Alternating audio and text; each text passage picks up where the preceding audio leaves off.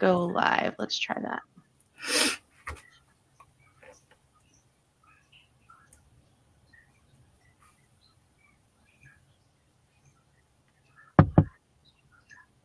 All right. Welcome to Creative Freedom Summit. Is the live working in Elements?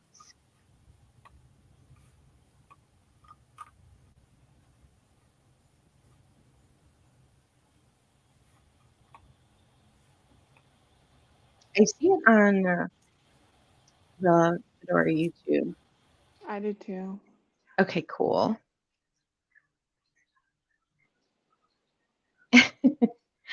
Are folks seeing the live in Element right now?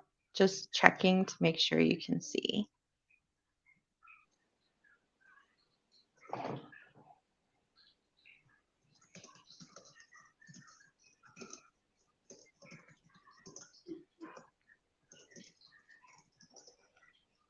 I can see it in Element now. I have mine muted, so I don't know if it's working or people are hearing it. I see some people typing. I think noise is definitely coming out. I had to quickly turn my volume down on my other. Okay, got it. All right, we're live. Wow, we're so excited for this event. We've been preparing since October. Well, really before then, but myself, Madeline, and Emma have been working hard with Nikita to bring the Creative Freedom Summit to our community again this year. So we're so happy you could be joining us. And first, we're going to just do a quick introduction. And then we'll throw up a couple slides, just go over those real quick, and then we'll jump into the first session starting in about 10 minutes. So, hi, I am Marie Norden. I've been involved in the Fedora project for over 10 years now, starting on Fedora badges, working on many different teams in the Fedora community. I was a Fedora FCAIC for some time. And then most recently, I actually moved to the Python Software Foundation as their community communications manager, and I've been there since October. So I'm also an artist, a designer, and I love cats.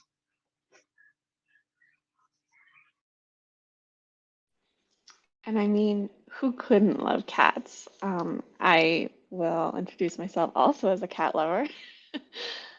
um, but I have been at Fedora and Red Hat for over 2 years now. I started off as just an artist who didn't know much about open source, but now I'm here and I'm so excited to help spread this information here at the summit. Like, I'm so excited for so many of the talks. Um, and yeah, I can't wait to see what knowledge everyone has to share. Yeah, and my name is Emma Kidney, and I'm also in Fedora a bit over 2 years, I'd say coming up 3 years now. And I'm also in Red Hat. I work alongside Madeline and Marie. So I guess my official title now is UX designer. I did start in Red Hat as an engineer, but slowly changed my role. So brought me back to my roots as an artist and designer. Yeah, so I'm very excited also to help share the knowledge of free open source software. So I'll bring it back to Marie then. Do you want me to start sharing our slide deck? Yes, please. Okay, I hope this works now.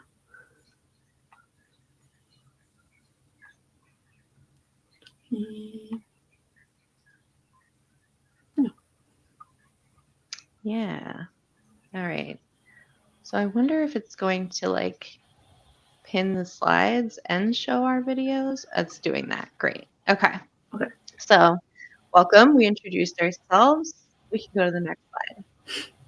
Same. Thanks for being here. We're really excited to see so many familiar and new people. Yeah, Yep, you can go to the next one. Okay, so we want to mention right off the bat, this space on Element follows the Fedora Project Code of Conduct.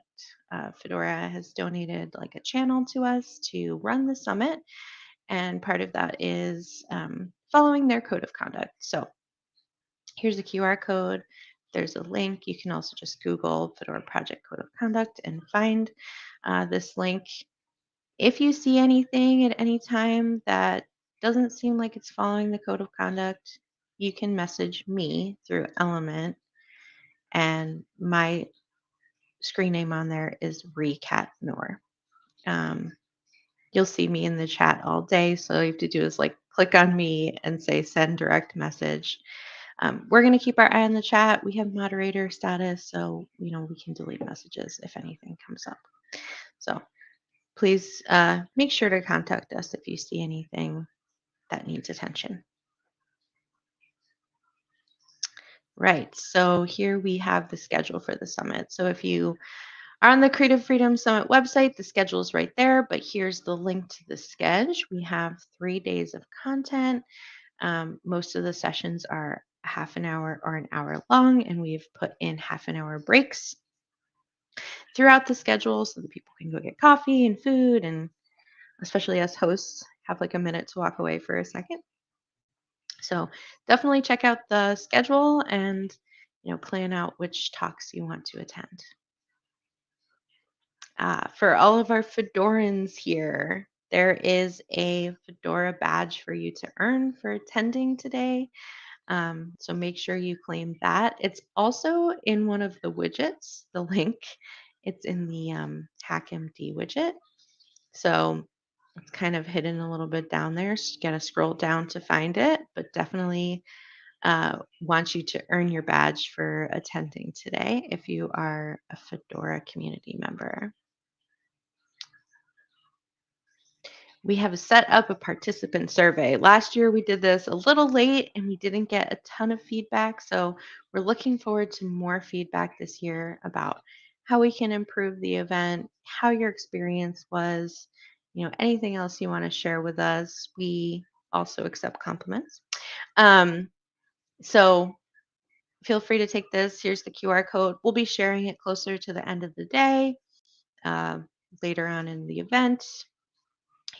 Probably want to attend the event a little bit before you take the survey, but we hope that you do share with us your experience. We want to give a humongous thank you to our speakers. This event wouldn't be what it is without folks who are willing to share their knowledge and love for free software. So thank you so very much for the time, the effort, the energy that you have put into creating content for this event. We really appreciate you. Okay, so last year we were able to put all the speakers on and see everybody's name. This year we have too many speakers to be able to actually see everybody's name. So this is exciting because last year we invited speakers. It was the first time this event was happening. And this year we had a CFP. So wow, this is awesome. We have so much great content coming for you. Yes. Thanks also to our sponsors and media partners.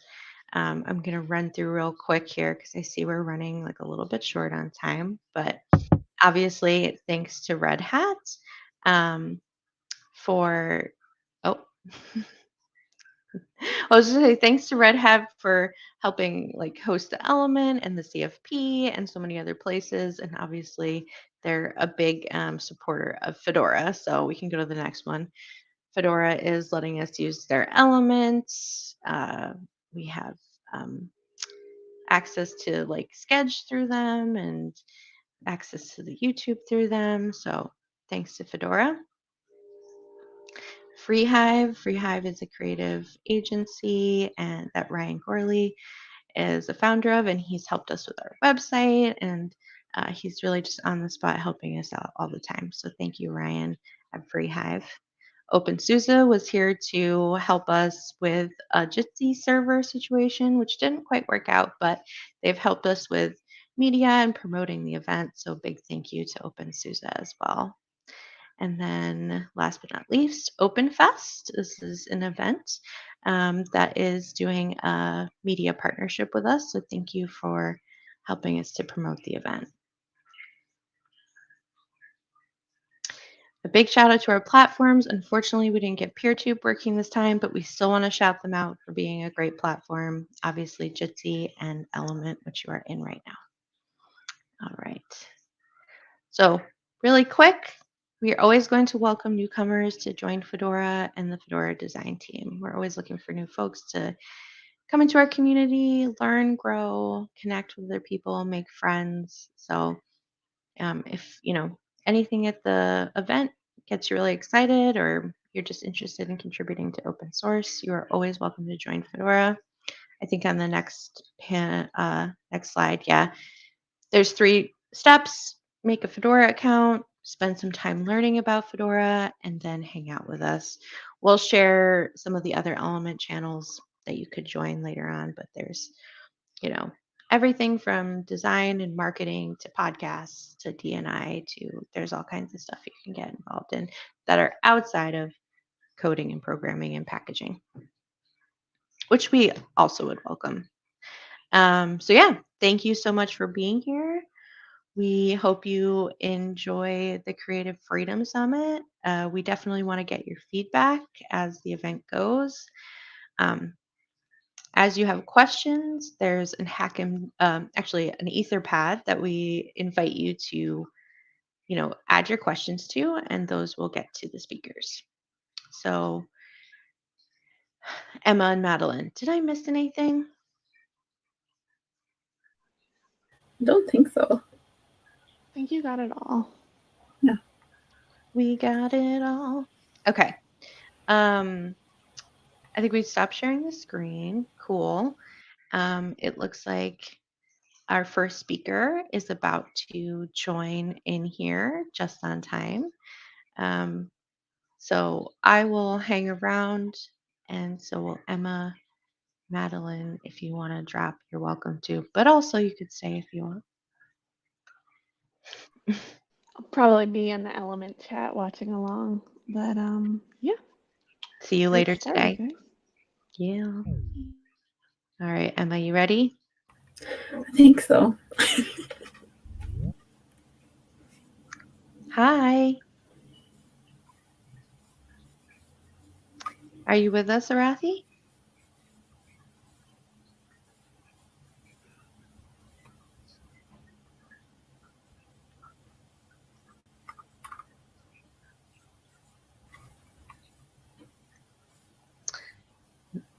They might be waiting till the exact time. Let's see. I think you just hit it. Are you with us, Arathi?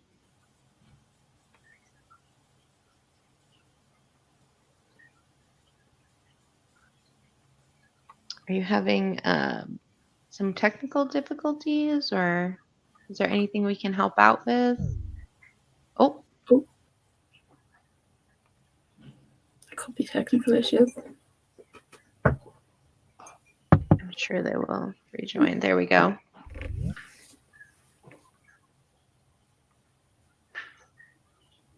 Hi, Arathi. Are you there? Hi. You might be on mute still. Mary, good to see you here, and thank you for the welcome and everything. Of course. Yeah, Welcome. So glad to have you here. yeah, I'm really excited for this talk. yeah, even me. Awesome. Well, since we have a tight schedule, we're going to let you get started. But really quick, I wanted to ask, would you prefer that we hold questions till the end, or would you like to have us interrupt with questions as they come in? I think we can have the questions at the end so that Okay. the whole thing will be covered properly. Sounds good. Okay, Yeah. so near the end, one of us will jump back on and help moderate those questions for you. So you don't need to look at the chat or anything else. We'll just come on Mm-hmm. and chat with you. All right? Okay, great. Awesome. So can I start? Yep, go ahead. Yeah, thank you. I'll share my screen.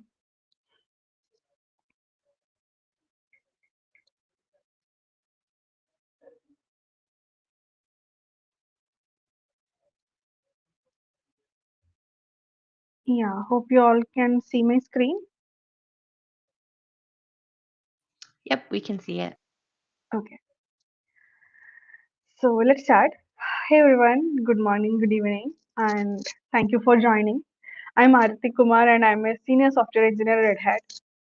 So today's topic is about accessibility, web accessibility to be more clear. So let's begin. As developers, we have the power to create digital experiences that are inclusive to all users. So in this presentation, we'll dive into the world of web accessibility and explore what it means to create and design, develop website and application that are accessible to everyone. The session is going to be really, really simple. So let's learn together how can we make the internet a more inclusive place for all users. So let's start. Before moving on to web accessibility, let's understand what is accessibility. Accessibility refers to creating products that are usable by everyone. Now, web accessibility. Web accessibility is an inclusive practice of ensuring that there are no barriers that prevent interaction with or access to the contents on the World Wide Web by people who are physically differently abled, situationally differently abled, and people who are socio-economically restricted on speed and bandwidth, network and bandwidth. So, physically differently abled. So, this include people who have visual impairment, hearing impairment, cognitive impairment, and so on. Situational differently able. These are temporary issues that prevent the users from accessing an application or a website. For example, a fractured arm, a covered eye, and so on. Socio-economically restricted on speed and bandwidth. So if the user is having a low network or low speed network, might not be able to use the application if our application is having a lot of image with huge sizes. So the content might not load and the user will not be able to use the application. So these are the accessibility issues that normally user face. Now, why should we create accessible application? So obviously creating accessible application involves more time, effort, and resources.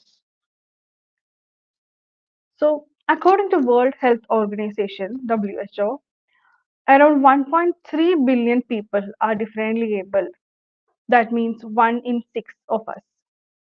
So 1 in 6 of us can be differently able, but how is that important for us, or how that is affecting us?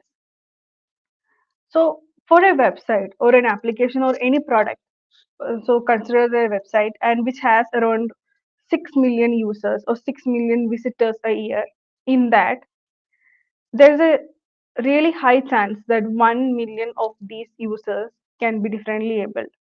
So if our application is not accessible, then these 1 million users won't be able to access the content, which is really unfair to them. Now, how to create accessible application? So now we know what is the relevance of creating accessible application. Now we can understand how to create accessible application. In this module, we'll have a look into the guidelines or rules that we should follow while creating accessible application, different method to enhance the accessibility of an application, and the easiest way to create an accessible application from scratch. So first we'll have a look into the guidelines or principle that we should follow while creating an application. So the first one is that is WCAG. WCAG refers to Web Content Accessibility Guidelines. So in order to create website in a methodical way, a set of guidelines and practices are created by the accessibility expert of World Wide Web Consortium. So in that there are 13 guidelines, and these 13 guidelines are organized under 4 principles.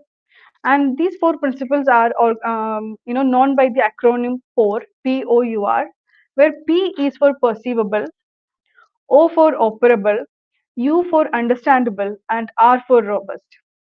For each guideline, there are testable success criteria. Like the success criteria are at three level A, level AA, and level AAA. So we can have a look at the success criteria later, and let's understand the principle and the guidelines of WCAG first.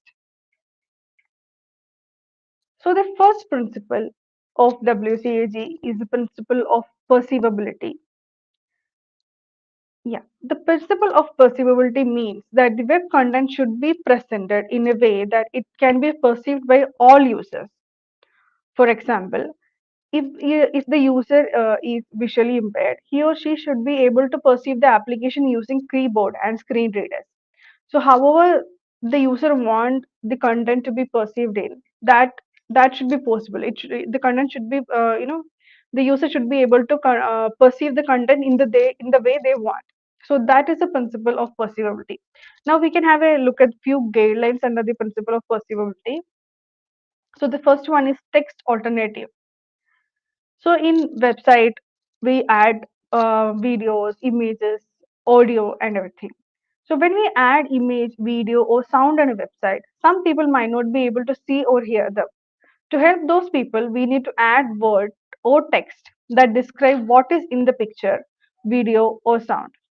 So this text or the supporting text which we add to the video, audio, or image is called the alternative text.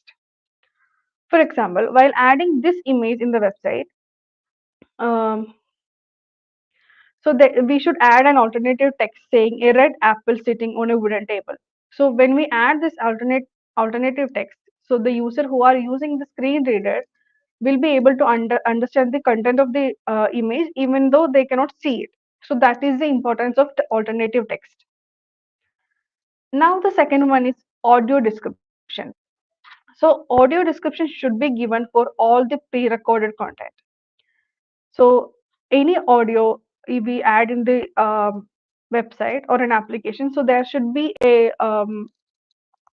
description should be added so that the user can understand what is the content of the audio.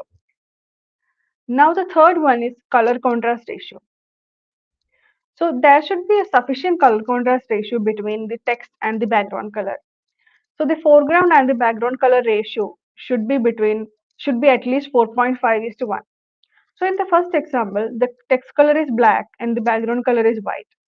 So the text is clearly readable and the contrast ratio is 21.001, which is sufficient. So in the second example, the text color is light blue and the background color is white.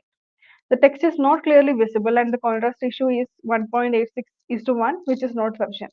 So why this contrast ratio is relevant is because the people who have low vision or the people who might having color blindness issues might not be able to read the content if the color contrast is not sufficient. So that is why we should always make sure the contrast should be at least 4.5 is to 1. Now the third one, the fourth one, audio, tactile, and visual notification.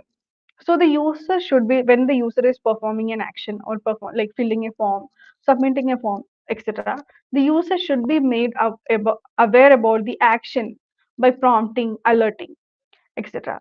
In this prompting or alerting can be done in different ways by blinking, displaying visual dialogues, or by sound, by vibration, anything. The content is like the user should be made aware what the action is performed and if it is performed or not. Like if it is success, then there should be an alert. If it is failure, then the user should be informed properly. So that is the audio, tactile, and visual notification. Then the sign language. So sign language is something which is like the highest level of accessibility which that can be added for the website. That demand to be the highly accessible ones. So sign language can be added for presentation so that the user who cannot hear the content can grasp it through sign language. So the thing is, it's not about the video, but there can be presentation or slides and all these kind of things. So when a person is talking, the sign language additional sign languages can be added so that the who cannot hear it can understand the content. So that is the principle of perceivability. Now let's take the second one, the principle or the operable principle. So O is for operable. The operable principle means that the user can navigate and interact with the web content using a variety of input devices, such as keyboard, screen reader, voice recognition, etc. Now let's understand the guidelines under operable. So the first one is keyboard compatibility. Keyboard compatibility means that the whole application should be navigable using the keyboard. And always make sure that there are no keyboard traps that prevent the user from navigating to the next focus point. So that is keyboard compatibility. And the next one is input mechanism. So the user should be able to choose their input device. For example, the user who are having motor difficulties or cognitive difficulty might use a phone or a tablet to navigate through the application. So the application should be compatible with touch screens and it should support almost all resolutions so that the user can use it in the device which they prefer. So that is input mechanism, and then there is another input mechanism which is a voice recognition feature. So um, voice recognition support should be provided so that the user who cannot type, who are unable to type, and also the user who cannot type in the preferred language in the application can use it properly. So voice recognition will be a good addition to an accessible website. Now, the third one is skip link. For any website which is accessible, you should add a skip link so that the person who are using screen reader or person who are navigating through keyboard can directly come to the focus point. So skipping skip link is like when there is like a, for example, in Chrome, google.com, the main focus point of that page is that search input. So there can be a skip link added so that the user can ignore all other languages or Gmail, all these link above and directly come to the search input. So which will save and support the user who are having motor difficulties or who are using screen readers and all. So these are the skip link detail. And then the next one is access keys. So when we create an HTML element, or when we want an HTML element to be focused on clicking on a particular button, we can use access keys. So in HTML, the access key can be used or defined by using the access key attribute, and this attribute allows you to define a keyboard shortcut for an element in your page. So here in the button, access key is given as yes. So when the user click like alt plus yes or control plus yes, the focus will come to this particular button, which will be really beneficial for users who have motor difficulty, or the users who want to perform a particular task rather than navigating through the whole website. So that is access key. And now we'll move on to the principle understandable.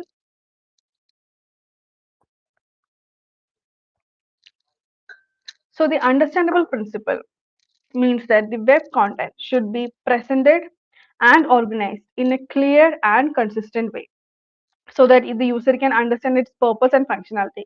So the data should not be presented or added in a way such that it confuses the user. So the user should be the highest priority and the focus. So the data should be presented in a clear and simple way that the user can understand it very easily. Now, let's move on to the first guideline, which is input assistance. So user should be helped to avoid mistakes. For example, when the user is filling a form, clear guidelines and error messages should be shown in order to prevent the user from submitting a form with mistake or errors. So proper detailing and everything should be added so that the user get the complete idea of what they are doing. So that is input assistance. And the second one is focus. So when we focus to a button or an input box through a keyboard, proper and clear and distinguishable visual indication should be added so that the user can understand where they are at the moment. So this can be a border color, background color, etc. But it should be evident and it should work properly even in grayscale. For example, if you add a gray border or a light color border, it might not be properly visible in grayscale. So always make sure that the border or the whatever the indication is, it should be clear and perfect in all the modes. Now we'll move on to the next one, that is the final principle of WCAG, which is a robust.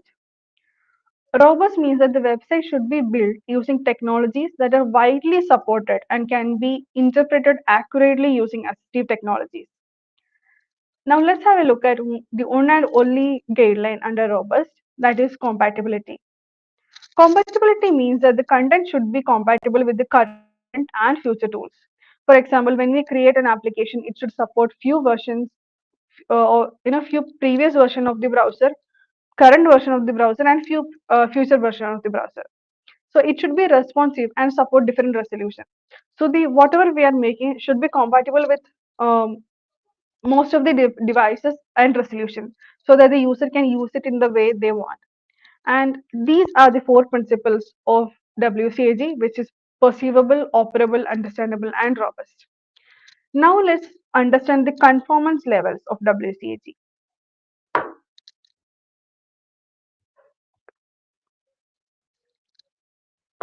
So WCAG guidelines are categorized into three levels of conformance in order to meet the needs of different groups and different situations. For example, every website will not be are not expected to be used by everyone. So some will have a specific set of users that they it might not be accessible because they know who are the users. So likewise, depending on the users, these conformance level can be identified, and we can make the page how accessible it needs to be. So WCAG 2.0 guidelines are categorized into three levels of conformance in order to meet the need of different group and different situations. First one is level A. Level A is the lowest, addresses the most basic and fundamental accessibility requirement, and is considered the minimum level of accessibility for a website. So the second one is level AA, which is a mid-range. It includes more advanced accessibility features such as providing alternative text for images and ensuring color contrast between foreground and background element and so on. The third one is level AAA, which is the highest. It includes highest level of accessibility features such as providing sign language interpretations for videos, and users navigate to website using only a keyboard and so on. So it is always really great to have the highest level of performance, but it should be at least in the mid level so that all the users can use the application. So we should target to be level AAA, but we should be at least level AA to be on the safe side or on the um, proper side. Yeah, so that is regarding the conformance levels. Now let's move on to assistive technologies. So assistive technology refers to a device or software equipment that is used to help people who are differently able to perform tasks. So the people who are differently able, they choose the assistive technology of their comfort to navigate through the application or to use the application. There are different assistive technologies include screen readers, voice recognition, word prediction, screen magnifiers, bookmark and history, and so on. So I can show you how a screen reader read a website at the end of the session, and now we can look at the method by which we can enhance accessibility. Now we have till now we had a look at the guidelines or principle we should follow while creating an accessible website. Now we can look at the method to enhance the accessibility of an application. So area refers to accessibility rich internet application. So this area are a set of attributes which are used to enhance the accessibility of an application. There are three types of attribute under area, which is roles, states, and properties. So the first attribute is role. So area role are used to describe the purpose and meaning of elements that do not natively exist in HTML or they exist but are not fully supported by the browser. For example, take the case of a tab list. Tab list is not a native HTML element, but still we use it or we need to use it. So a tab list is normally created using buttons or links. So here we are using buttons. But how can the assistive technology or a screen reader understand that this is not a regular button and it's a tab list? So in order to give the assistive technology or in order to send a message to assistive technology that this is a tab list, we use row. So here in the example, we can see that the for the parent we have given the role as tab list, and for the button the role as tab. So that when the screen reader encounters this particular element, it will read it as a tab and tab list, so that the user can understand it properly. So that is roles. Now we'll move to state. So area state are attribute that describes the current state of an element. So here in the example we have added area selected is equal to true, which is a state, and area selected is equal to false for other tab. For first one, it is true. So when the screen reader interact with the tab one, it will understand the currently selected tab is tab one, and it will um, say it loud so that the user can understand which is the current tab and where they are. So that is the purpose of state. And there are multiple other state attributes like area hidden, area disabled, area expanded, and so on. Now the properties. Area properties are a set of attributes that can be used to enhance the accessibility of an application. For example, area label, area described by, and so on. For example, in the code, there is an icon button. Okay, so there is no text inside it. But for the people who can see, can understand by the by the icon that this is a search button. But for the people who cannot see the icon, won't be able to recognize what button it is. In this case, we can use area label, and here area label is given as search. So when the screen reader read it, it will read it as search button so that the user will be able to understand.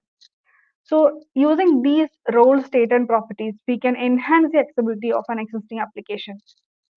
Now, let's understand the easiest way to create accessible applications from scratch. So for this, we can use design systems.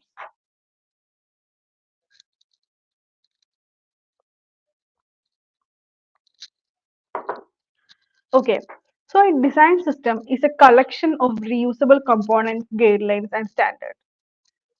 A well-developed design system with accessible components can be used to create accessible applications. So when we use these accessible components and to create an application, the application as a whole will become accessible because we are using accessible components. But make sure that we are not making this component inaccessible by over-engineering. So there are different system available, like different design systems available, like IBM Design Language, Google Material, and so on. In Red Hat, we use the Patternfly design system. Okay, so Patternfly is an open source design system which is managed by Red Hat. And now let's have a small demo of the Patternfly design system.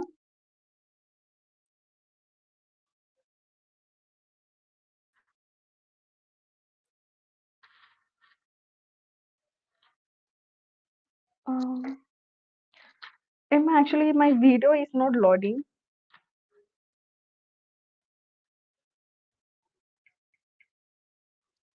Can you hear me? Yes, sorry, I can hear you. Oh no. Do you have a link to it by any chance? Okay, I think there is some technical issue in playing the video here. Let me try it.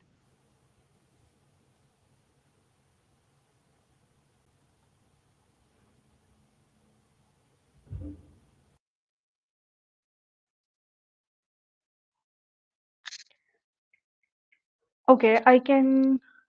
Yeah, we have time, so I can. I let me try to show the video in another tab. Okay.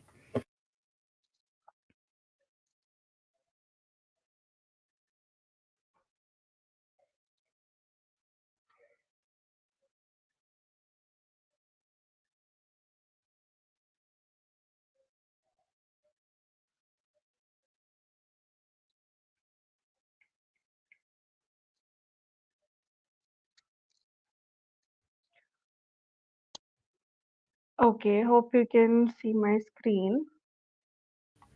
Yeah, I Okay, can can you see see my? it. Okay, so this is a video about the pattern fly design system. So this is just to give you to give you an intro about how a design system is and what all will be available and everything. So in the pattern fly design system, yeah, we have the first of all, it is an open source design system. So the best thing is like we can contribute to this one, and if we are finding any errors, we can raise a ticket or create an issue in GitHub, and we can get it resolved. So this is the best thing about Battlefly. The second thing is in the components. In the components, we have almost all the components required to create an application, like application language, badge, banner, button, breadcrumb, and so on. So all these components are accessible and it can be used to create accessible application. Now let's have a look into a component in detail. So let's take accordion. So in each component there are different version, like there is React version as well as HTML version. And the React version can be used in the React application and HTML can be used anywhere we require. And for each component there is proper design guidelines added. So the use of this is that we can understand like in under which situation this component need to be used, or is it the right component to be used in our system or in our requirement, and the usage and the detailed description of variants and everything will be described, and also the accessibility requirement. How can we make it, how can we test the accessibility of this particular component, and everything is added in the document, and there's a detailed document for everything that it is very easy to use. Now let's move on to the other parts of the design system. We have patterns, extension, and we have charts as well. So almost all type of charts are available: area chart, bar chart, and all. And the let's take a look at the donut chart. So you can see the variants available, like the type available, how many variants are there, and everything. Now we'll move into the layout. So in order to arrange the content of the website, we need the layout. So we have many layout like gallery, grid, level, split, stack, which can be used to create the layout of the application. And then we have the utility classes. These are the things which can be reused throughout the application rather than writing custom class for everything. So in this we have book shadow, flex float, sizing, spacing, text, everything. So all this can be used. So when we use all this, the design will be in a standard way rather than writing custom classes for everything. Now next we'll go to the another section, which is the accessibility one. Yeah, again there is another one more section where there is developer resources which can be used by developer to understand about how how the component is working, how can the design be changed and everything. And then there is accessibility details added there where it is properly described, why to add it, how to add it, and everything. So this is about the pattern fly design system and creating using the components. So if we are creating the website as a whole will be accessible. So that's about the Patternfly design system.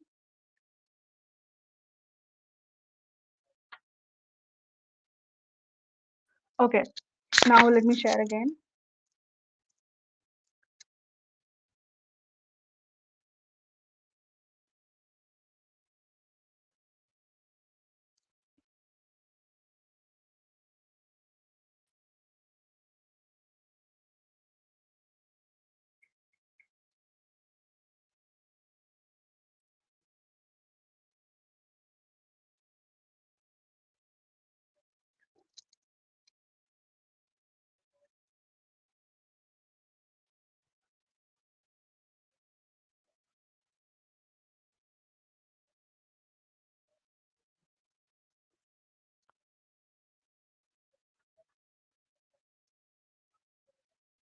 Sorry, my screen is stuck. Please give me a few minutes. No problem. Now we actually see your video, I think. Yeah, I think it's loading now. There was some glitch in the beginning. Okay, yeah, let me try again.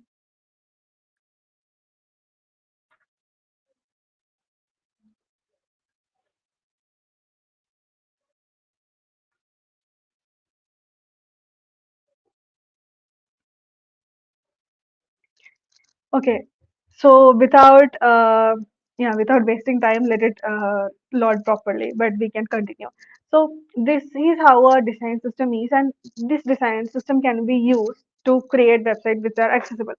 So when we use the components and the layout and everything in a design system which is properly built and which is accessible, the website we build will be accessible as a whole.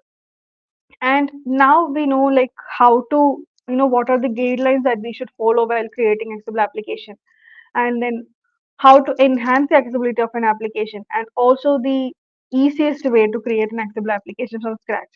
So next point is the what section, is to understand how what should an accessible application offer.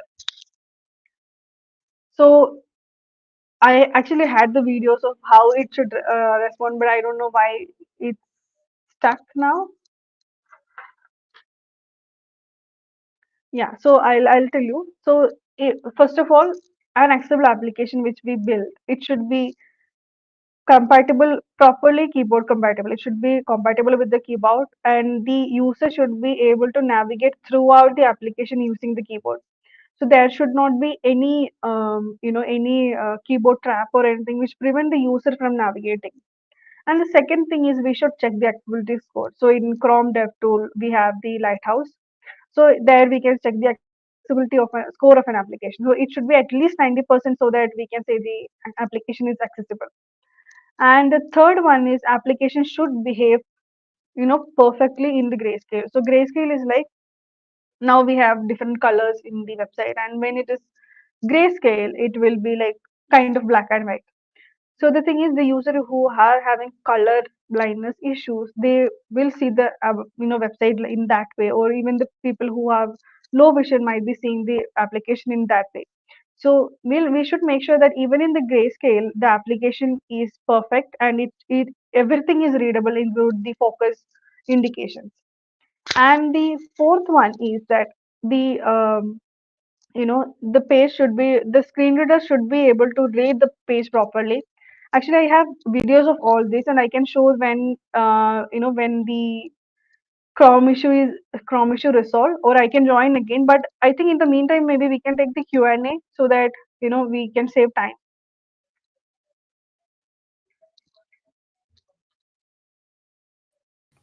Yeah, of course. Let me just see there. So the first question there is, how easily do people with disabilities come by a free and open source screen reader? Can you come again? Do you want me to just repeat the question? Yeah.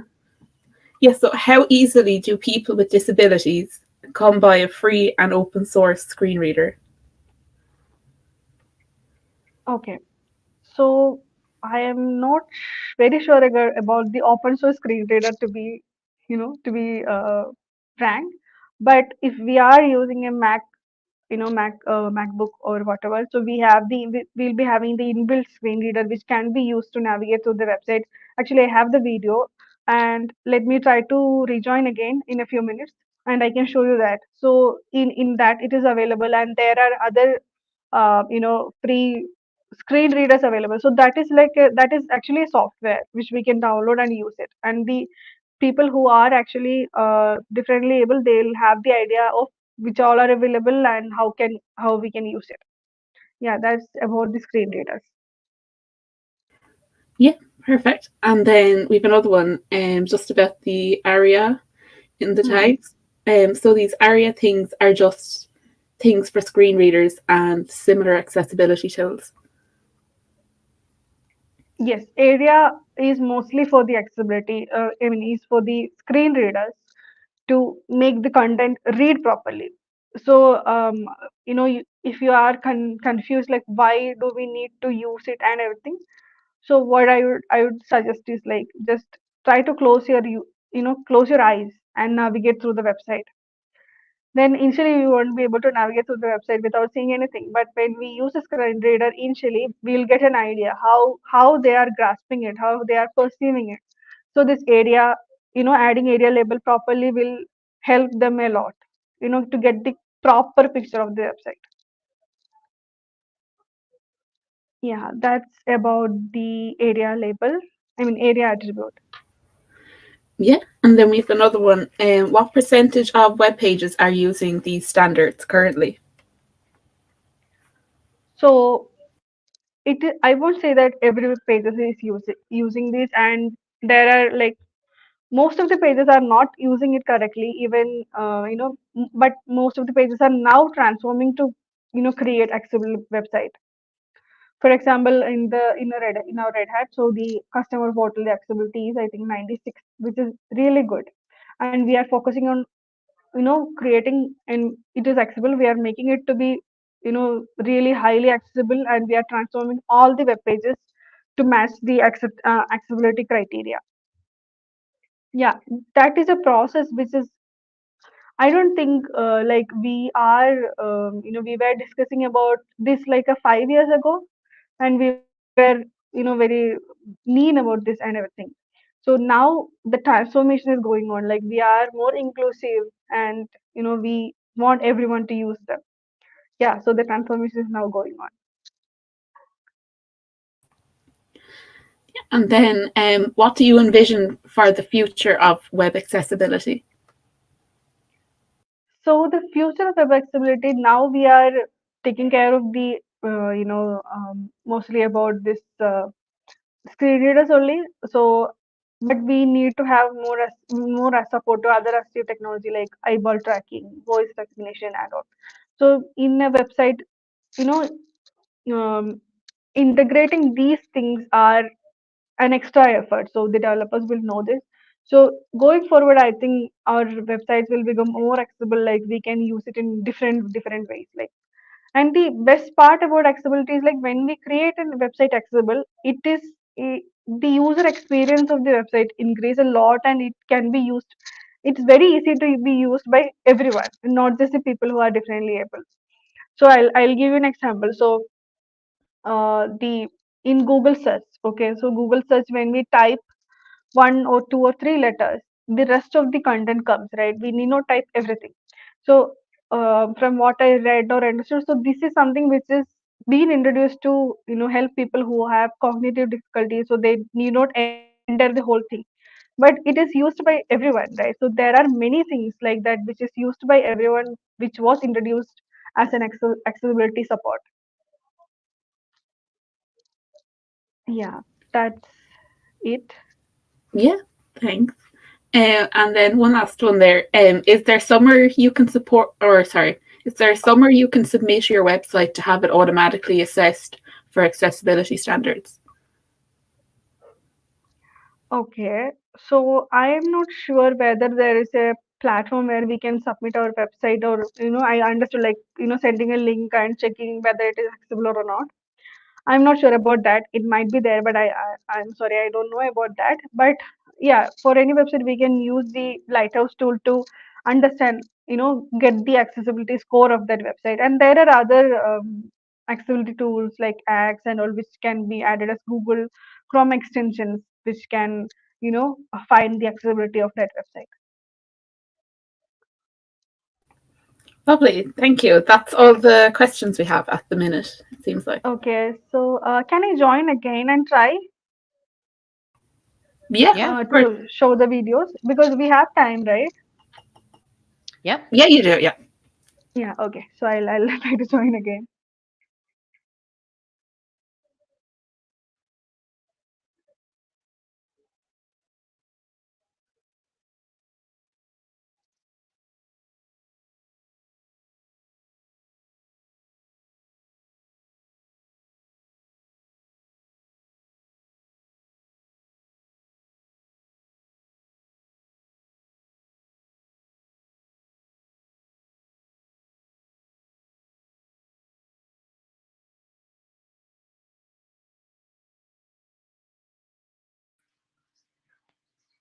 It looks like Arathi is still here.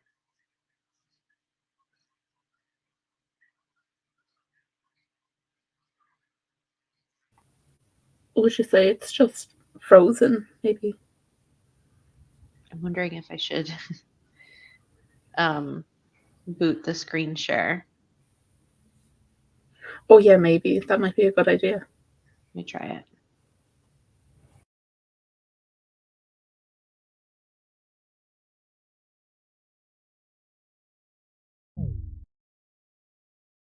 Oh, there it is.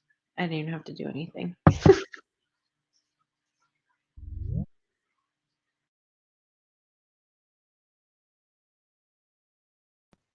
Yeah, now can you hear me? Yep. Yeah, we can. Yeah, so let me try to share it again.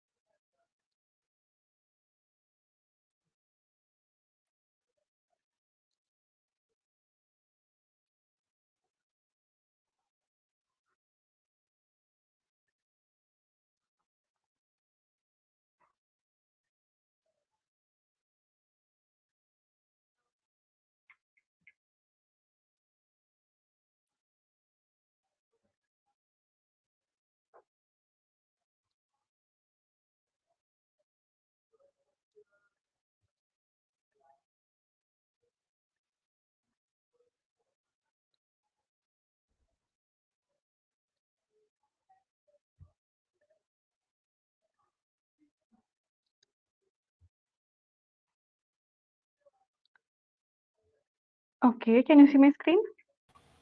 Yeah, I can anyway.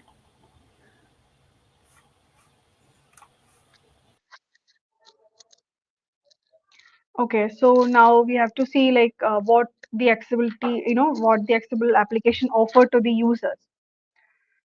Yeah, yeah, luckily it's loading. The first one is the keyboard accessibility. So the thing is,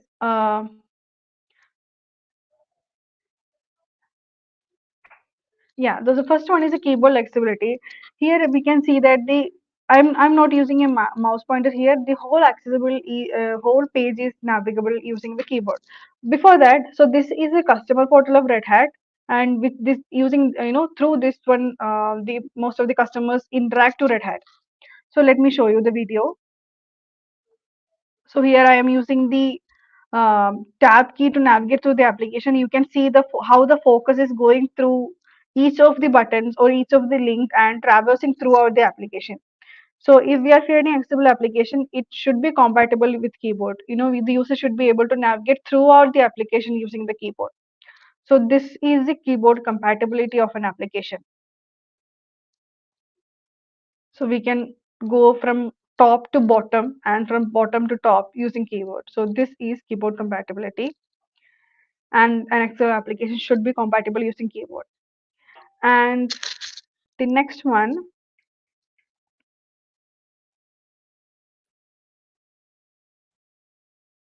yeah, so this is about keyboard compatibility. And next one is the Lighthouse report. Sorry. Yeah, so yeah, next one is a Lighthouse report. So using Chrome DevTool Lighthouse, we can calculate, we can find the accessibility score of an application. So here I am doing the audit.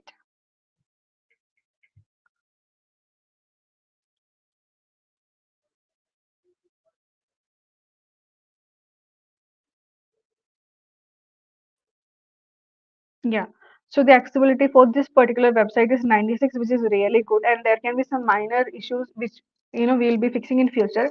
But currently it is 96 and it is really good. So this is the Lighthouse score, and this is how we can check the accessibility score of an application. Now we'll move on to next one, which is the grayscale view. So every application should be visible properly in the grayscale also. Okay.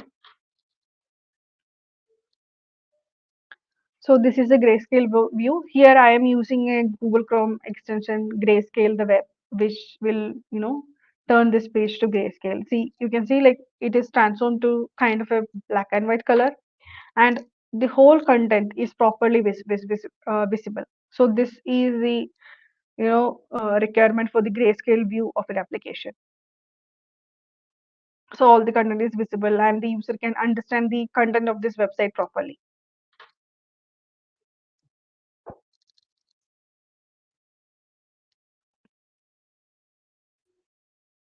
Yeah, so this is the grayscale view. And now last, we'll have a look at the screen reader reading the page, how the screen reader is reading the page. So here I am using Mac voiceover, which is actually inbuilt in Chrome. So let me know if you can hear the audio or not.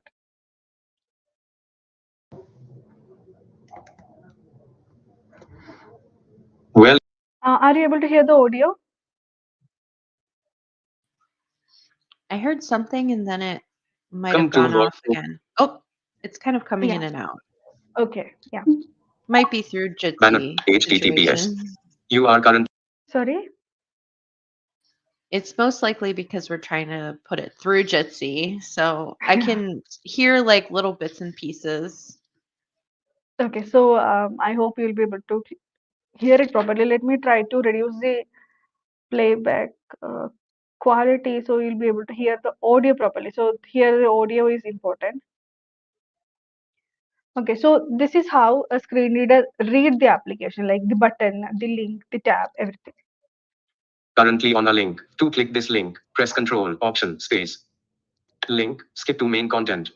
You are link. Subscriptions. List utilities for items. Visited link. Downloads. You are visited link. Containers. You are currently on a link. To click this link, press Control Option Space. Link. Support cases. You are currently on a link. To click this link, press Control Option Space. Visited link. Image. Red Hat Customer Portal. Main. Navigation. You are currently products and services. Collapsed button. List 4 items. You are currently on a button. Tools. Collapsed button. You are currently on a button. Security. Collapsed button. You are currently on a button. Community. Collapsed button. You are currently on a button. Search. Collapsed button. Main. Navigation. English. Collapsed button. All Red Hat. Collapsed button. Link. Login. Search the customer portal. Menu pop up. Combo box. Main. You are currently on a combo box. Type text or to display a list of choices. Press Control Option Space. Link. Login. Visited. Link. Register. Link. Register now. Documentation. Button. You documentation. Tab panel. You are link. Red Hat Enterprise Linux 9. List 8 items. Link. Red Hat Enterprise Linux 8. You link. Red Hat Boss Enterprise Application Platform. Link. Red Hat Ansible Automation Platform. Link. Red Hat OpenShift Container Platform. Link. Red Hat OpenShift Service on OS. Link. Red Hat OpenShift Streams for Apache Kafka. You are currently on a link. Link. All product documentation. Link. Open a support case. May. Visited. Link. Download software. Visited. Link. Access security resources. Link. View the training catalog. Link. Now available. Red Hat OpenShift service. Link. Red Hat link. We link. View all announcements. Link. Is there link? How to switch between the Wayland and X11 graphics back. Link. Why do virtual machines link? Visit the community. Main. Link. Check it out. Link. Get more info. You are visited. Link. Back to top. You are currently on a link. In Okay, so this video, it won't be really fast like this, but I, navigate really fast to make the video short so that I can accommodate the time. So in Mac, if we are using command function and F5, then the voiceover will start automatically and you can navigate through the website like this. And also in Windows, there is a screen reader named NVDA, I think, which is it is free, which can be used to navigate through the application. So if you have any doubt, you can try that. And then these are the, this is how an accessible application or a website should be, should be to the user. This is the expected user experience of an accessible application. Now let's move on to the next one. So the Q&A. So is there any other questions? Let me just check. No, not at the moment. Okay. So then if you have any questions, you can reach out to me. And also these are the few, so the images used in the app, in the presentation is from FreePic. So it's a free, library of images which you can use. And then these are the references which I refer to create the document, in the presentation. And yeah, thank you. It was really great. That was amazing, Arathi. Do you think you could share that list of links so we could put them in the chat? Yeah, sure. If you I want to can. drop them here in the Jitsi chat, I can get them over there. Unless, Yeah, I'll share it. okay, cool.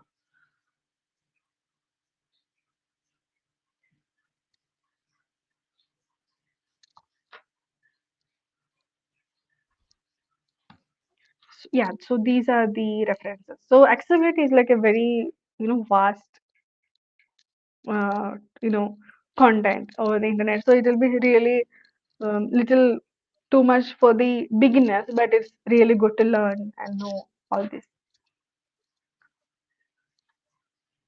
Yeah. Hi. Hey. Thank you so much for that presentation. There was a lively conversation going on in the chat. People sharing different tools and methods that they use. So I just wanted to share that with you to let you know that it Hmm. was very engaging for everybody. And thanks again for being here today. Thank you so much for, having me. Yeah, thank you so Of much. course, of course. All right. Well, I guess that's wrapping up for today or for this session, and we'll have the next session starting in a couple minutes. All right. See you in a few. Thank Bye, you. Have a Rathik. nice Thank day. Bye. you. Thank you. Bye. So I hear that Fedora accounts is down. Yeah, I saw that. Great timing. Perfect timing. So for those of you who want to claim your Fedora badge, you might have to wait until Fedora accounts is back up. I tested the link earlier, so I have the badge ready. Maybe we're just driving so much traffic there that it crashed.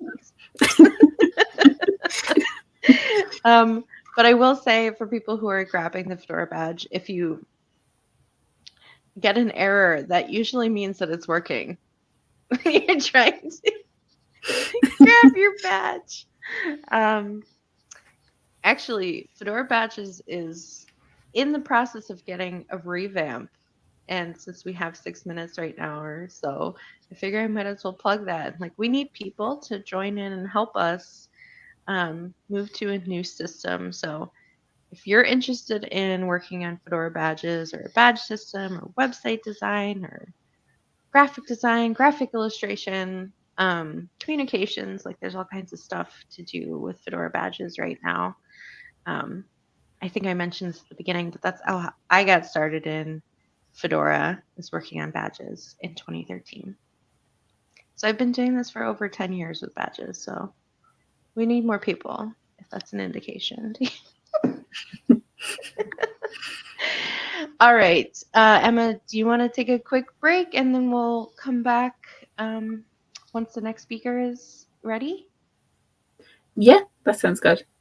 All right. I'm just going to mute and turn my camera off, but I'll leave the stream going. Okay, I'll do the same.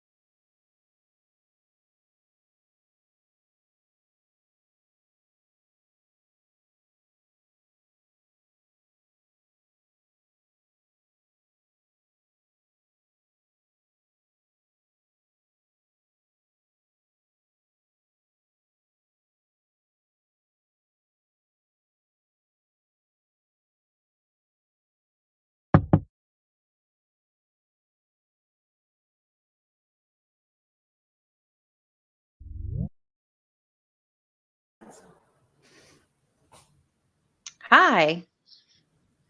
Hi there. How's it going today, Bruno? I'm fine, thanks. Yes, I think I'm ready. Cool. Right. By the way, I just got to say, I love your background.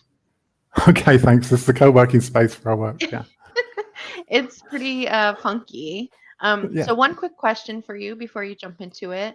Would you like Okay. us to hold the questions for the end, or do you want us to, jump in as they come? Yeah, I think jumping in should be fine. Yeah, I mean, Okay. I'm just going to demo a series of things. So yeah, I can stop and take questions. All right, So do you sounds want me to great. be watching the Matrix feed, or are you gonna jump in? Nope. No, you do We'll that. jump in. Great. Cool. Okay.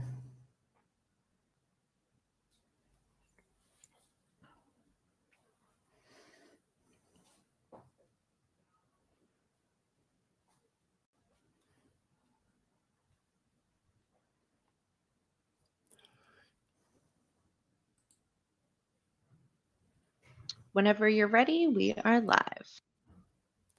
Okay.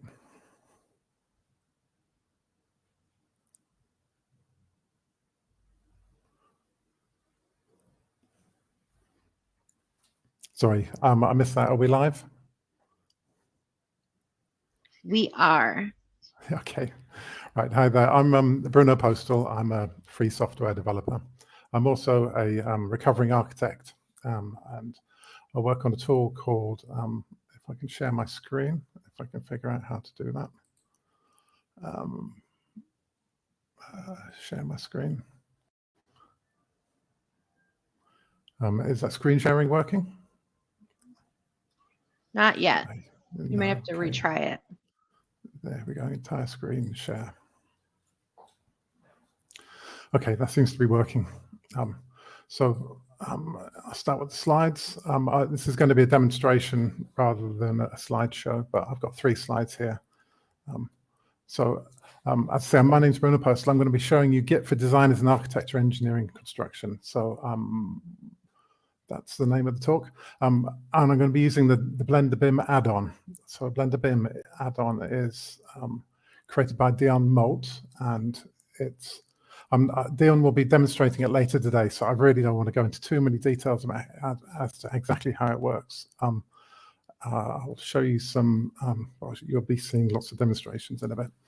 So I need to show you some acronyms first. So AEC is architecture, engineering, and construction. That's the sector that we're all working in. So that includes structural engineers, quantity surveyors. It includes people working for building companies or all sorts of related things. Sometimes it's AECO. I don't know what the O stands for. BIM is building information modeling. Now, BIM is basically a way of designing buildings. So we design buildings in 3D using and it's not really a mesh-based modeling. You model walls and you model doors and you model all the elements that make up a building. Those and what we do is we layer them, we connect them all together, we give them relationships. So we say that this part is made out of this material. It needs to be installed before this other part. And what happens then is the software can allow us to do create drawings from that 3D model, or we can do pricing, or we can do scheduling. Now, now there's one software standard for BIM, which is called IFC.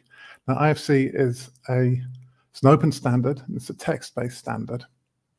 And that supports everything that you might want to do with BIM in the AEC industry. Now, the great thing about Blender BIM is a native IFC editor. So all the other tools that use IFC, and it's basically all the tools in the industry, they either import and convert an IFC model into their own proprietary format, and then they export back to IFC. And what happens there is you get enormous amounts of data loss. Now, Blender BIM is the first of a new kind of tool, a new class of tool, which is a native IFC editor. So Blender BIM will open an IFC file and display it. If we make any changes, then only those changes are written back to the original file. The rest of the file is identical on a line-by-line basis. What that means is that we can is that because it's a line-based format, it's actually quite suitable for version control systems like Git. So this is Blender, so normal stock Blender, but it's got the Blender BIM add-on added, and which puts whole new bits of user interface here. What I'm going to do is I'm going to show you the basic functionality, which is to clone a Git repository. So put in the URL, create a local folder, put it in here. Oops, not in videos. Put it in buildings. Create a folder. Creative freedom. Just spell that right. Accept that, and now clone the repository. So what this is doing is it's downloading the Git repository, and then it's opening the first IFC file that it finds in the repository. So this is a test project that created some. Well, this was actually a real building project, but it's no longer a real building project. So I'm using it as a demonstration. If I refresh the Git list, well, what you see here is there's a Git changelog. You can see there's been a whole series of things happened here. If I click this button here, it can tell you what elements have changed between the current, the latest view, which is the head here, and any older versions. So as you can see, all these doors and lots of furniture changed here. If I click this button here, it will switch to the earlier revision. Yeah, and then you can view changes between there and any other later revision. So you can see that these red items were deleted, the blue items were modified, well, you'll only see green items if you're looking back in time. A green item is a new item, so here's switching back to the latest model here. So what I'm going to do is just to show you how Blender BIM works, just quickly. So if I can move a window and regenerate the wall. I have to have the wall tool enabled. Regenerate the wall, and it recreates the opening in the wall for the new window position. If I save that. The Git interface now can see that something's been saved to disk, but it hasn't been committed to the repository. So if I can commit that, I can say move the wall. I don't want to create a branch. I'm just going to commit that as a change. And you can see now that this has been added to the revision list. If I look at the previous revision and look at changes, you can see that that this wall and the adjacent two walls and the window have all changed. Refresh that here. Now alternatively, I can go back in time here, and I can, if I pick this wall, I can add a add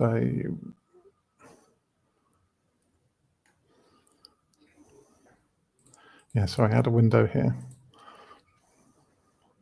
So I put a window in this bathroom. I can save that. Now notice I've saved this on an earlier revision. So if I need to commit this, I have to create a branch. I'll spell that correctly. So now I've created a conflict here in the main branch of this model. I've moved a window, and on this window branch, I've added a window. So if I switch back to the main, you'll see that this window will vanish, and the other window that's moved is there. But what I can do now is we have because IFC is this great line-based file format, I can do a full three-way merge. So the three-way merge looks at it goes back to the forking point, and it looks to see what has been modified, deleted, or new in both branches, and it will merge them together. So anything that's new in both branches will both be added. Anything that's been modified in either branch will be modified in the result, and anything that's been deleted in either branch will be in the result. So if I click on this button here, which is an experimental icon, but it's been there for a year now, so there you go. I've merged. So this wall here has previously had one window, and then in another branch it has two windows, and in the first branch the window was moved, but we can actually merge that together without any kind of conflict. So let's go quickly on. So if I look at the, if I go back to so this GitHub page where I got these files, you can see that there are some pull requests. So so let's have a look. So here we go. Somebody's added a window. So Max has added a window. Yeah. Now I can't do the merge in GitHub. I have to do it within Blender BIM. So if I take his Git URL, if I just check that was what I did. Yes, I can scroll down here and I can create a add a new remote. Max, add a remote, and then if I fetch from that remote, and then so I'm still looking at the main branch here, but you can see that there's Max's branches are now imported as remote branches in my repository, and you can see that Max has added a window. He's also modified that wall. So so let's have a look. Let's see what he's done. So let's try merging Max's branch.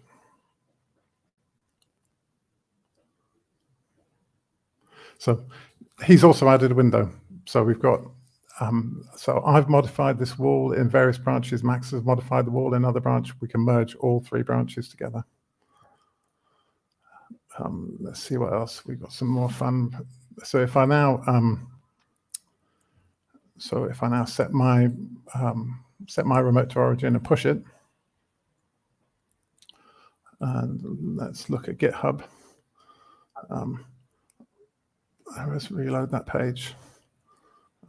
So you can see that I have merged it. So GitHub has basically closed the pull request because I've merged it. And there's now only 5 pull requests. So let's have a look here. So here's another one from Dirk. So I put out a call a couple of days ago for some various people who use Blender BIM to create some pull requests for me based on this model. I don't want to resolve conflicts. I just want to, there we go.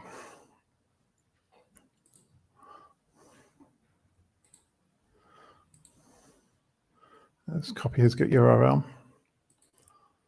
Let's go back to Blender BIM. And that's Dirk. So let's add a remote. Okay, didn't like that. Didn't like HTTPS.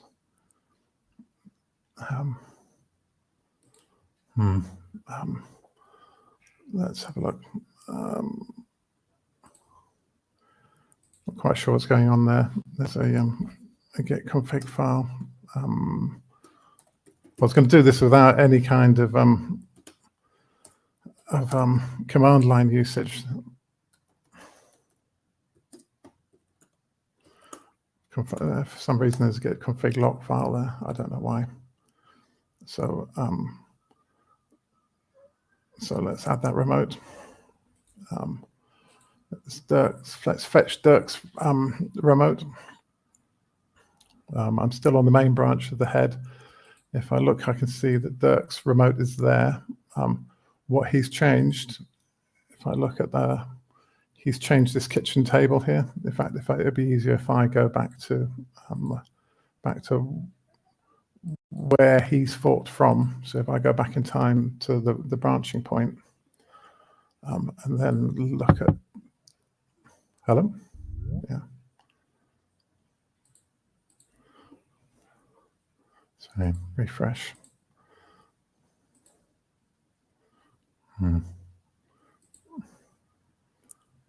Switch back there.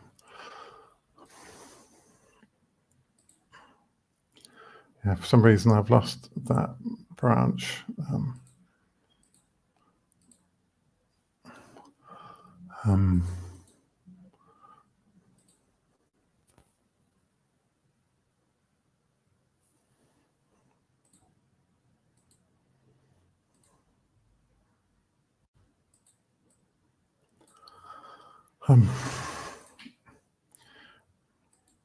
So it always goes wrong when you're trying to demo live. This is the fun part. Yeah, this is the fun part. Yeah. So let's fetch that again. So there we go. Here's Dirk's branch. Let's just merge Dirk's branch.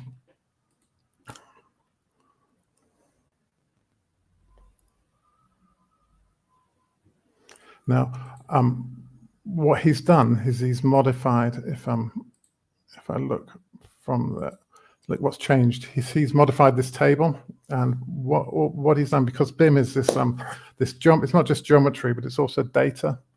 So if we look here, he's changed this he's changed his table, and he's added what's called a p-set. So so previously I just modeled it. It was modeled as a dumb table that was basically geometry, but he's had this p-set that says it's got 4 chairs, and that's very useful when you're later on you're building schedules of the building and you want to know how many chairs and how many people can be occupied in the building.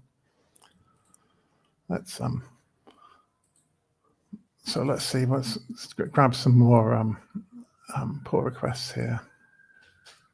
Oh, I'm not running out of time, so yeah. So this is by Molt. So Molt is the main developer of Blender BIM.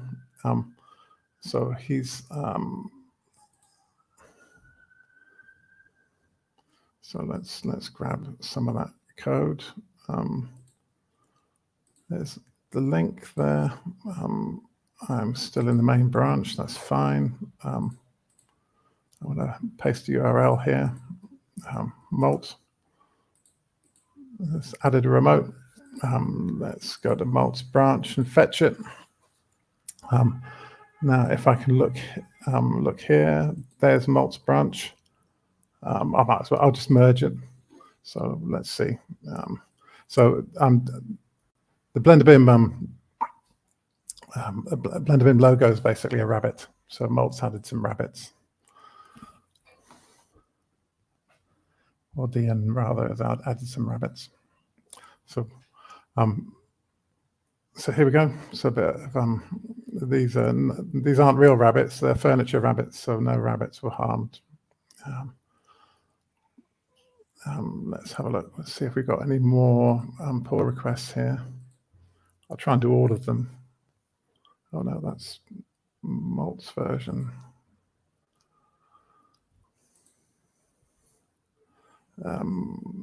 So here's an extension. This is by Cohen. So as you can see from, he actually uploaded a screenshot, which is very nice, of what the changes that he's made. So if I now go back to here, I have another remote here.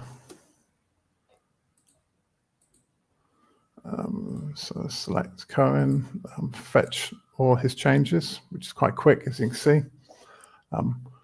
Now, but I think his extension's out there. So if I go to oh, there's two branches there. Let's see what happens. We'll pick one of them.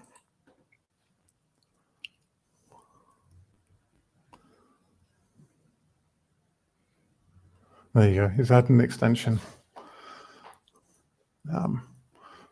So at this point, I can, if I go back to my, sorry, I'm the working branches main. So if I push that back,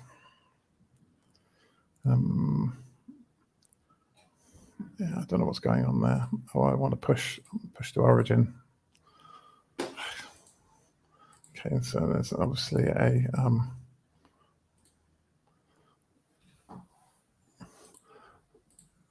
so now if I go back here, there should now be just a couple of pull requests left. So here we go. So here's one. Try and do all of them before we run out of time. So here's go. This is Nate. Is that Nat or Nate? It's an Italian name. So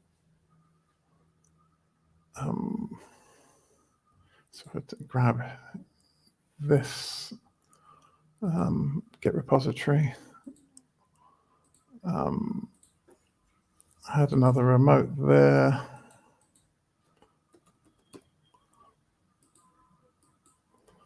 And then if I go back to here, fetch it. Then so I'm still in the main branch here. So let's see. So as far as I can tell, he's added a monkey. So I don't know where, but we'll find out. Let's merge it.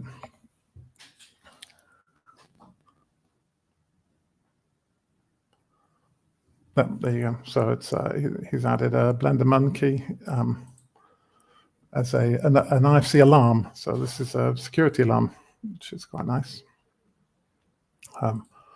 So we've got one more pull request here. So so this is by Ryan Schultz. So Ryan is quite interesting. Ryan has an architecture firm in Wisconsin where called Opening Design, which you can look up. And pretty much nearly all of his work is shared online on a Git repository. He's basically working in an open way, pretty much the way we do free software. So if I pull in his code here, his URL, go back to Blender BIM here, add yet another remote. So I've now got half a dozen remotes here.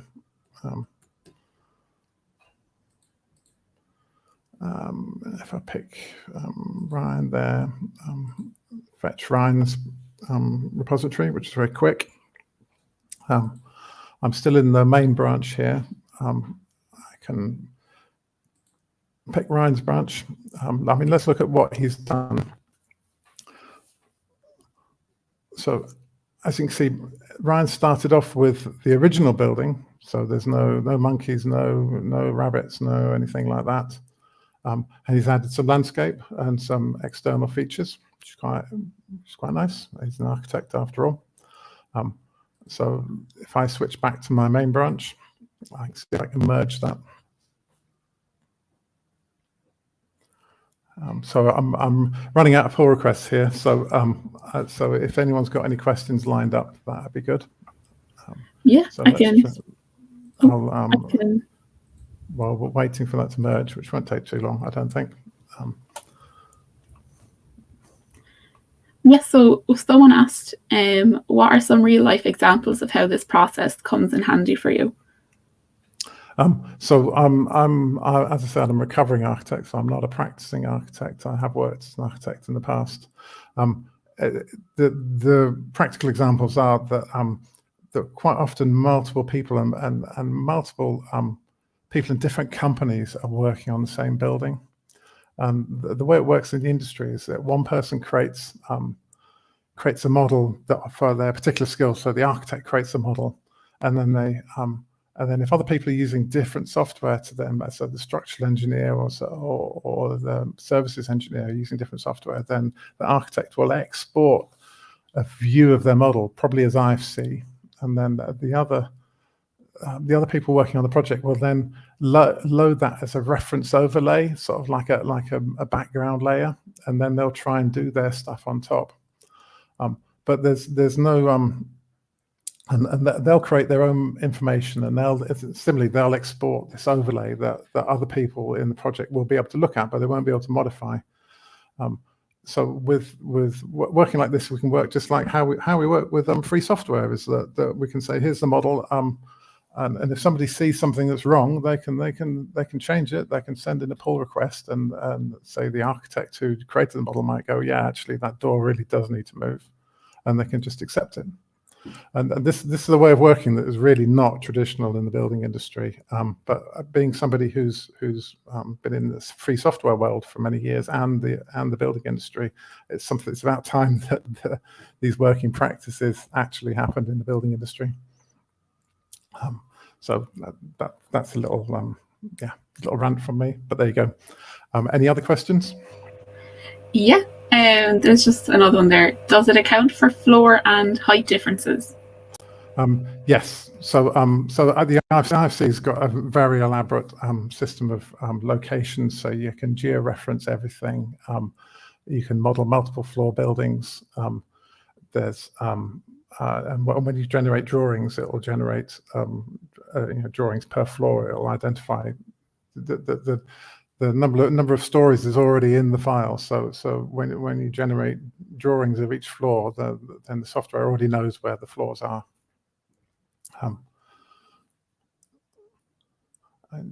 Any other? I mean, while I'm talking, if there's any other questions, I've created there's another repository here with a couple of other things. I might as well merge them while we're talking.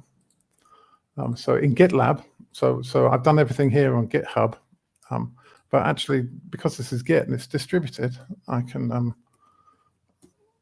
have remotes from multiple services. So if I go to GitLab and I fetch from remote, and if you look in here, there's some framing. So I created this when I thought that I wasn't going to get any pull requests. So here's a bit of a roof for this building.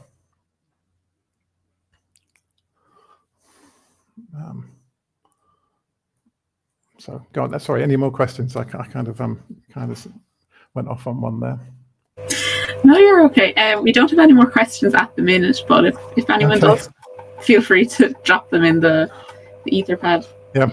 So I put this is something that this kind of merging, because we're a full three-way merging, is something we can do with these IFC files, and it's partly because of the file format kind of lets us do it. It was never designed it was never intentionally designed into the file format. I mean, IFC is a 30-year-old standard,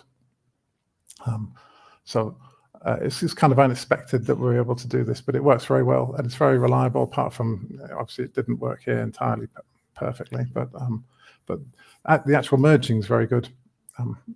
So if anyone wants to talk to me about how they might implement this in other software, then they're welcome to try. Ask me. I'm easy to find, Bruno Postal. Another question just came in there for you. Yep. Are there any common mistakes or errors you see using this process? It's yeah. So if an object's been deleted in both branches and I merge, then that's fine. It'll be deleted in the result. If an object's been modified in both branches, then quite often we can merge it, even though it's on the same line of text, because IFC is so structured. There's an IFC wall always has the same number of elements. Same number of attributes.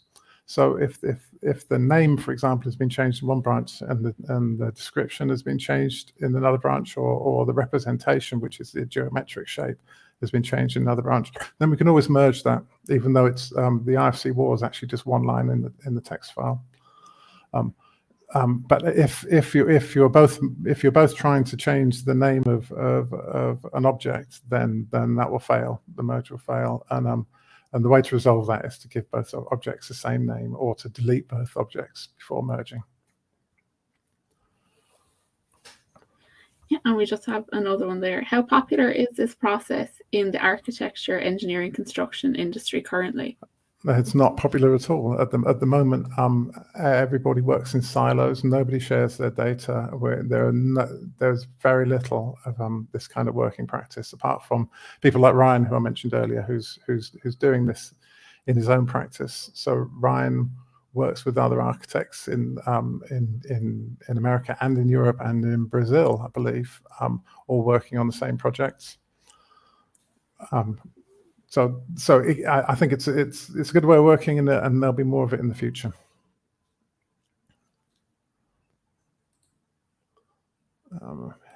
Here's another merge.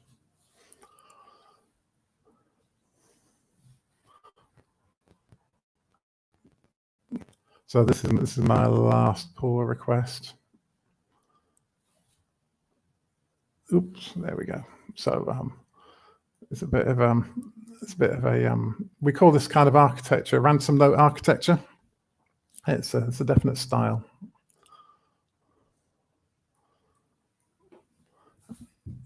Okay, if we don't have any more questions. Sorry, someone's just typing one there. I'm just waiting for it to complete. So I'd just like to say that Dion Molt, who's the developer of Blender BIM, he's going to do another presentation later today.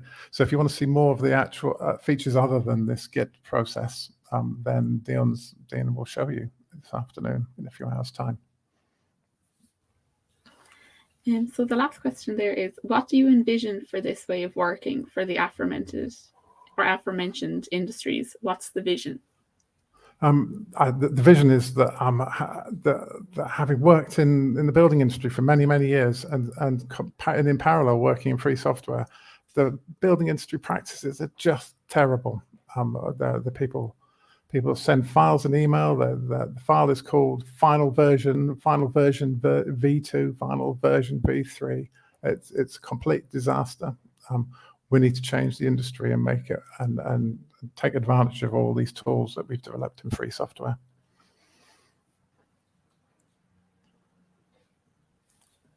Yeah, definitely. I can relate to the naming of the files, final version 1, final version 2. Yes. Okay, I'll stop screen sharing. Yeah, that was very interesting, Bruno. Thank you very much for doing a talk on that. Yeah, thanks for letting me appear. Thank you. Yeah, thank you for having us. We saw a lot of comments in the channel, like people are glad to see this and that open source is going to change the world for the better. So I hope that your vision comes to life. Yes, me too. I hope that it does. All right, thanks so much for being here and all the effort you put into this demo here. Okay. We appreciate it. Okay, thank you. Yeah, bye-bye. Bye. Bye.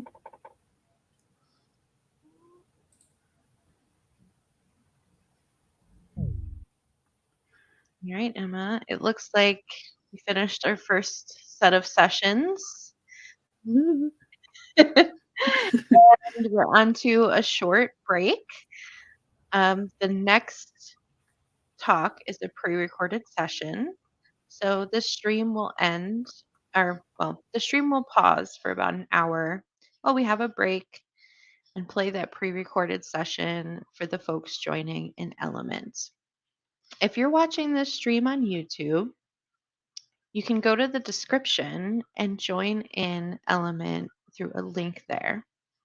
Element is a chat application that uses Matrix, and that is where the most ideal participant attendee experience is happening, with a live chat and Q&A with the speakers. That's where we're grabbing our questions from, and a great place to connect with other attendees at the event.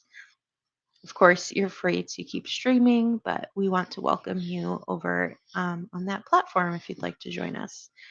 So for those of us in Element, I'm going to get that next session all set up to go, and we'll see you back in about a half an hour. Bye.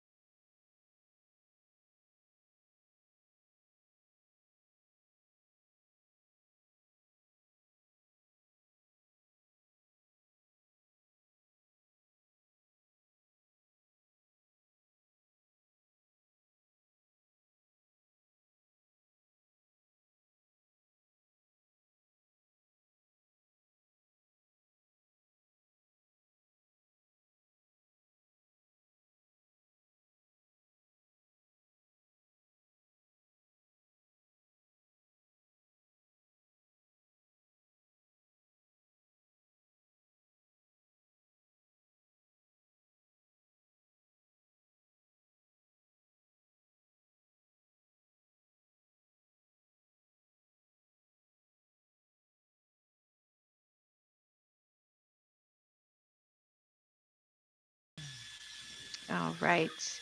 Let's make sure this is working. On the Fedora YouTube, should be, but let's make sure. Let's see. Yep, it is. Looks like it's live.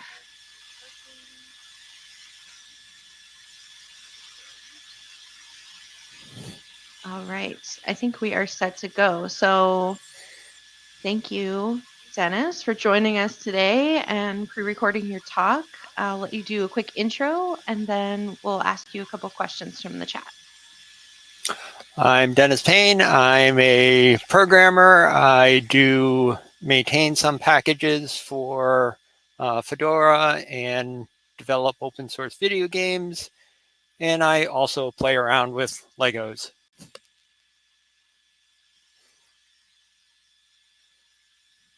Cool. We're getting a little feedback that the audio is noisy or causing some feedback. I'm going to check mine, just lower that.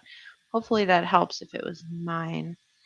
I just It's lowered probably my... mine. My fan runs constantly as soon as I'm doing video. That's why I pre-recorded the session. Got it. Okay, that makes sense.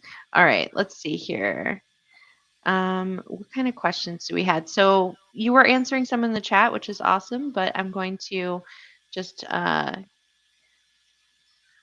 give them to you here so we can get that on video too. So have you ever tried to 3D print Legos?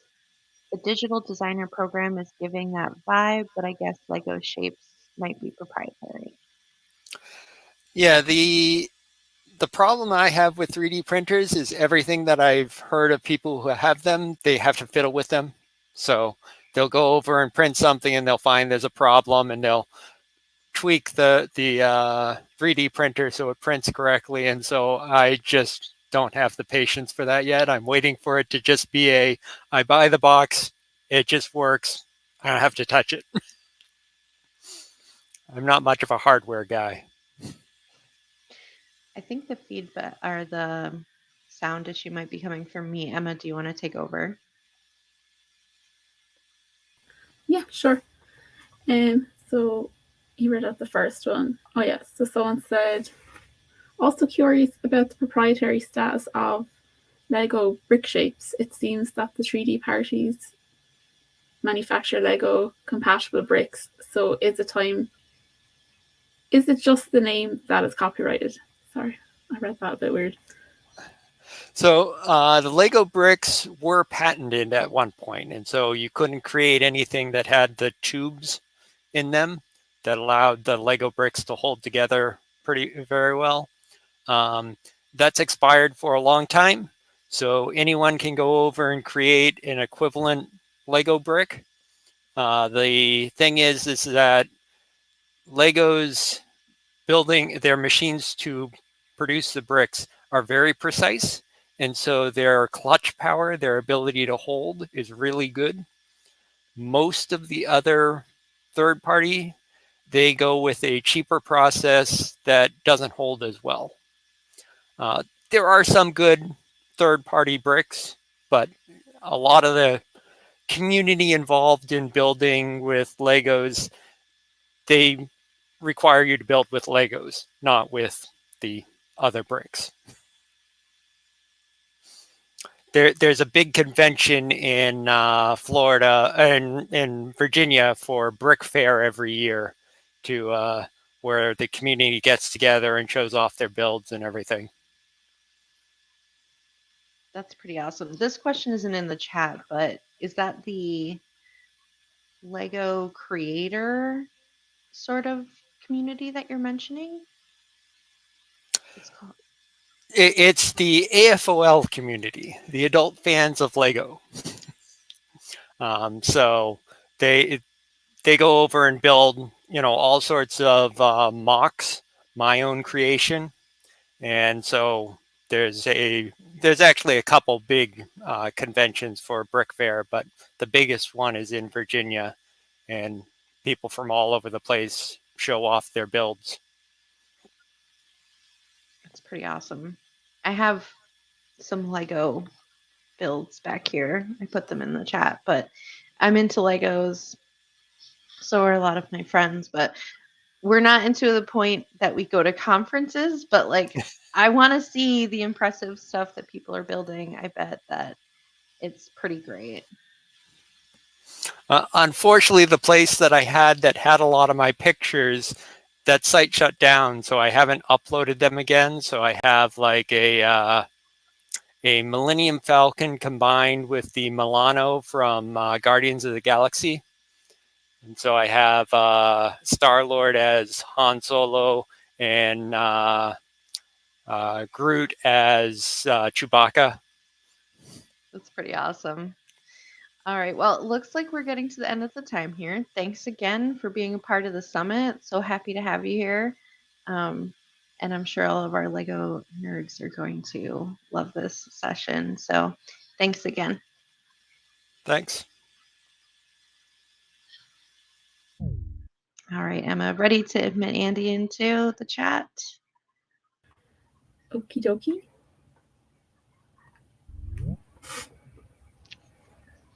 Hi. Hello. Hi, Hi, Andy. How you doing today? very well, thank you. Can you hear me okay? Yep. Is it fine, the sound? Oh, Yep, great. we can hear you Nice great. to meet you both. Nice to meet you as well. Me too. Thanks for being here today. We're live streaming right now, so just one question before you kick off your session, which is, Okay. would you like us to hold questions for the end or kind of jump in as you're going? Ah, that's a nice question. Yeah, I think it's gonna be better in the end. Okay, Okay. we're gonna leave the questions to the end. Yeah. Okay, sounds good. We're going to get off camera now and let you take over. Okay. Yeah, I will need to share my screen. Okay. So this is it, right? Yeah, Justin. Yeah, I'm looking at the chat. Okay, so I'm going to share my screen, right? And I'm going to maximize. So, hi to all. Thank you very much to everyone for being here. Especially thank you very much to the organization for accepting my talk, for for being so helpful in the whole process and of the conference. It's been very easy so far. So okay, so today I'm going to talk about Pempo 2.0, and I'm going to do a hands-on demo. So it's going to be some sort of a very practical session, right? About myself, my name is Andres, but everyone calls me Andy. So if you want to call me Andy, that's totally fine. I consider myself a user experience or slash product slash interaction designer. Sometimes I guess that we should use the term software designer, which is like more descriptive of what we do. But in any case, I've been designing products for like 20 years already. And now I also have the role of product owner at Pempot, which means that I'm responsible to prioritize things mainly, to prioritize which hypotheses do we want to validate, also to discover them, to prioritize problems to solve, and to think on what are the best solutions that we should build, or to facilitate the thinking, because this thing is a team sport, in my opinion, at least. So about the session, I will be introducing Pempot. I'm going to be very brief. I'm aware that a lot of people that it's into the in the audience might already know Pempot, so I hope not to bore you with that. And I will spend a lot of time walking you through Pempot 2.0 features. So like I said, this is going to be a very practical session. And in the way, I will try to talk a bit about the reason behind and how we involve community members and potential users and actual users in the development and the design of whatever I'm going to show you now. Okay, so let me drink a little bit. So what is Penpot? This is a screenshot of the current version of Penpot. Penpot is an open source design platform for design and code collaboration. Okay. There are other platforms, there are other design tools that do things similar to Penpot, but Penpot is unique in some things. It's unique in in the beginning is extremely unique because it's open source. There is no other tool like this one, which is open source, which means that you are gonna remain in total control of your tool. You are going to have total privacy if you want it. If you can download it, self-host it, you can tweak it, you can modify it, you can customize it. You have total privacy, total control of your tool and of your data, something that you cannot say of our main competitors. Also, Penpot is built over open standards. The base format for our files is basically SVG and also CSS. You will see some examples of how this get implemented. This has an effect in how designers use the platform and developers too. And talking about designers and developers, the third thing is that this tool is built under the strong belief that product development and product design it's a team sport, and that the tools have to be up to the task. So this is a design tool not only for designers but for product teams. So this tool tries to welcome not only the designers, again, the designers are obviously in the center because the design is the main action, the main use case in the platform, but it tries to welcome also developers and other kind of stakeholders like managers, users, clients, whatever you can imagine. Content writers, we always forget about content people, and yeah, I want to name them here. Okay, this is about Penpot. So what is Penpot 2.0? Because I'm here to talk about Penpot 2.0.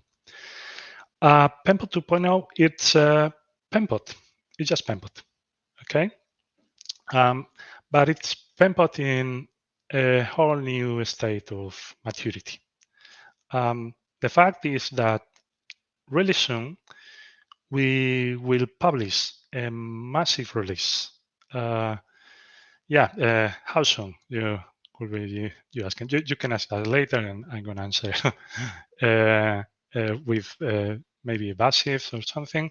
But we hope to release really soon a massive update that will include extremely important features and also a lot of changes in terms of performance, stability, and these kind of things. But today, I'm going to talk about the main features that compose this Penpot 2.0 version that I'm talking about. So the first thing that I'm going to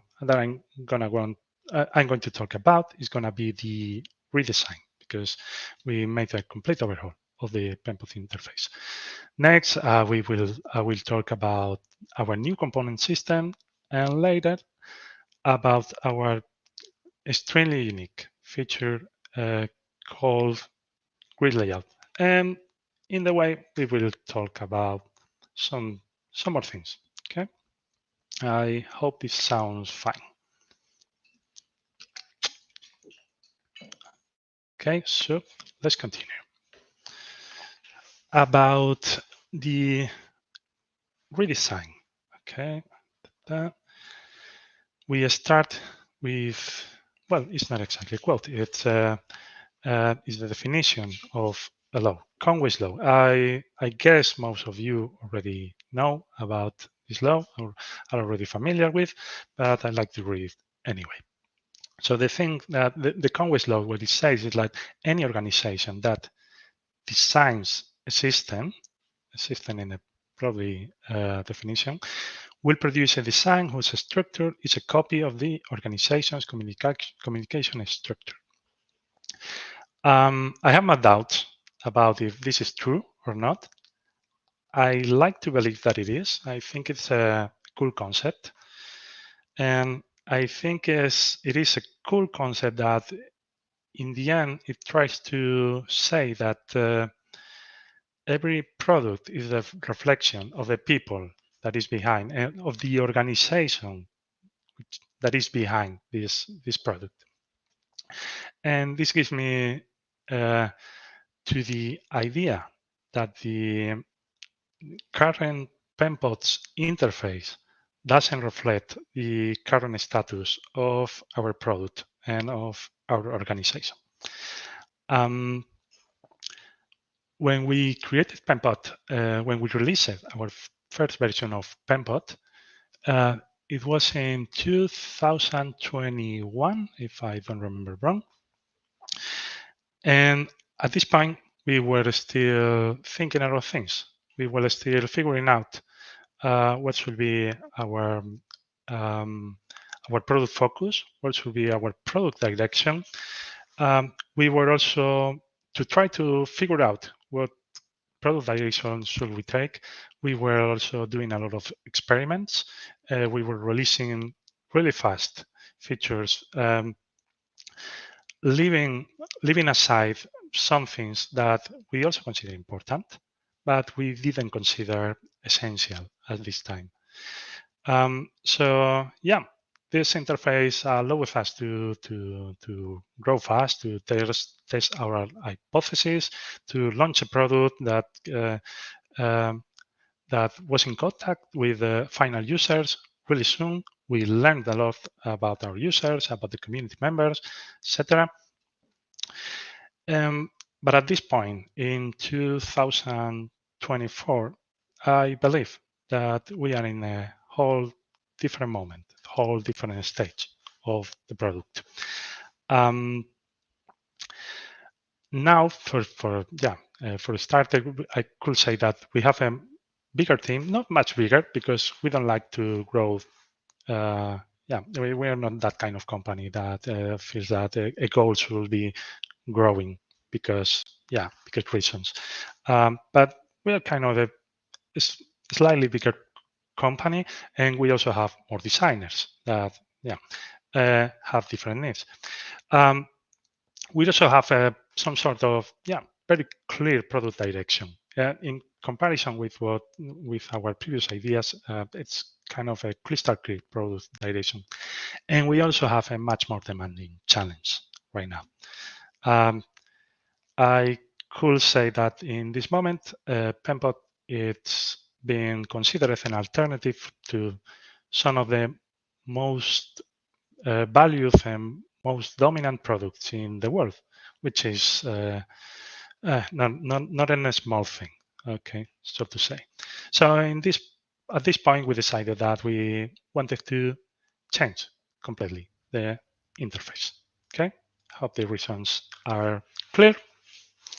So what we decided to do with this new interface, what we intended to do was first to reduce the cognitive load. And we do this with two things. First, having much more consistency. The current PenPod version has grown, unevenly in different parts of the platform, but now we are going to ensure consistency across the whole platform, and also showing things at the right time. Now you are going to be able to customize a bit more your interface. Also, we put a lot of effort in improving the accessibility. And we are applying best practices in terms of color contrasts, keyboard navigation, proper tagging, and and yeah, and more things. And also we felt that we could do something much more beautiful, than what we have right now. And this could seem, I don't know, kind of naive, this idea, but for us it's important because we truly believe that open source software shouldn't be ugly. We truly believe in beauty. And also, from my perspective as user experience designer, I also understand that usability is not only about the speed or how fast do you complete your tasks, but also about how do you perceive it. What is your perception of the interface of the whole experience? And the interface plays a strong part in this. Okay, so okay, this is not exactly a demo right now, but I'm going to show you this new interface. Okay, this is Penpot 2.0. This is the interface. If you are already familiarized with Penpot, the first thing that you are going to notice is that this dashboard is not light like we have it, but it's dark. It might seem like a very simple change, but it's an indicator of something bigger, which is that we added color themes. If I go, well, not here. Yeah, Andy, you know that better. If I go to my account and I go to settings, I have this UI theme option. And if I change it and update my settings, okay, now I have a light theme. I can go back to my dashboard and I see that everything has changes. Okay, this is, yeah. You see that this is working, right? I forgot to do a disclaimer. I'm using right now a pre-production environment. Okay, this is a highly unstable pre-production environment. So this demo, it's like a very risky sport. Okay, for you to know. So there is a high probability that at some point we're going to see a very beautiful screen saying internal server error. Once this happens, we will celebrate it. Okay, it's part of the game.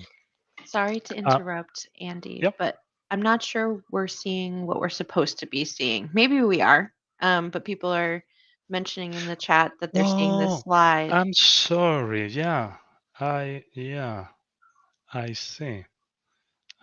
Maybe I didn't share what I had to share. Yeah. Let me check sharing options. I had to share my entire screen. Okay. Yeah. Thank you. Thank you for. Thank you for telling me this. No So worries. I'm gonna make this quick. Okay. So yeah, this is the new version of Penpot. As you see, already see the live theme. Okay. And in your account settings, you are going to be able to change it to dark theme. Okay. So now with Penpot 2.0, we're going to have different themes, which is something very important in terms of accessibility, because right now in the current production version, we have some sort of mixed interface. We have light theme for the dashboard and dark theme for the place where you design, which we thought that it was a good idea at the moment, but it wasn't, because it affects how people work in different lighting conditions. So now, providing these two options, we hope that people are gonna have an option to use the Penpot that better suits their lighting conditions. Okay, so you saw that I use of this option at the settings, but I also have a shortcut with it, which is Control Alt Q. Okay, so we can easily change the color theme. Nice, right? Okay, let's go to the design area. Okay, like you see here, I can also be able to change between color themes easily. Okay, I'm pressing the shortcut. I'm gonna leave the white one, for instance. And if you are familiar with Penpot, you will see that we changed things from places. We try to give more space for the content. So now the toolbar, it's floating. We have some panels floating too, and these panels can be some sort of hidden too. So you can do things like that. I'm going to hide the rulers, and you can customize your interface to your needs. This is what I was talking about when I talked about show the right things at the right moment, like the list of the users. For instance, I'm going to do a little bit of zoom. Like you see, okay, Penpot, are you drunk? Nope. This is me a lot of times because I open this stuff in different windows. I open it many times just to show this. Okay, so you see that the interface. I don't know if you like it. I think it's much more beautiful than the current one. I don't know if you can compare because maybe you don't know Penpot, but I hope how do you like it anytime. And you will find like a lot of small details, like small animations, like I don't know. I like, for instance, this way to map the prototype options, things like that. You will find tons of them. And I hope you enjoy them. And to build this, we are building at the same time because, as you might imagine, we are designing Penpot with Penpot. We are using Penpot to design Penpot, which is kind of, have you seen Inception, the movie? Well, some sort of the same effect. We are also creating a new design system. This is a copy because I don't want to break anything in the demo, but this is a copy of one of the files of the new Penpot's design system that is going to be pretty well organized. This is the file for the elements that you are going to be able to use in the interface. And once it's in a proper state, we will share this design system so other people can benefit from it, tweak it to their own needs, take it as a reference, whatever. Our current design system is widely used already. We know that for a fact because we have some data that confirm it. So we hope this design system will be useful for people too. Okay, let me check my notes. Yep, I think that was it. So remember, the devil is in the details. Okay, let's go back to the demo.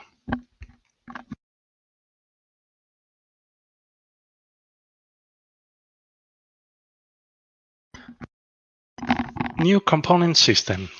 So you might know this guy is Plato. Back in his day, he was like an independent consultant for governments. This guy had this idea about the worth of the ideas. He believed that there was like a true reality, the worth of the reason, right? The worth of the ideas. That was separate from the sensible reality, the physical, the sensible world, which was a world like kind of non-perfect, right? We it could exist a perfect idea of what is a cat, okay? What is the perfect canonical cat? And then in the sensible reality, you have many cats with different forms, different shapes, different behaviors. Yeah, you know that. When am I talking about that? I'm talking about this because this was the base metaphor behind our current component system.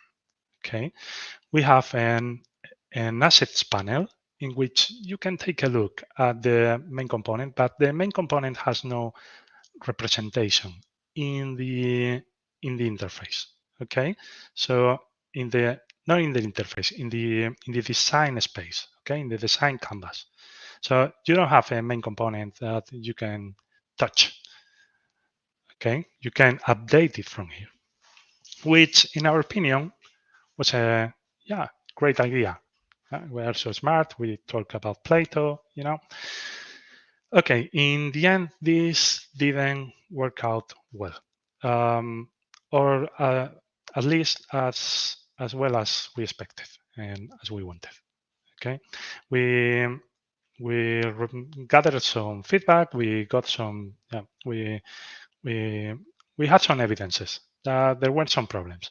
So we decided to do our homework, and we put in place some typical research practices. We did proper research with that. We spent quality time doing this, and we were gathering user feedback. We have like a lot of sources for user feedback.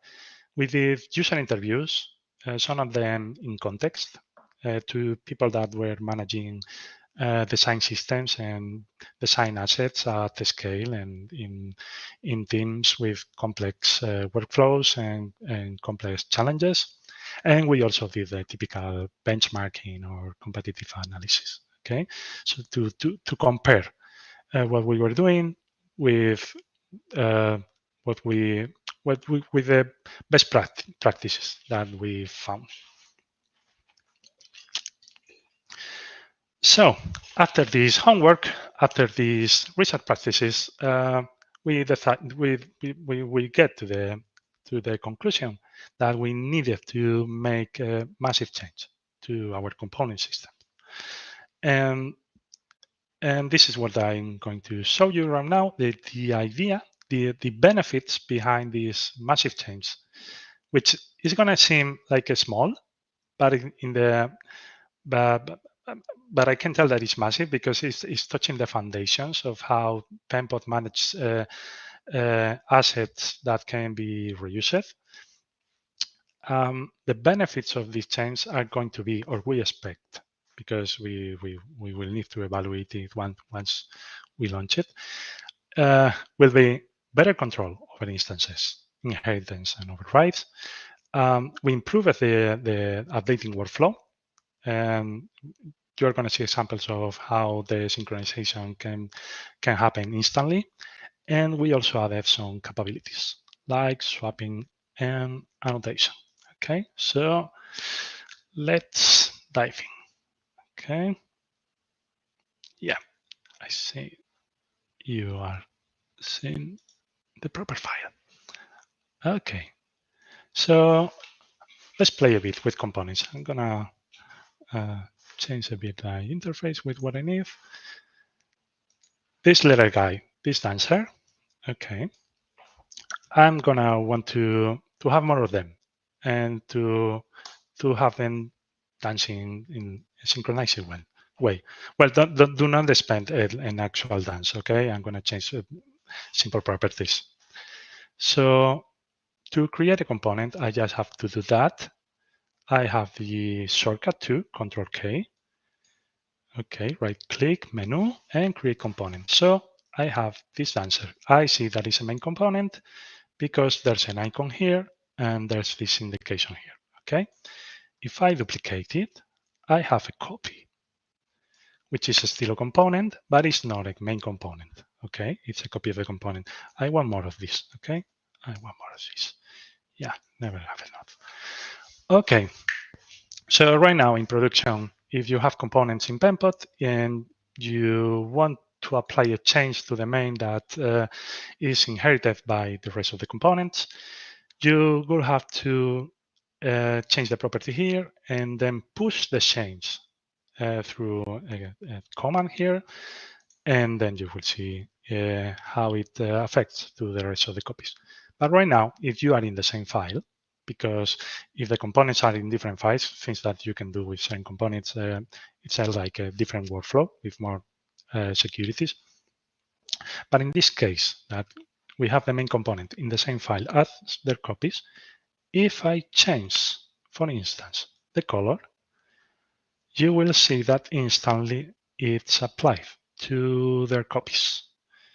This happens with any other properties, like for instance, size. Okay, I can change sizes like that. Okay, this is thinner. Okay, I'm gonna go back to the previous state.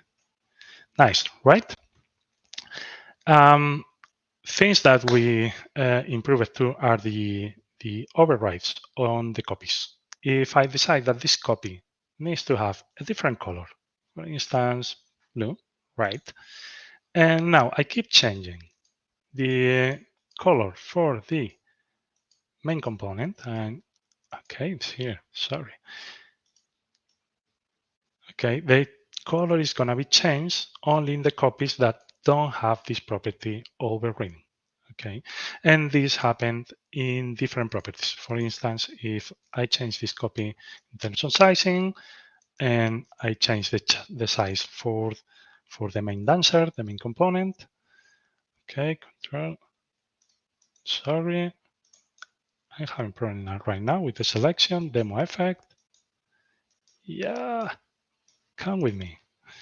Okay, I'm gonna change the size. You see, this change of size is only applied to the components that don't have this property overridden. Okay, we're gonna see another new cool thing. I'm gonna delete all those guys because I don't need them. Nice. And yeah, I don't need them. And now I'm gonna create, I'm gonna change the color. Okay, nice. I'm gonna create two components. This is gonna be looking to the other side. Okay, Control K, main component. Control K, main component. This is gonna be looking at the left, and this is, oops, looking at the right. Okay. If I take these two guys, okay, and I go to assets, I see that those have been added, okay, in my library. Those two guys look like a group, right? I'm gonna group them. Okay, dancers, create. I have them grouped here, dancers. You see, I have my group of components that are related in some way. I'm gonna take a copy. I'm gonna take a copy. Imagine that you have copies of this component around there. And I know that this is related to a different type of dancer. So, but now I want the dancer to look at the other side. Now I have this swapping feature that allows me to swap between different copies of components. Okay, you see? Easy, right? Nice. This is gonna be useful to manage, especially component states, for instance, different versions of the same component without needing to do a lot of manual work. You have these two options here because those are grouped, but you have access to the rest of the option. I could change it by any other component.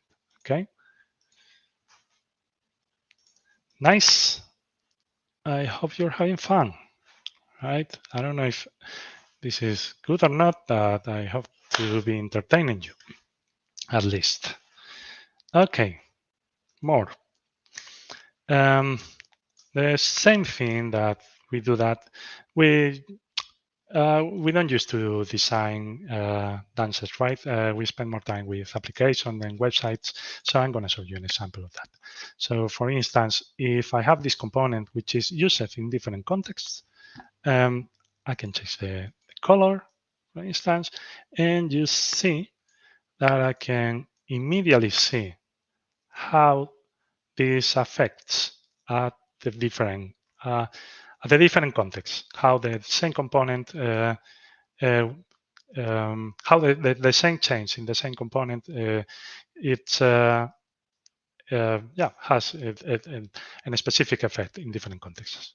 Okay, and remember that these are very simple components, but you can make the component about almost anything. So you can make changes of things a bit more complex like this. For instance, I'm going to change this model. What do we have here? For instance, okay, I could change this model for a gallery. Okay, I didn't want to rotate it. Or I could change it for fabs. This is nice. This is interesting. Okay. Trick card. No, I don't like that. So I'm going to leave it with fabs.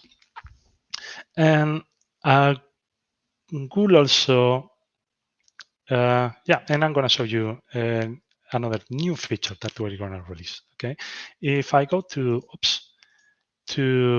if I go to this component, I can go to the main component of this fabs. I can add notations. Okay, I could create notation, something like don't use this in the app screen. Okay, for instance, this is a way that we are trying to improve the communication between designers, developers, and whoever who is using these components, because sometimes we don't have the proper specifications about how to use them, where to use them, etc. And with this feature, we hope to, yeah, to improve this communication. If we go back to the screen where we were using this, okay, we will see that the comment is right here. Okay, nice. Okay, a bit more water.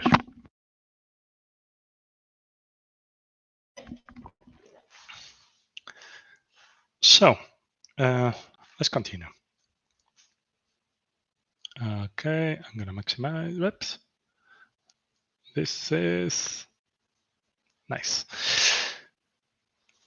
Okay, in terms of components, because I know that you're gonna ask, this is like a base work that is gonna be useful for more things, like variant or component states that we're already working on, or design tokens that we will implement and we will release hopefully in the middle of this year. But I'm not going to tell dates, okay?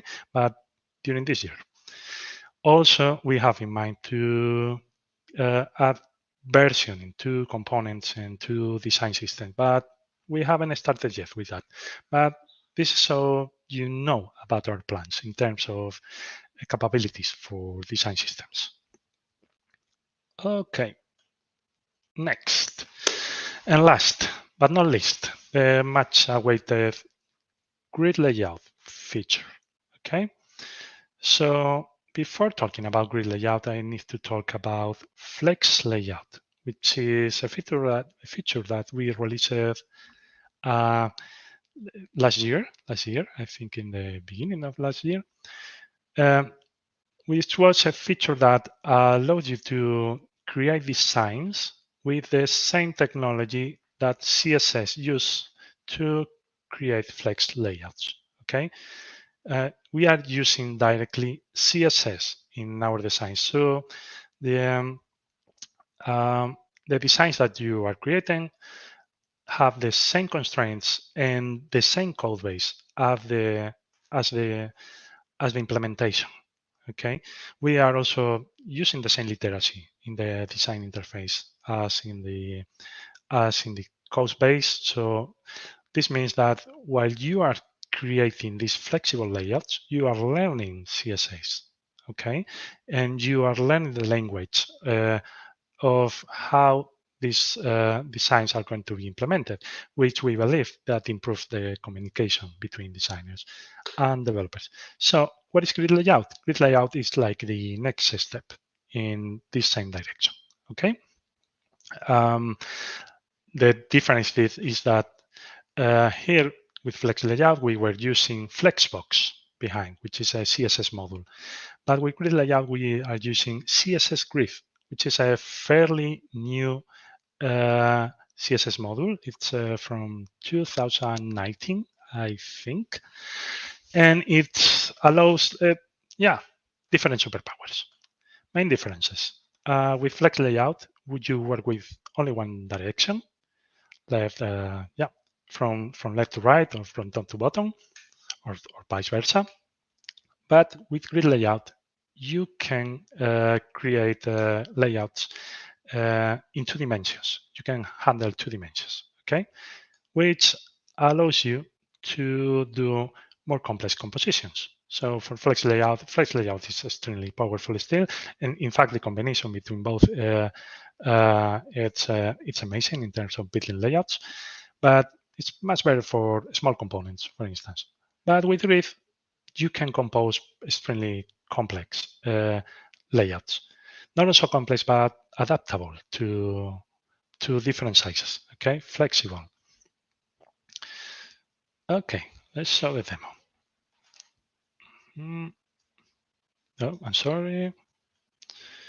Yeah, so we are going to change, sorry, the basics.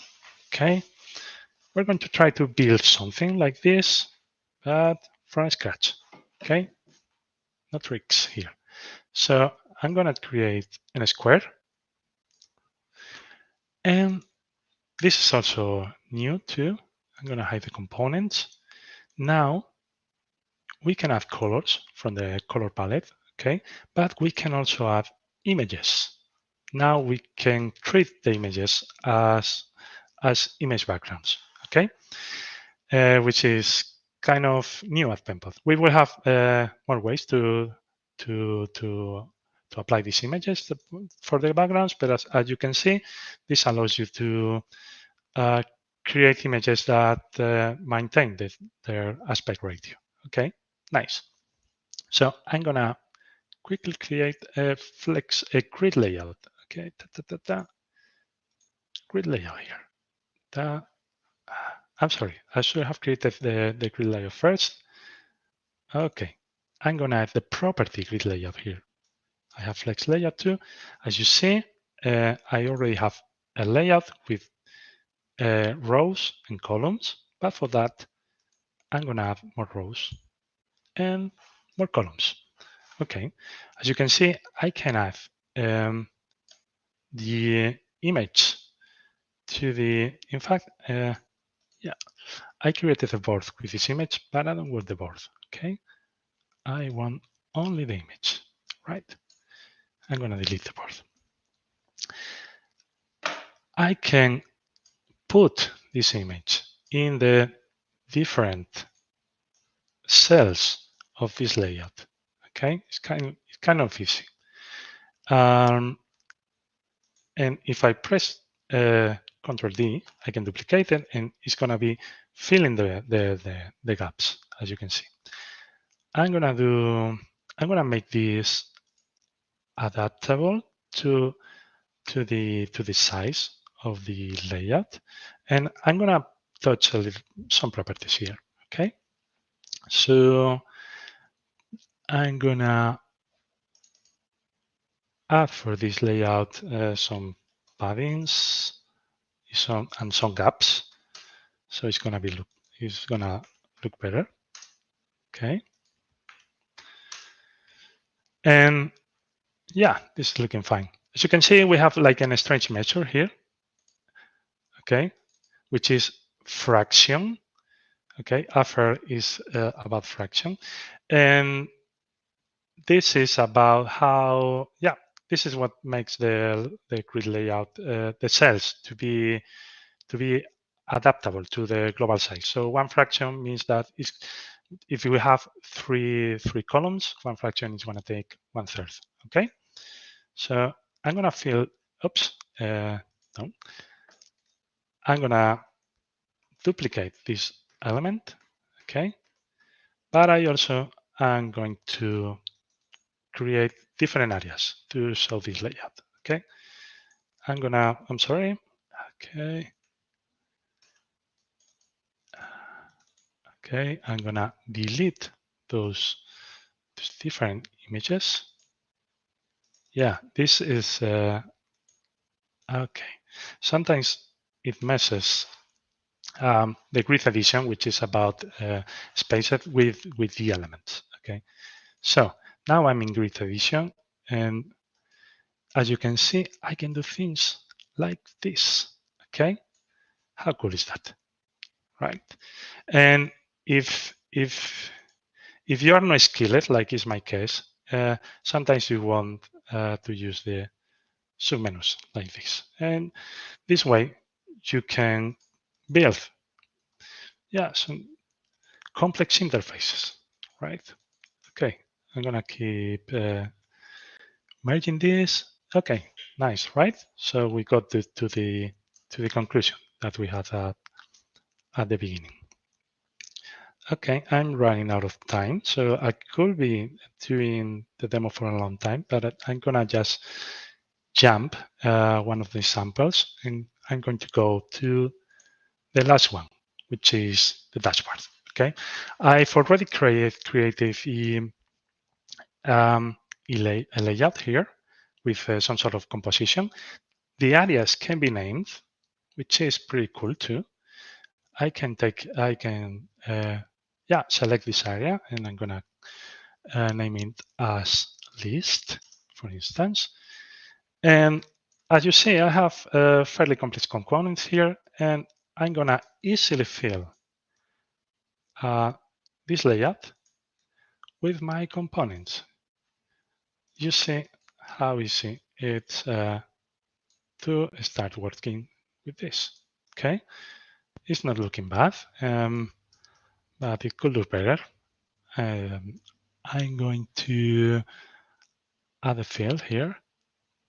I don't like the white. Yeah, this is looking better. Black is okay. Okay, I want this to fill this width. Okay, so I'm going to use this fit to width. You see how easy it is to make this flexible.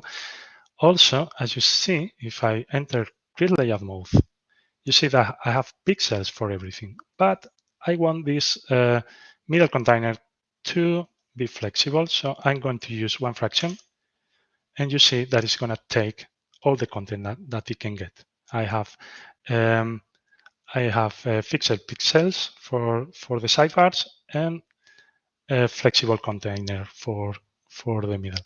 And I'm going to make this component to fill the container too. Okay, this itself too. Okay, this is looking nice. I'm gonna keep playing. Okay, not bad. And this will look better if it takes the whole height. Okay, not bad, right? So nice thing here,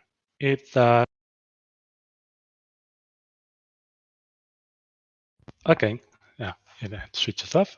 It's back again. That this is flexible. You already have a very complex, flexible design. And not only that, but you can see its code. Okay, and this is a standard code. This is a standard code. This is code that you can use for your websites. Okay. If you take a look at the CSS, you will find the grid layout properties easily. Okay. And to show that this code works, I'm gonna copy it. This is, for instance, for example, not for example. I have to mention it. This is new too. We are showing the HTML of the designs. Until now, we did only show SVG. This is new too, so you will have it in the new Pempel version.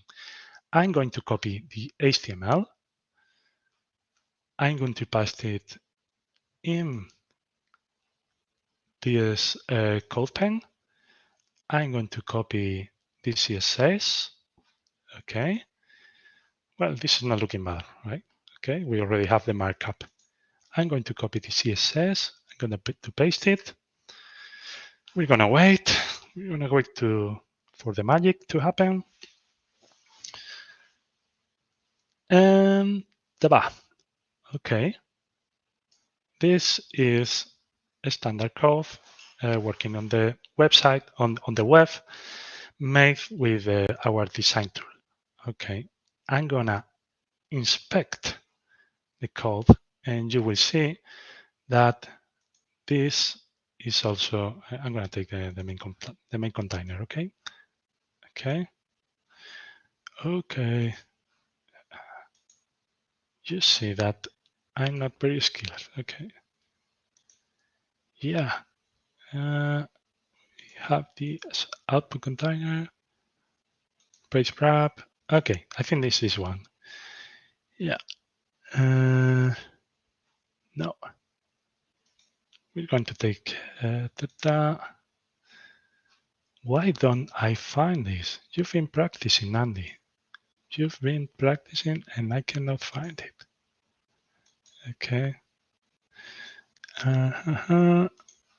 Sorry for that. And it's taking too long to find something here. Okay. Here. Yeah. There's some width height. And you can see that this is flexible. Okay. And this adapt to the width of the container in the website. Okay, and this is it about Penpot 2.0. We have a session on Thursday talking about how the community was involved in the creation of this grid layout. We have this initiative from the Canonical team that made a complete analysis of the grid layout, and we also did a beta testing with like 90 people that participated that helped us to build the best possible feature. They had a direct impact in our product. So just thank you from here. And in this session on Thursday here in the Creative Freedom Summit, we will talk a bit more about that. So that was it. Penpot 2.0, new redesign, new component system, grid layout, and more things like image fields, HTML, and a lot of improvements in terms of performance and stability. I hope you enjoyed. I'd love to know what you think about this. Thank you very much.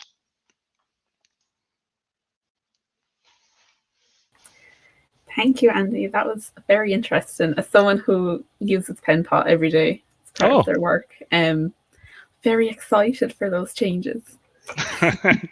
You are. Yeah. We have a few questions here regards to your talk. So the first one is, are there any courses for Penpot that you would recommend? Any courses for Penpot that I recommend? Okay, I know that there are some courses on the work. I don't have like a main course for reference, but here you have a YouTube channel in which you will find a lot of tutorials.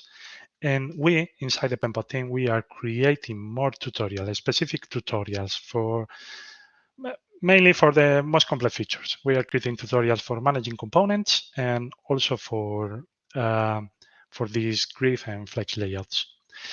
And also, if you sign up in Penpot, you are going to find resources to learn about how to use Penpot and to learn about how Penpot, how to find things in Penpot, how Penpot is composing. So yeah, I don't have like a main one, but you have a lot of resources, learning resources out there. Yeah, that's great. Another one then, when will Penpot 2.0 be released? We love due dates, right? Don't we? Yeah, soon. I just can say soon. It's a matter of weeks, maybe. We still, as you saw, it's working. It's mainly working. What you saw, it's a pre-production environment in which we are still trying things, and we have some scripts, validation scripts, and launch errors. So you're not going to find that in production. It's a better stage of that. So as you saw, it's almost done. It's almost done. We still have to fix some details, and very, very soon you will have your new Penpot available. But I don't have dates. I don't like dates, and I don't work with dates. I'm sorry. Yeah, that's perfect.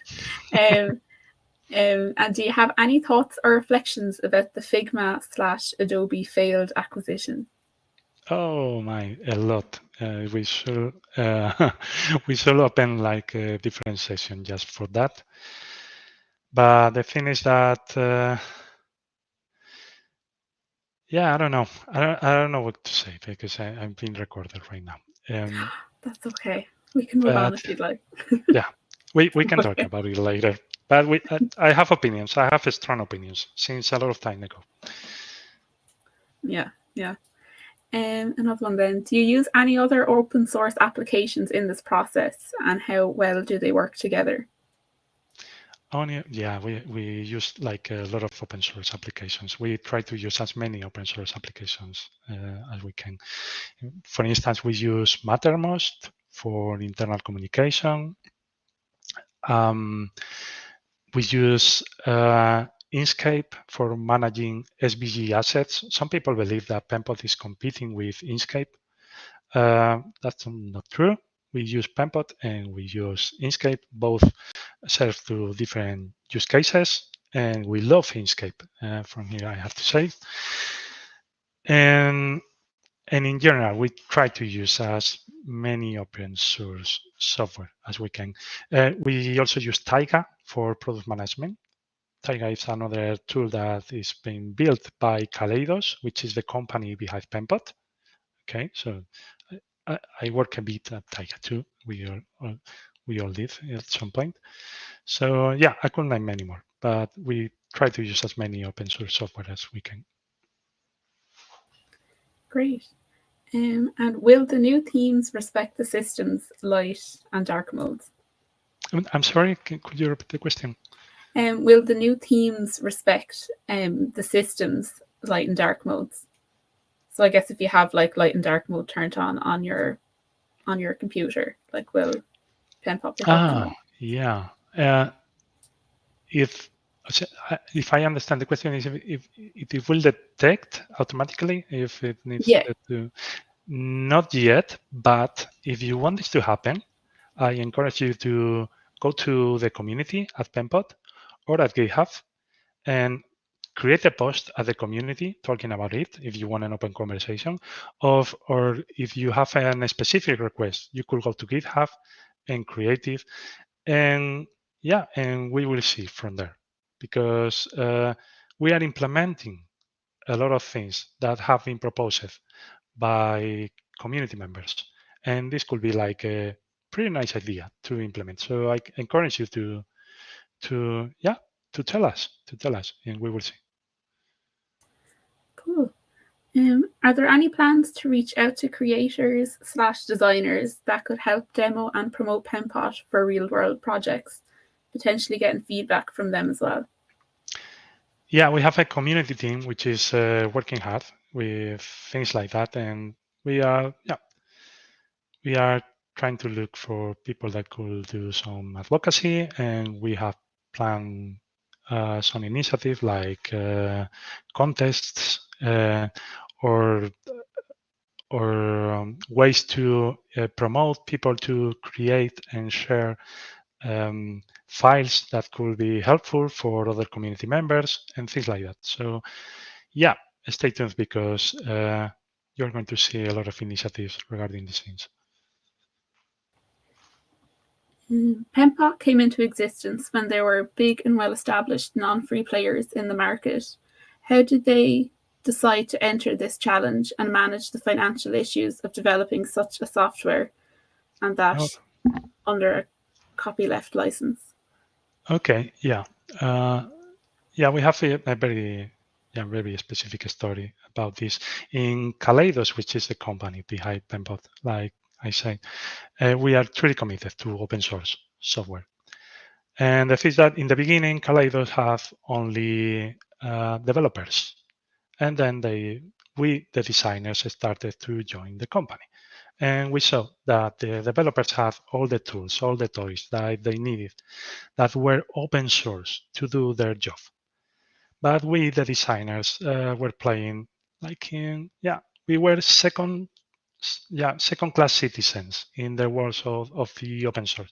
And we felt that we were forced to use proprietary tools. So in one of our innovation weeks, because we do 2 of these each year, 2 innovation weeks per year, and a small group decided to build a prototype of design tools that were open source, that work with open standards, and that work in collaborative way in a browser. Okay, that's like a lot. So it started like an experiment, and it continued as a pet project of a few people for years. It was like something like under the hood. But at some point, we realized that we have an opportunity there because there were a rising, thriving community of open source designers that were willing to collaborate, to participate, to be part of a community with that. So at some moment, we decided that we had to play hard with that. And now the company is almost fully dedicated to Pembot. So very happy with that. And just one last question then. Any plans regarding plugins? Yeah. We are already working on them, and my opinion is already late. For me, plugins are like a major opportunity of having major involvement of the community, helping extending Pempot capabilities beyond the things that we can imagine inside the team.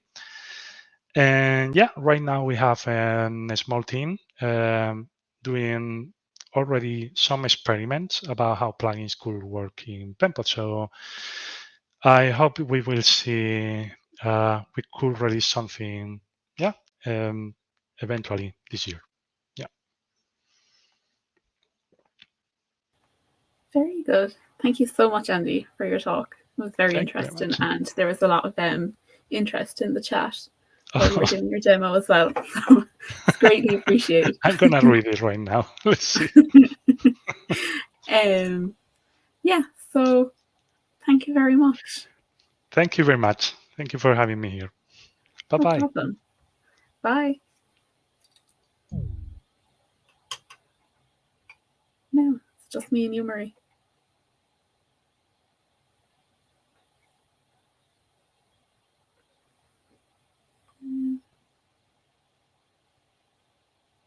You can't hear me.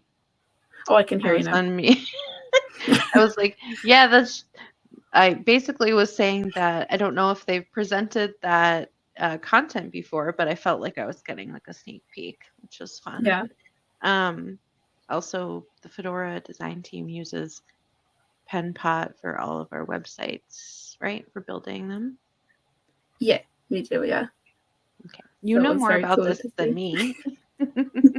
I felt like I was meeting a celebrity when he was talking about them. That's fun. Yeah, we also saw quite a few people live streaming during that session as well. So that's very cool. Yeah. We are about to go into a little break here. So some of us can grab coffee or snacks or whatever. I'm going to go make myself a sandwich really quick and come back. But Emma, I think you are logging off for hosting duty today. If I remember that correctly, and Madeline will be joining us a little bit later on, but we'll see you again tomorrow morning. Yeah, and I'll still be active in the chat and stuff still. I'll still be Awesome. watching, so Okay, I'll great. be around. Yeah, All I'll right. see everyone. Yep. We'll see you soon, folks.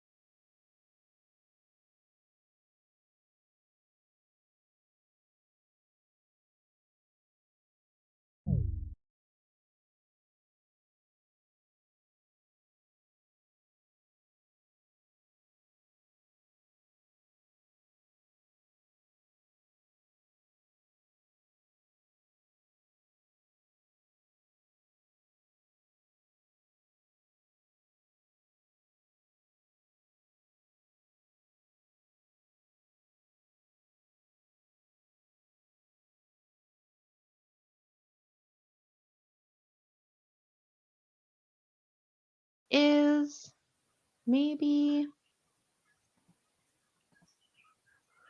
checking over here.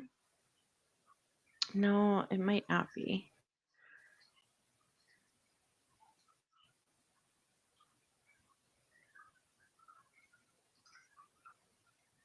Oh, okay. It is up and working. It should also be working in the Element chat. Let's just check over there. It is. I just saw and muted it quickly.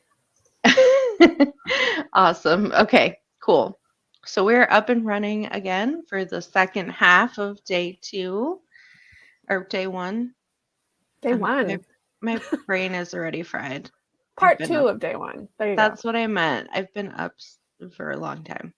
And now we have Madeline joining back in as host.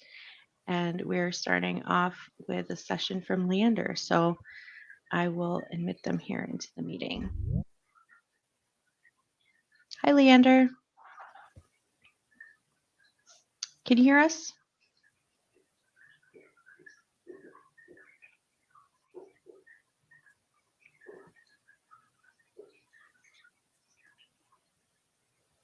Might take a second.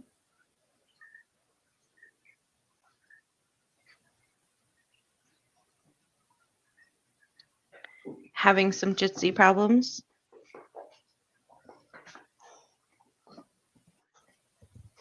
I'm trying to bring Sienna on for everyone to say hi, but she's like, no. She's like, Come I'm here. not going to perform today. I think it's more like, hey, can you take me outside? Hey, hi, Leander. We can see you now. Can you hear and see us?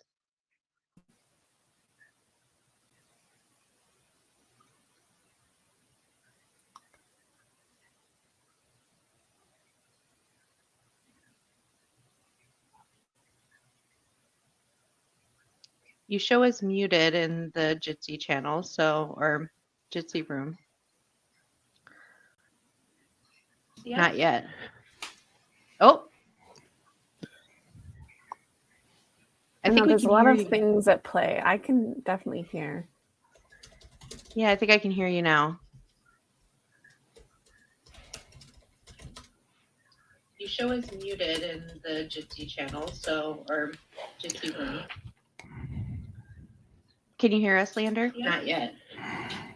Oh. Hello? Hello? Hi. Can you hear us? There's a lot of things at play. I can definitely hear. Yeah, we're getting a bit of a loop.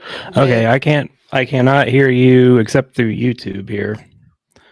It's still sitting for me at the asking the join meeting spinner. Can you hear us, Leander? Not yet. Oh. Hello? Yep, let me refresh. What happens to me? Hello, anybody? Yeah, can you hear us? Yep. All right. Yay. Cool. Yay. I feel like when people like wait in the lobby for Jitsi's like, and we will put a curse upon you just because you have to wait. And it's like, well, thank you, Ed. Yeah, I could see you through YouTube, and I was trying to answer in the Matrix room, but I was just sitting here on the spinning in purgatory and a conference purgatory. So anyway. Don't worry about it. Like, you would think at this point we would have video conferencing figured out, but no, that's still in the works. Welcome. We're so glad to have you here. Thank you for having me. Of course. I think we should just jump right into it, but we have one question before you get started, which is, would you like us to hold the questions for you until the end, or would you prefer us to jump in as they come up? Let's go ahead and just hold them to the end, because I may, this is a complicated program, so I may answer it on the way out. So, all right, if that's okay. If that's okay with everybody in the peanut gallery. I've got my laptop on, so. All right. Yeah, that'll be fine. All right, okay. Take it away. All righty, let me share, start screen sharing window. Let's see here. Let me try this. I've got a few slides to start with. just kind of because I'm not, it's not going to work. We'll have to do it the kind of more primitive way here. Bam. All right, so I'm going to start with a few slides here, just because I don't know what everyone's comfort level is, what everyone's knowledge level is. This is a wide variety of people from different backgrounds, and some of you might think, hey, I've got a pretty nice camera. I've got an iPhone 15 or a Google Pixel, and don't know what a RAW file is, or a lot of the stuff I'm going to be talking about. So I've got, maybe 10 minutes worth of LibreOffice and Press here. I'm trying not to say PowerPoint. Don't want to give Microsoft the Kleenex treatment, and just to kind of go over some background information, and then we'll get into like kind of a 1 or 2 photo editing demonstration of what Darktable can do and what I accomplished in it. Who am I? I have to put this slide in here. I'm giving a talk at a conference, which probably means I have some degree of narcissism. So, of course, I'm going to talk about myself a little bit. I started photography in the early to mid 2000s. My first digital camera was a Nikon D70, well, digital SLR. I had cheap digicams before that. I've shot film, both medium format, 35 millimeter. I'm a longtime Linux user. I started using Linux at about the same first time. My first distribution in high school was in the late 90s was Mandrake, which back then it was basically Red Hat with KDE. I'm a compulsive camera collector. That's getting to become a problem. My fear is that if I pass away, my wife will sell all of my stuff for what I told her I paid for it. Anyway, gearhead joke there. So I'm a compulsive. I have a bunch of old cameras and stuff like that. My photo and video work is mostly was run on Adobe and Apple until about 2013. If anybody was around back then, that's when Adobe really kicked everyone in the butt with Creative Cloud and started charging subscriptions. So I started looking more seriously at alternatives. I moved to a Linux desktop more or less full time around that time, maybe about a year later. Until very recently, I picked up a MacBook to help out with testing some Darktable stuff on the Mac side, because they're kind of short on Mac devs. So I'm not a developer. I don't want to take any credit for any of that stuff. I kind of build a package, test it out, report bugs, kind of help out with that, give talks on how to use it. But if no one's there with some technical Mac knowledge, or somebody is there with more technical Mac knowledge, it kind of helps out. It does work fantastically on the new M series Macs. So if you are using one of those, it works great. About Darktable, the project started in about 2009. We're currently at version 4.6. There are 2 releases every year, one in the summer and one around Christmas time. So 4.8 will come out in like June-ish, and then we'll probably hit 5.0 this December. It's got digital asset management, so you've got a light table module, which allows you to collect, tag, export your photos, things of that nature. Raw development, which is really the thick, meaty part of the program.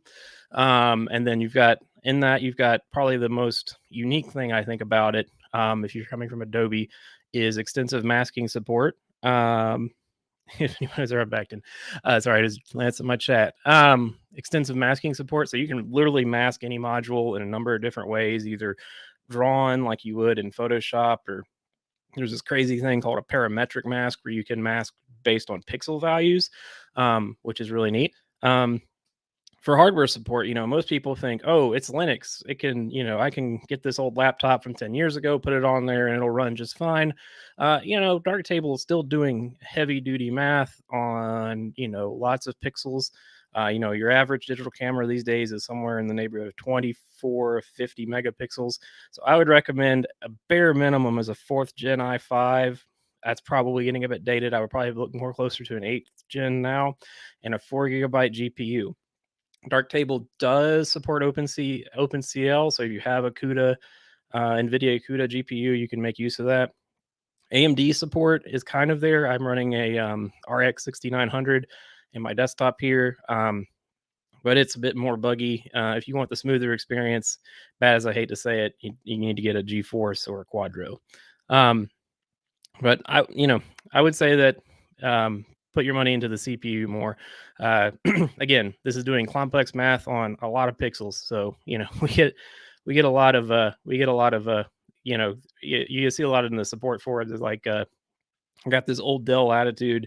And it's not running too well. Well, it's a Core 2 Duo with 4 gigs of RAM. What do you want? Anyway, so here comes the background. What is a RAW file? So if you've ever used a digital camera, a high-end digital camera, or phones these days, it's got a setting for a RAW, and maybe you don't know what that means, or you think it's a type of picture format. It's technically not a photo, but it's more like a data container. It takes the unmanipulated, excuse me, let me get a quick drink here.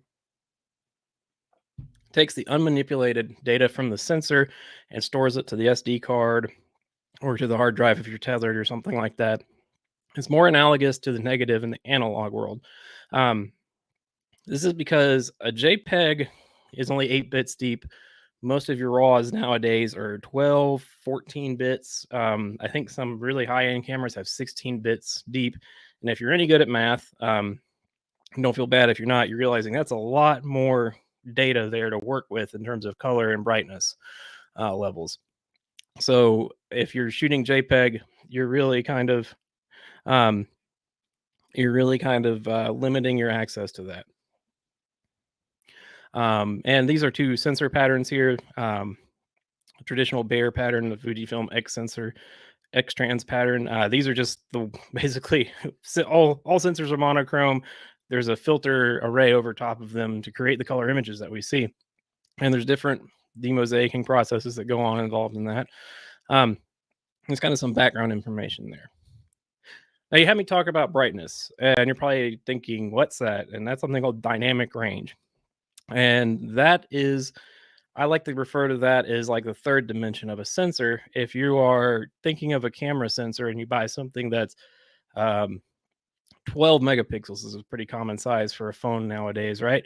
Probably even higher. You're probably looking at 4,000 by 3,000 pixels height. It's a rectangle, so length by or height by width. Third dimension. The third dimension of the sensor, this dynamic range, is how sensitive and how many steps the sensor has before it overexposes or blows out. So that's why I say it's a third dimension, because it's really about almost how deep your pixel, but if you visualize your sensor, turned it on the side, and you kind of thought about it in terms of a spatial dimension, your dynamic range would be how deep that pixel is, how much water you could put, if you had a bucket, how much water you could put in it before that bucket overflowed. More contemporary cameras have a better dynamic range. They can handle more broader range of EV before overflowing and losing data. And that's illustrated here in this graph that I stole from DxOMark. Anyway, shamelessly, you look at a Nikon D850 here, which is actually a 5-year-old camera now. I should probably update this with like the Z9 or something. And you can see that it's got maxes out at just about 15 stops of range, where if you look at something of dynamic range, whereas, it's 15 EVs, sorry. Whereas you look at something, the Nikon D700, the kind of every woman's camera from 2008, it was 12 EVs. So you get quite a bit more access to a bit more dynamic range, a bit more data here in the D850. Dynamic range is also a function of ISO. So if you go up in ISO, increase your sensitivity, your dynamic range will fall off, right? So, but even at the worst, the D850 is still way better than the old Nikon. So that brings us to kind of how RAW development works. RAW processors do math on RAW files. So this is something that kind of comes up in the Darktable support world or new users a little bit. They come in expecting most of them come in expecting like Lightroom, but I don't have to pay for it. It fills the same niche, but it does not work in the same way. and they'll put their picture into the Darktable and they'll be like, why does this look different from Lightroom? And that's because you're taking a raw file, which is raw data, and you're running some math on it. Algorithm, we like to use as a fancy word for doing math, right? And so you take the raw data, you do the math on it, and you shoot out a result. And that's represented here by, we've got this stock photo of binary on a computer screen, and you pass it through Darktable, Raw Therapy, or Lightroom, and you are very likely to get different results because these all have different algorithms for color correcting, display transform, maybe demosaicing. They have different approaches. And so you kind of have to have some leeway with what you're getting out on the other end. They're all three valid representations of your photograph. They just go about getting there differently. We see it a lot where people come in and go, oh, well, it can't duplicate Lightroom's output, and so it must be worse. And I'm like, no, it's kind of it's a different it's just a different interpretation. It's like different translations. If you speak another language and you translate stuff, you can know that different translations from different translators have way different meanings if you're going into another language, right? So that's why I say it fills the same niche, but it doesn't necessarily do exactly the same thing. They're all kind of valid interpretations of your data. Darktable actually does something called a display referred workflow these days, which is a little bit different than how Lightroom does it. The thing about Lightroom is it's closed source. Nobody but Adobe's engineers know what's going on inside this thing, and at the rate that they're using generative AI and things, I don't think they probably do anymore either. So, we don't know what they're doing, but it looks to be what's called a scene referred workflow, and I'll just go into what that means in a little bit. And I think Raw Therapy is still kind of display or scene referred, but this is a scene referred workflow. Excuse me, Lightroom is a display referred workflow, and Darktable is a scene referred workflow. I misspoke there. And what does that mean? So you've got your source raw here, which is just a file on the disk, nothing special about it. And if you go the scene referred path, you're going to be doing your grading and corrections and transform from the camera to display color space at the last step. Whereas your display referred, you're going to do your transform up front. Why does that matter? Why do we care what step this comes in? Well, because it has impacts down the line. Cameras, lenses, raw files all work in a linear space. It's all linear algebra. That's how it works. The math behind it. Displays, your computer displays, and this is kind of a leftover from the CRT days. Anybody old enough to remember those? Those big hot boxes that shot radiation at a phosphor and made a picture on the screen. Well, those didn't work in a linear space. They worked on an exponential curve, right? And LCDs, despite being natively linear, when they do their transform, they mimic what a CRT does. So you've got to take your linear data from your linear raw file and convert it into a nonlinear space mathematically to display it. Well, when you're doing that, you are losing, or you could potentially lose information, end up with negative values where there's not supposed to be. So if you do this transform early in the process, it can lead to more artifacts in your grading and corrections before you get to displayed image. Where if you do most of your math here in the native kind of space that the camera and the physics work in, you get less artifacts and a better result in your displayed image. This is kind of an illustration of that, and then I'll quit talking to PowerPoint. Got 2 or 3 more slides here, and we'll do some image editing. So what's one example of a problem with this? Well, it's called a hue shift or a twist. So let's say you have a blue, right? Look at this gradient here. You have a blue, and then you lighten the exposure on that blue all the way till it is white, right? This strip here, it's kind of what's supposed to happen. This is reality. But if you do a old school display transform, it actually, you will notice, and I'll show this in the next slide, that you get this, sometimes you get a hue twist. Who's ever taken a picture of a sky or a sunset with their digital camera on their phone, and maybe the sunset was yellow and the sky was kind of like a cyan? Well, this is what's going on. Your phone is doing an sRGB transfer, and it is setting the display as the maximum value, and it's just omitting all of this blue data here, which, if you know anything about color, and I'm kind of an idiot, I'm kind of learning as I go, but if you change the amount of blue light represented in a photo uh, relative, but you keep the ratios of the red and the green the same, that's how these things work. You've got an R, a G, and a B. This is going to be a different color than this was, and your hue is going to shift or twist. Twist comes from the color wheel, which you've got 0 to 360 degrees, and if you twist a hue, it's because you're twisting that wheel. Whereas what's called a filmic transfer, which is something we use in Darktable and something that we use in this scene referred workflow, you keep the ratios the same so that the hue does not twist. An example of that from my own work, this is a screenshot of a sunset. It's kind of a zoomed in picture of a sunset through some grass, and I have the filmic module cut off here. So this is doing a display referred transform, and you can see the sun is largely red. Going back to this, if you take red and you brighten it, it's the same thing. It should just go red, lighter red, lighter red, lighter red, white.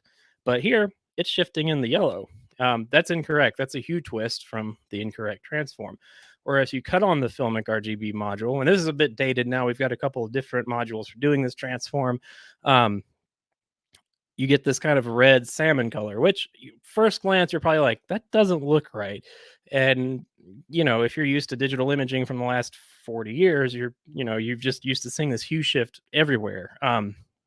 It's even baked into some video games and digital media because that's just what people are expecting to hearing, but it's fundamentally incorrect to reality. So you get this more correct representation. Now you can, in modern versions of Darktable, go in and decide how much of this hue twist you want to dial in, but you're not forced into the kind of yellowish sunsets and cyan skies, right? So I hope that illustration helps a little bit. All right. So I'm going to go ahead and switch my screen here. Get a little drink of water. How am I doing on time? Oh, okay. I've got plenty of time. All right. Everybody can see that? Yes. Okay. So here I have just selected a few images to kind of do like a quick edit on. I just picked a few from my library, so we didn't have to sit there and scroll through the whole thing. I'm mostly a portrait shooter these days. I did it professionally for years.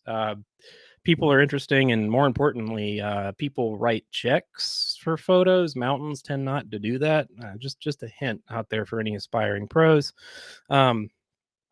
Anyway, so we'll start with this. This is an easier one to do. So this is a sunset from nearby to my house, a sunrise, excuse me. And you'll see you've got a few things here in the history stack. I just double clicked it and you first open it. We've got the original. It says they're all black and white point. And these modules here that have this kind of circle by them, there's not an on and off indicator. You can't cut those off because those are needed. They're fundamentally needed to take that bucket of bits that is the raw file, right, and display it on your screen. So you need all of those. We do a white balance, a color calibration, in exposure orientation to make sure that it's situated correctly, and the filmic RGB, which is the scene referred default. There's another module called Sigmoid, which is a little bit more user friendly, and I'll kind of show the comparison there.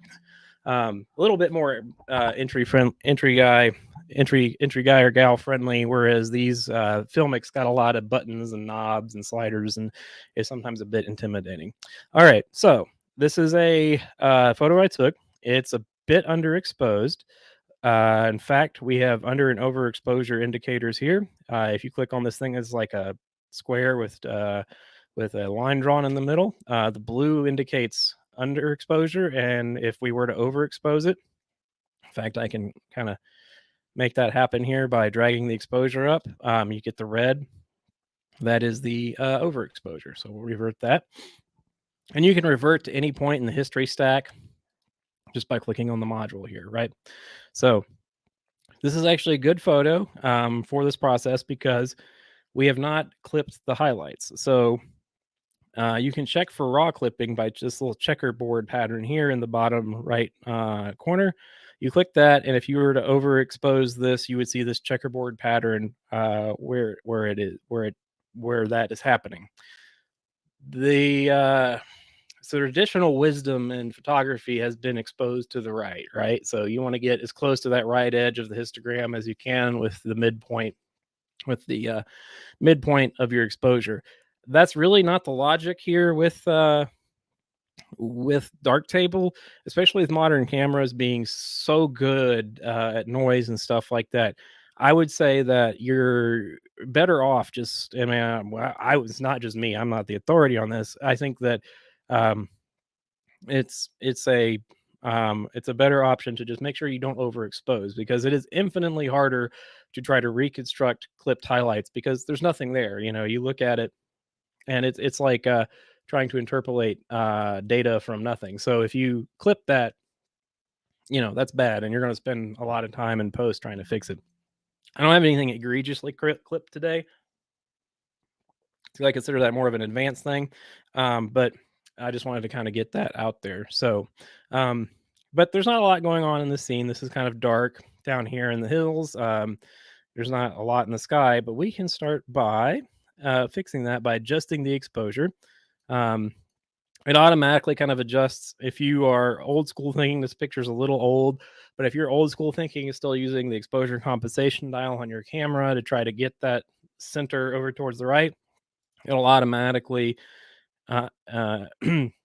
adjust for that, but you can cut it off if you like. So we're going to bring that middle value and watch that histogram kind of up here. And then we can duck in the Filmic RGB. And this is version 7, which is, I think, the latest. And we can set the black and the white relative exposure. So this is essentially your black point. So if you adjust this out, you can see the shadows getting lighter and or darker. If you take this eyedropper tool here and you select it, it'll kind of automatically try to figure out where that should be. And the same with the white relative exposure. I find it to be a little bit aggressive with that, with the white. So I tend to manually tweak it. Otherwise, you notice that this is starting to go kind of white, kind of overexposed there in the sun. So we'll kind of, it's really a reflection in the cloud, but we'll kind of bring it there.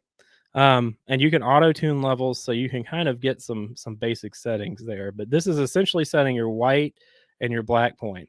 The nice thing about this is that since this module happens at the end of your pipeline, you make all of your color adjustments, and the physical order in what you're doing time-wise doesn't matter. You could do Filmic first and then do like color balance RGB to adjust saturation and all of that in your workflow, but the program actually sticks them in the right order when it's doing the math.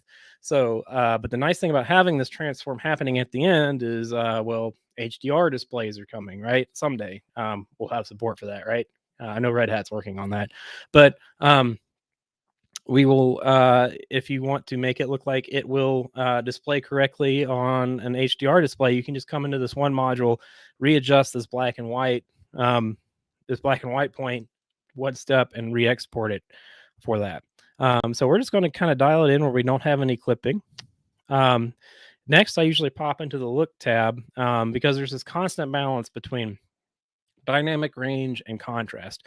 The more dynamic range, the less contrast you have. So you kind of have to kind of go back and forth and dial this in. Latitude increases the width here of your of the middle of the curve, so it gives you more of this linear space in the middle. That's more of an even exposure. And you can adjust towards highlights or shadows to leave more room there. So this is a very shadowy kind of image. I'm going to put more into the shadows. And a highlight saturation mix. Basically, the thing on this is to the right gives you more colorful highlights. You can see the saturation here is increasing. increasing, versus if you go towards the left, it kind of goes more white. So I'm going to kind of go there so we get a little bit less of that salmony area. All right. And so now we've got something to start with. And my next step usually in this is to go into something called the tone equalizer. The original way that this module opens is in this simple setting, which I don't find that simple. I much prefer this, which is like a graphic equalizer on a piece of audio gear, or a piece of software or something like that. And so you've got shadows on this side, highlights on this side, and in the middle. So and then midtones in the middle, obviously.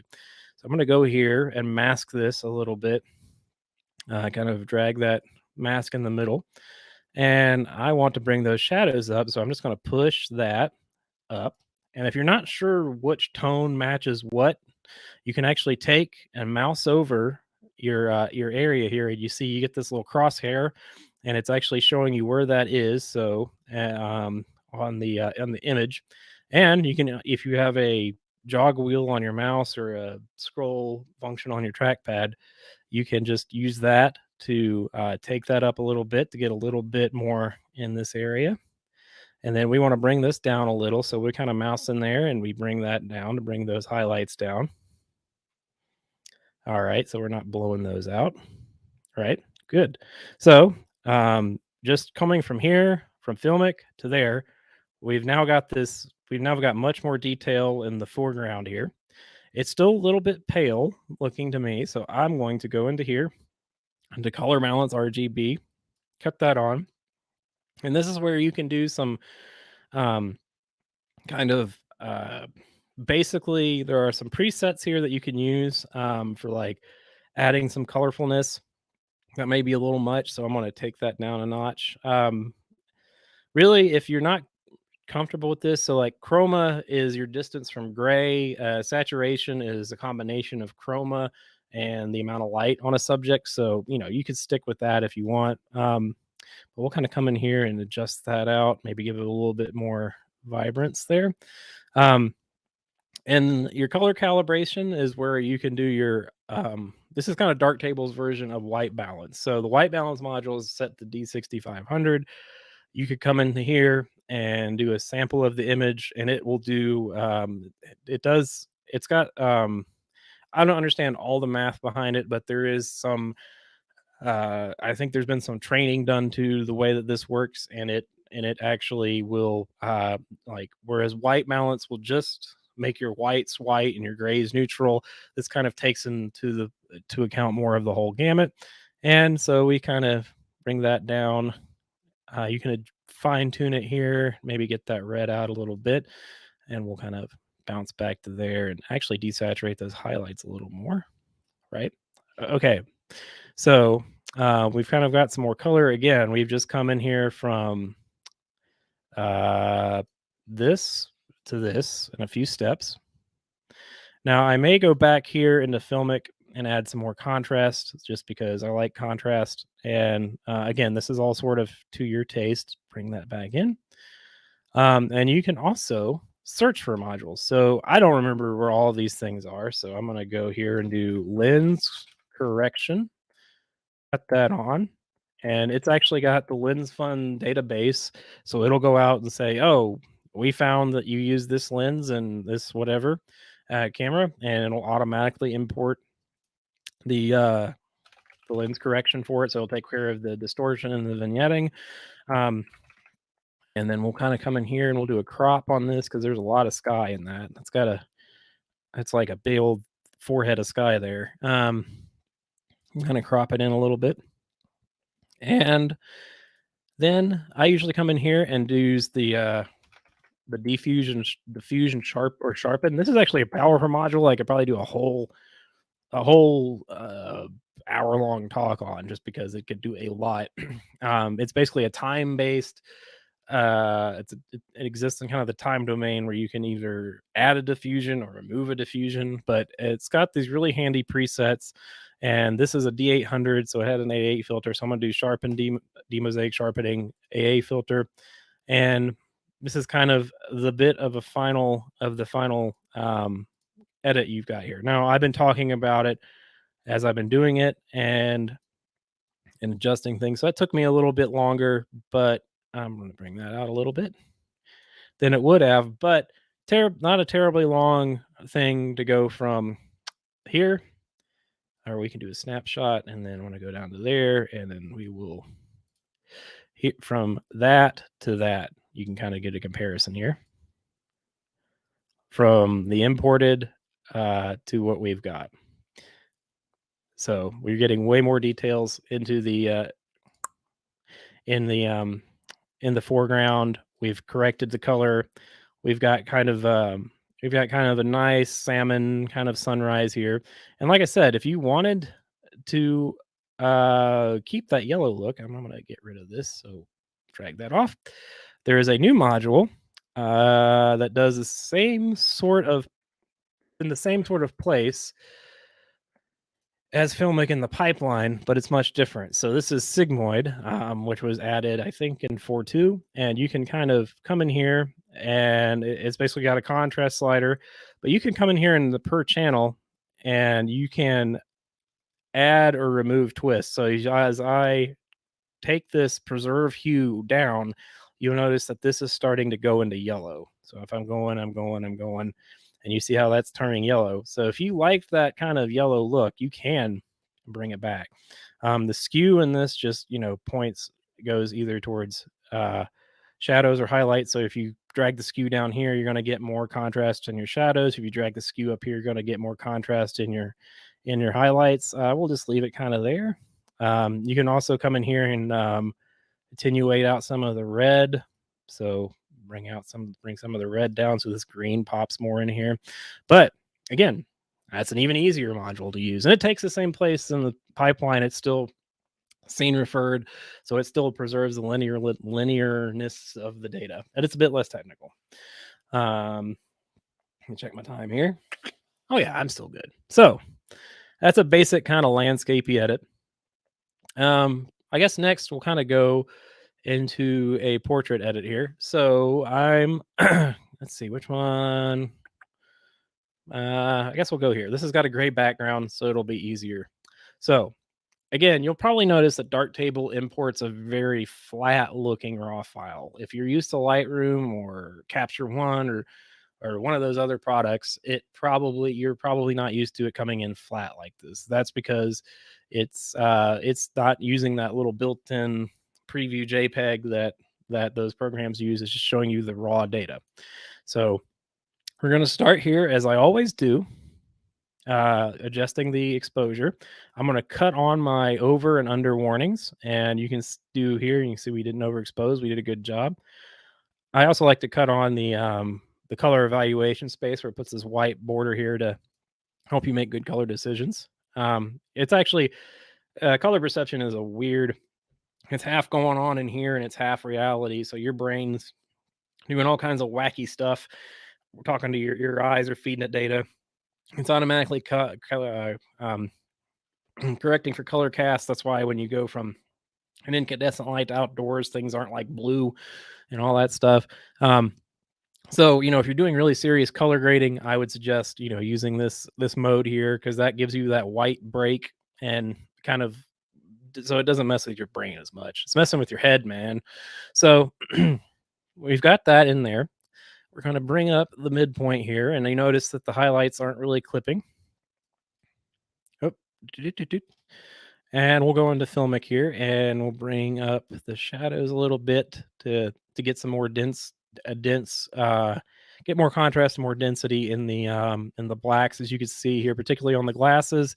They're getting kind of more pronounced as more solid looking, I guess, in these rims. And then we'll bring the relative white down to make sure we aren't clipping. And we'll bring it back up. And again, you can just click the eyedropper to kind of get a base of where you're going. Next, add some contrast and some latitude. And this is definitely more of a highlighty image. Her shirt is white. Her skin is kind of got a lot of hot light on it too. So we want to have more space up in that upper part. And I probably want to add more color. So just to the highlights, so I'm going to bring the highlight saturation mix over to the right so that we don't bleach the highlights. Otherwise, we don't want her to look sickly. We want her to look like she's vibrant and got some color. Just because there's that hot light on there, the light skin tone, that can really wash out. Next thing I like to do is come into here and we'll just do a kind of a correction on this. And whoop, I'm going to remove that snapshot. There we go. All right. And so I'm just going to grab, you can come in here with your selection box and kind of grab a neutral gray area. I like, you want to grab something that's not directly in the light, but kind of sort of. Ideally, you want to use a gray card, but I am going with the unideal situation here because if you're like me, you forgot your gray card, you've left it at home, or it's in another bag, or otherwise parts unknown. So I'm just going to grab that and then tweak it up a little bit so it's not so cold looking and more correct. Let's see. You can also, if you get way off in the woods, you can hit this button here as reset parameters, and it'll put the module back to where you had it. This is a flash, so we'll just go with daylight, and we'll try to hit like 5600 Kelvin, or get closer to that. There we go. All right. So we've got our white balance dialed in a little bit better, and I'm going to just use the preset here that is the natural skin on this, so that kind of makes the colors pop out a little bit and not make the skin look so like off. If you oversaturate particularly skin tones, the whole gamut of skin tones, they can start to look overly yellowed, or kind of like what I do on camera here. I don't know what's going on with my lights anyway, but you can make someone look just awful and jaundiced, so we don't want that. So we've got that there, and we're going to do our old friend lens corrections. Type that. Again, it found all of that. And diffuse or sharpen, and gives us a little bit of a no AA filter on that one. I think that was a Fuji. Anyway, or that was actually Nikon. No, that's a Fuji. Okay, so no AA filter. And you can see it's a pretty sharp image from that.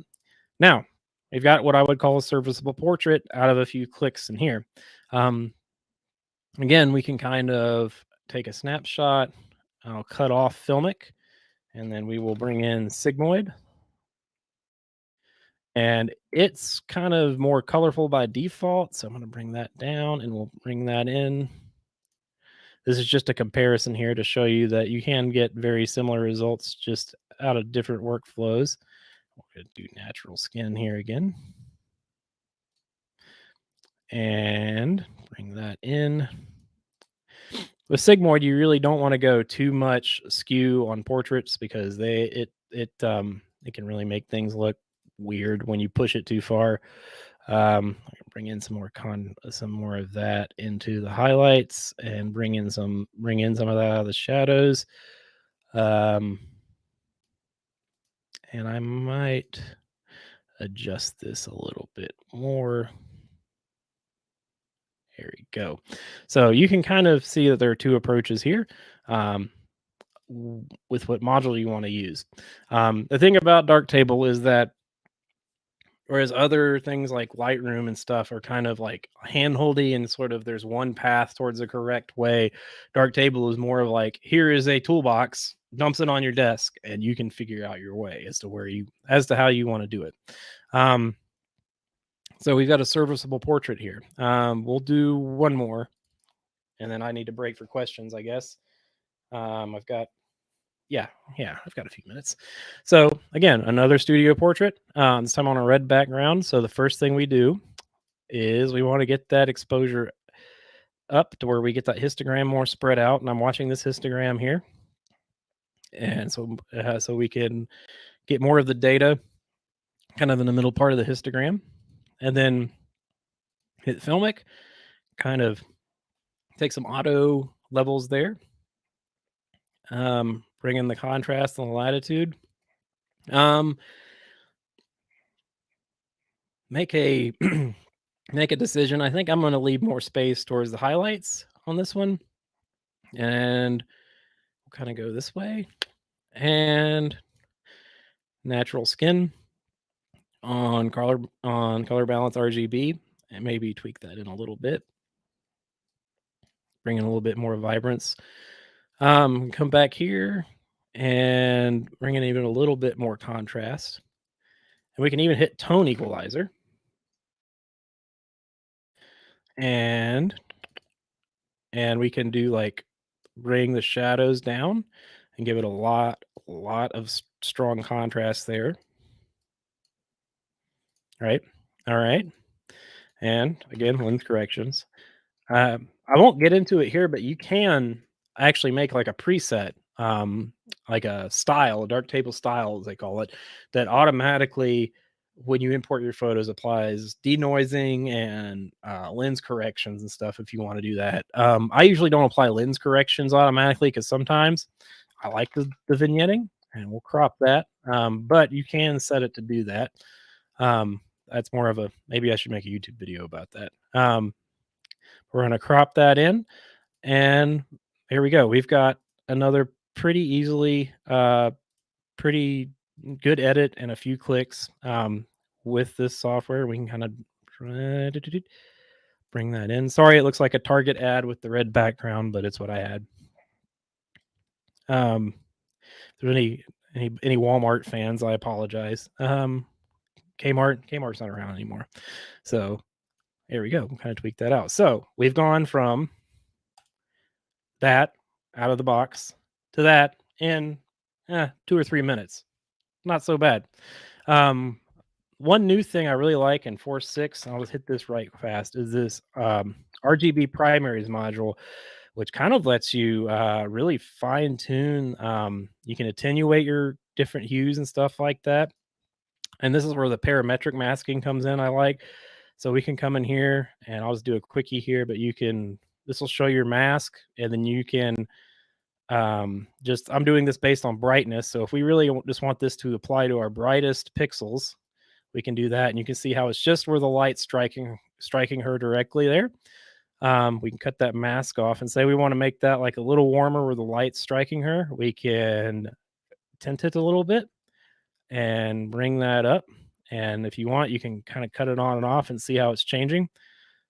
Maybe a little bit more. Trying to exaggerate it a little bit because I don't know how it's coming through. This is getting like, on my monitor, it looks like something, but it's getting compressed and pushed through Jitsi and out to YouTube. So I have no idea what you guys are seeing. Probably needs more JPEG, right? So we'll kind of adjust that into the warm a little bit. And you can make a duplicate, make a new instance of this module. And that's the thing. You can have as many instances of each module as you want almost. And we're going to bring this down to where it's only impacting the darker pixels, kind of the shadowy ones. So you can see that yellow is your mask. Maybe even a little more, bring it down. And we can make this look like kind of a vintagey kind of like film, kind of a, filmish kind of mismatched color balance thing. Bring that blue up, bring that tint up. And you can see here that it may not be super obvious because this has got a red backdrop, but you can see there's like a blue tint in her dress and stuff. Keep bringing that up. And might actually want to bring that up a little bit so it affects a little bit more of the image. There we go. Yeah. Maybe not so strong now. Kind of cut it on and off, and you can see it in there. So there you go. You've kind of created a color grade, kind of like a DIY Instagram filter. So well, we're at about 20 after, and so I guess I need to leave some time for some questions. Let me take a look here. Yeah, that was a beautiful talk. Well, thank you. Really, really impressed. I think everyone in the comments was talking about how quick you are while talking and talking Well, about. I've been doing this, I mean, that's I've been using this a while. Yeah. And so we have 3 questions, I think, that have come in so far. Anyone watching feel free to put them in. But so the first one is, how well does Darktable support storing, manipulating photos that are located on cloud storage, like cloud storage, Nextcloud at home? Is it a terrible idea, okay idea, or, overly cautious answer is appreciated, asks this person. So Darktable is pretty straightforward on its file handling. It doesn't have like a plugin for that per se. As long as you can mount it, or like I think like I have Nextcloud and it syncs. As long as it shows up on your computer as like a folder or a file system, Darktable can work with it just fine. My photos are actually stored over the network on a NAS, and there's actually a great feature, and I didn't get into it, but I have a video of it on YouTube. Maybe I should paste the link, but where you can do what's called local. You could make a local copy of the file, and so you point Darktable in its light table. I'm sitting here making hand gestures. Let me start the screen sharing here. So you can point light in the light table module. You can point it at a folder, like I have it at a folder here.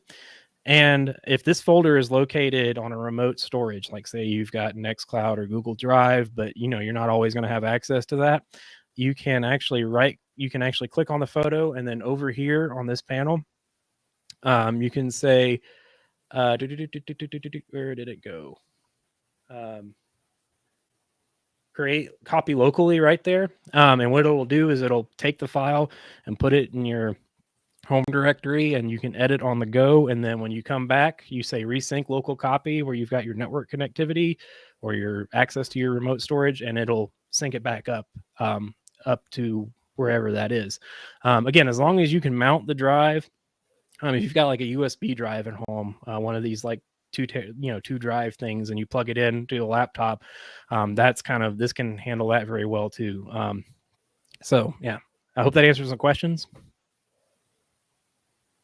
I think that. So yeah, yes, my answer to that is yes, it works fine. So works fine. I should probably. I could get. This is such a deep program. It's like, this is like somebody asking you how do you Linux. Well, that's a deep topic. So yeah, there's a lot to this program. I tried to hit the high points. So no, you did great. The next question is, do you think learning Darkroom would be harder if you're a complete beginner or switching from a different photo editing software?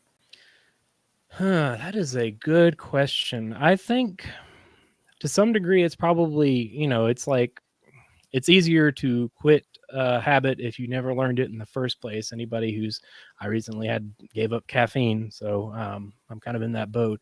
But if you've ever had to give up something, you know how strong habits can be. So I would think, my guess is, if you are a complete noob, that learning Darktable from scratch is probably easier than if you've got baked in habits from Lightroom or Capture One. That's just a guess on my part, though. Your mileage may vary. True. No, I totally feel that as like a 2D artist going from someone who used to be on Adobe like Photoshop and then doing it in like open source Krita. Like it's like not always transferable and recreated. But okay, our last question is, oh no, another one came in. That's cool. Sure, go ahead. Are Filmic RGB and Sigmoid modules workflow alternatives to each other so that you either use one or the other when processing an image, but never both? Is that correct? That is correct. That is correct. They fill the same, just like you wouldn't use two demosaic algorithms, you don't want to use two display transform algorithms. They fill the same spot in the pipeline. In fact, go back to my screen sharing. Here you go. Maybe I shouldn't cut it off yet. If you go under your preferences, which is this little gear doodad up here, and you go under processing, it'll say auto apply workflow defaults, and you can select whether you want to have it apply Sigmoid, Filmic, or the old school display referred legacy workflow. I would not bother with display referred at this point. A couple of years ago, scene referred was still being fleshed out. It didn't have quite all of the lumps worked out of it yet. So I think there was probably an argument to pick one, but I would just, either Filmic or Sigmoid as a default, and then you can switch between them as you see fit. Cool. Does that answer the question, I hope? I think so. Alrighty. And then it looks like, how does Darktable deal with ICC color profiles? Does it not matter because of the workflow, or can you make a profile for your camera and make things easier? I actually just did a video on this on YouTube. This is almost turning into a plug.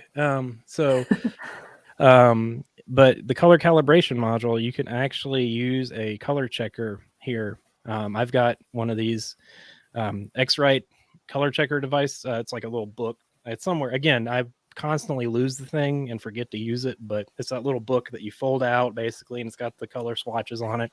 Well, you can use one of those to create a profile essentially for your camera in that situation and apply that color calibration preset to a bunch of images. And like I said, I just made a YouTube video about that like 2 weeks ago. So, but yeah, you can do that. Cool. And then I think this is the last question. Do you follow roughly the same workflow and processing steps once you're this comfortable with Darktable, or does it rather on a per image basis? So Darktable is a very active project. The good side of that is there's lots of people looking at it and there's lots of new things and improvements coming. The bad news is every release, I feel like I've got to reevaluate my workflow because they've added some new. This RGB primaries module has made me go, wow, that's a really good way to color grade. So I've gone back and re-edited a bunch of images. So I would say I have a basic workflow when I'm like, say, turning over work for a job or something like that, that I follow to get a consistent output. But I'm also always experimenting. I usually track about halfway through a release cycle, I'll start tracking the master dev main branch, whatever they call it, and start building that to check out the new features and whatnot. So it's a little bit of both. That's kind of the bad side of a active project, is that you're constantly having to kind of reevaluate your workflow. Totally. Yeah. Wow. I think that's all of them. Marie just dropped a link to the video that you talked about in the Element chat. Oh, yeah, I see. Thank you. That was such a great talk and perfectly within the time. So hopefully everyone here was satisfied today. I mean, I know I was. It was so interesting seeing the flow. Well, thank you. Hopefully I represented the program well and like I said, answered some questions. Thank you guys for having me. I really appreciate everyone in chat. Hello, I'm waving at my laptop like you can see me, but just pretend you can, maybe. So, like I said, you can check me on that YouTube. I'll drop a link to my website. I'm not that active on social media just because, well, I've got enough brain damage already. So I don't. I gotta try to I'm not terribly active on there, but I do answer emails. If anyone has any question, they can visit my website and send me an email, and I'll do my best to answer it in semi-timely fashion. So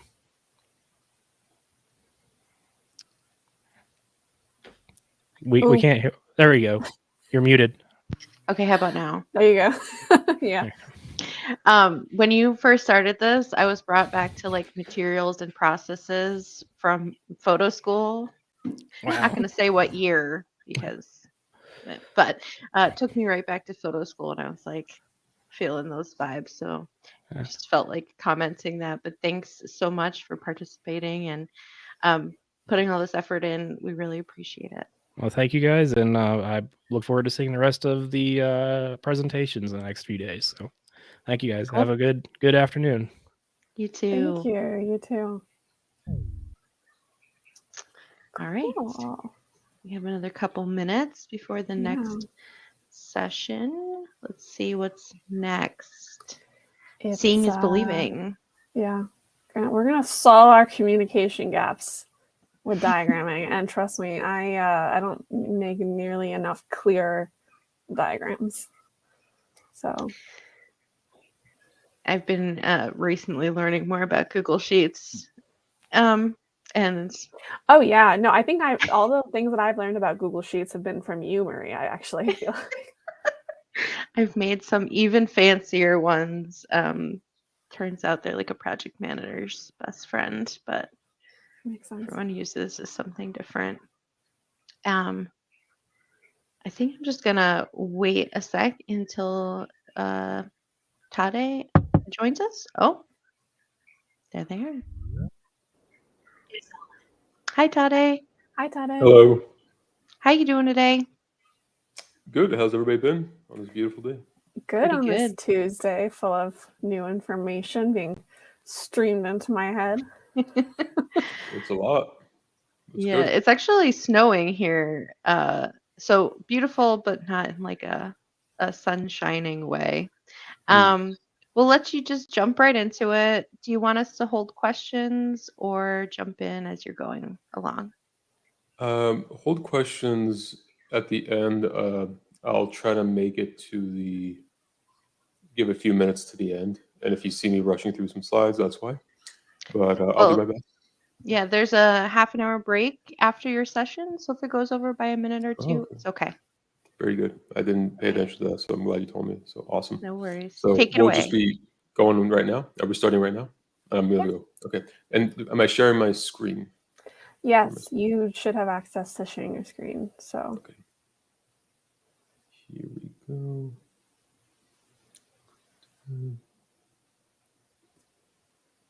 yep, perfect. So And you can, yeah, I think it should full screen. Perfect. All right. Looking forward to this.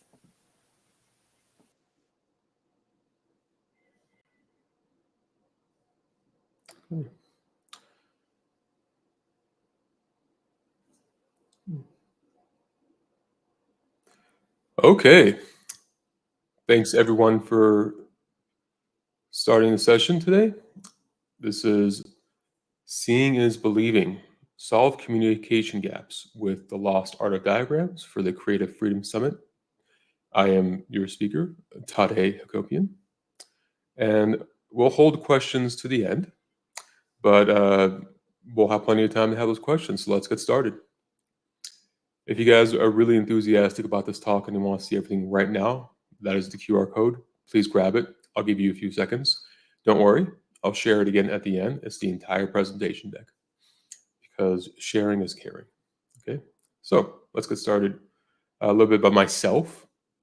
I am Tade Hakopian, program manager, maker of many PowerPoints and diagrams, and diagramming has been part of my career as a program manager, as a technical person, because you always have to communicate what you're doing with a wide range of people in different ways, in different formats.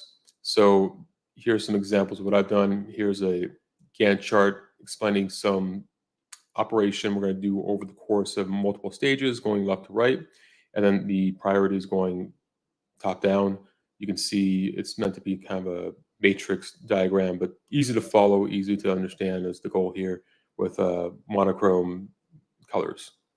The other one here is a single axis flowchart going from conceptual content at the beginning, which is a little more abstract, to a lot more platform driven approach to the technology.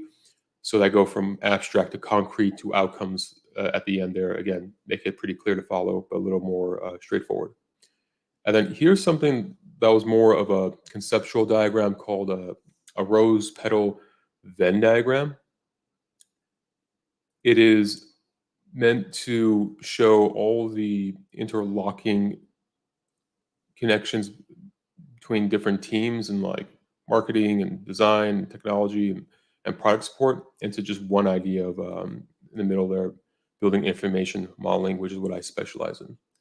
So the point is that these diagrams are all having a purpose of clearly and quickly sharing ideas and communication. So let's talk a little bit about how we diagram. How do we come with diagrams? And I want to start with going to the past. This is an example of an Ionian order of a Greek temple architecture from about 2,500 years ago. And all you need to know in order to build any Ionian temple of any kind, size, whatever, was this. This is it. All you need to know was the order at the top there, how it looked, the proportion of the column to the rest of the order, and then the proportion of the building to the column. And it's effectively this simple. You can hand off these instructions to any master builder, any craftsman, and they could figure it out. that's a diagram they can work with. You literally just draw these out in the sand, maybe on paper, and away you go. Well, you go fast forward today, and our diagrammatic methods for drawings are a little more complex. Floor plans, elevations, dimensions built into it, less intuitive, more detail-oriented. And this example I'm showing right now, you might have seen it before. This might seem familiar with a big circle. What could it be? Well, if you guessed the Apple campus in Cupertino, you're correct. It is a gigantic circle with a garden in the middle. And while it is complicated, it has room for thousands of people to work in many different capacities. It's not meant to be overly hard to understand. It's meant to have a unified idea of a concept behind it. Because just like the Greek temple, in a section view, we can see what it's trying to accomplish in the side here as a profile showing you the office spaces and tables, the louvers, the glass, the inner workings to say, okay, just take this and spin it 360. And that's the result you get on the right. So complex, but not complicated to understand. And it works in many different ways. This is a way they've shown the built space in white and the green space in the green color to get a sense of how much space the building is actually taking up, so it doesn't become this overwhelming presence, but at the same time communicates the idea of what they're trying to achieve in general terms on the left, a little more tree terms in the middle, and then landscaping terms on the right. That way, it's an easy concept to follow. But when we talk about diagrams for system architecture, stepping away from building architecture, in the past, and this is the ancient past, this is a 1980s state diagram done on legal pads with pen. They did the best to explain a concept with the technology they had at the time. It was hard to get a concept across, but they did a pretty good job given the circumstances. So we would expect a quantum leap in how we do this, right? Well, not really. Here's how we do diagrams now. They're very complex, convoluted, kind of a garish color scheme, hard to understand. Even if you just want to understand what somebody's trying to communicate to you. When's the last time you felt really good about looking at a diagram for technology products and projects? I'm guessing not as often as you would hope. I'm here to say we can do better than this. That is because diagrams matter for a lot of reasons. They matter for communication, clarity, technical identity of a document, and documentation itself. And good documentation shows respect to the project, to the team, and to the user who might need to use it in the future for their own purposes. So we can't be complacent on documentation. After all, everybody makes it. Back-end developers, DevOps developers, and architects. The architect has the money because he spends the most project money. And we have lots of diagram problems to sort through. They're flat, repetitive, confusing, and they're one-off. We don't really repeat a systematic diagram. We talk a lot about reusing code and modularizing code, but we really don't talk about the doing the same thing with our documentation assets. But we have great examples. This is just a simple Git cheat sheet by user Zach Rusin and Jan Kruger, and I find it very elegant. There's not a lot of complexity to it, but there's a lot of information, and it's easy to understand what you're looking for in the structure. So it doesn't overwhelm the user. Simple color scheme, simple layout, useful as a cheat sheet. And here's an example of a deployment pipeline where it's all monochrome, so that all you're looking at are the white spaces for the information. That way, you're not spending too much time trying to understand what's what. It's all just one big system. Again, easy to follow.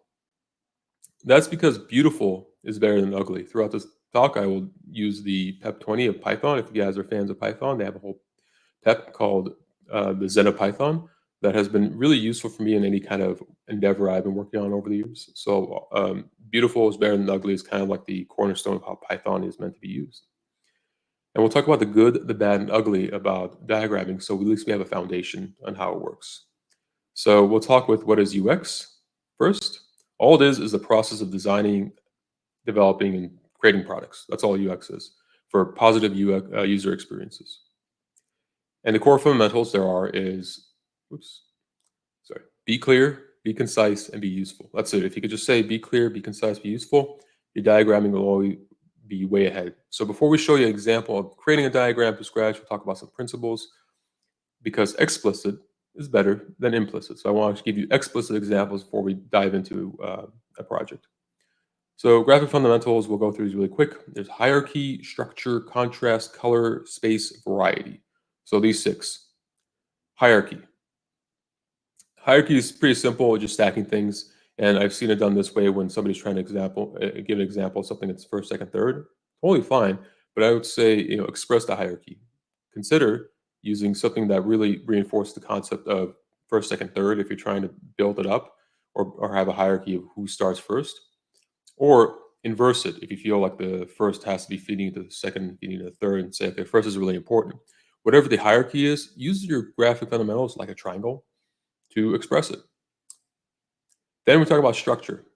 And structure is important because it helps us understand how something is organized. In this example here, all the content's kind of in different places, hard to follow, it takes me a minute to comprehend it. So all I did is tidied it up into a nice structure. So a little bit of cleaning time goes a long way in making something useful and easy to read. Next, contrast.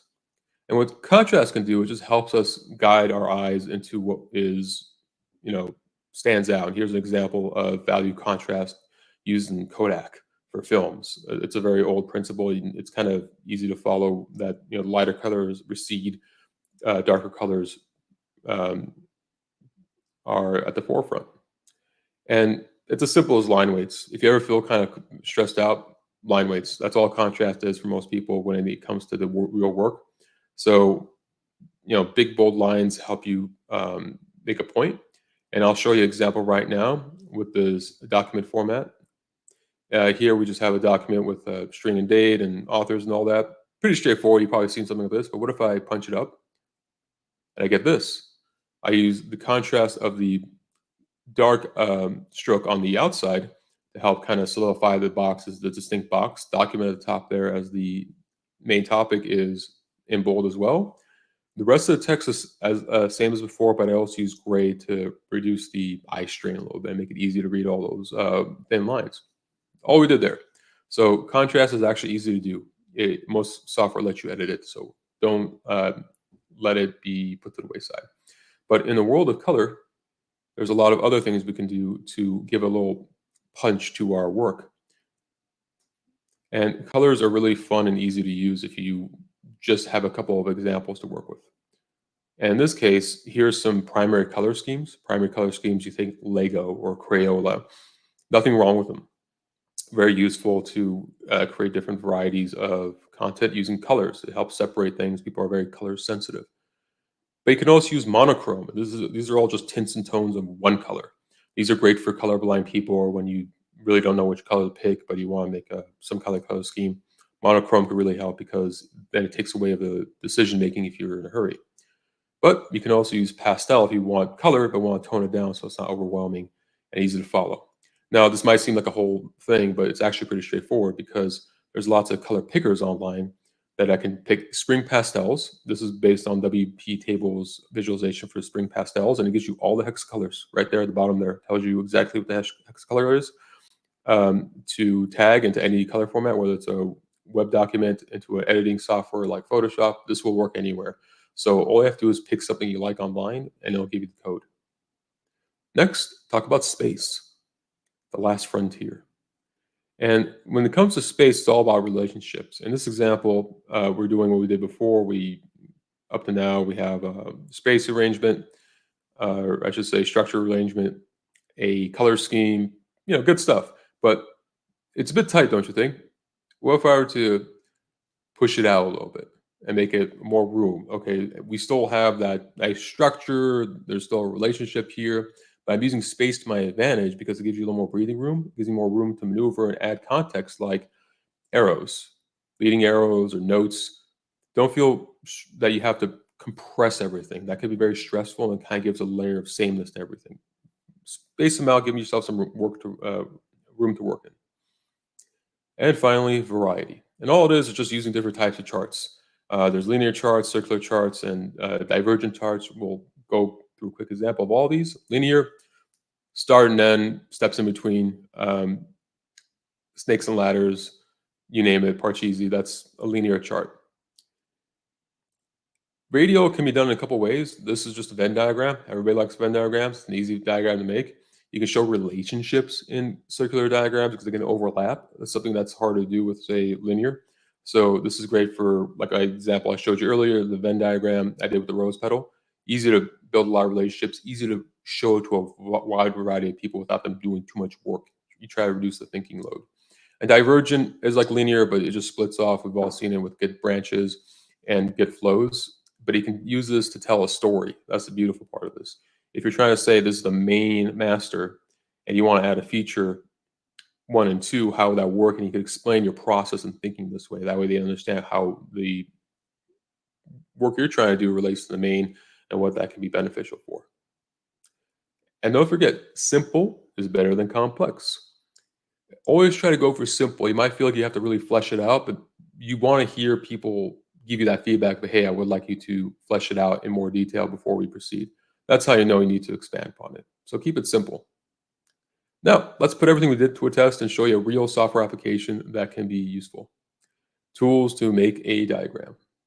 So let's apply our knowledge. Where do we start? We now know all the principles of diagramming and how to do it, but where should we even begin if we're not really crafty? Well, that's where Mermaid.js is here to save the day. It's a free open source application that lets you make diagrams. And what's beautiful about it, it's all logic flow. You take markdown-like language, like what you see on the left, and it will generate a diagram for you. Isn't that nice? So there's websites. If you just look on Mermaid.js or anything like that, you can go to a website and you can start looking at the examples just like this one to get the diagram results. It's very fast, quick, easy to edit and follow. So you don't have to be a graphic maker, a graphic expert. You don't have to feel like you have to drop everything you're doing and learn how to use Photoshop or anything like that. It's very straightforward. You can just type things out. So what's great about Mermaid is it doesn't just give you one type of chart. It gives you all sorts, like we described. We have the divergent Git flow. We have a pie chart. We have state charts. And we have multiple charts pointing to each other, right? So isn't that great that we can use Mermaid, use its markdown system, and generate all sorts of charts that would be useful in a documentation format? I think it's great.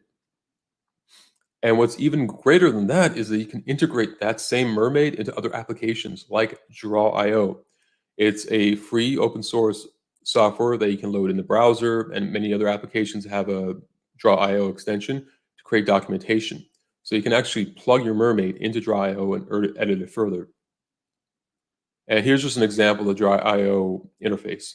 I would love to go into the whole presentation on this, but I'll just show you the essentials where you could take anything you put into Draw.io, like this example, and on the right here, the formatting will let you change the colors and the strokes and rearrange elements graphically and change the contrast and change the text. It'll let you do anything very quick and convenient. Again, you can do this in your browser for free without any kind of requirement necessary. It's very easy, lightweight, and convenient.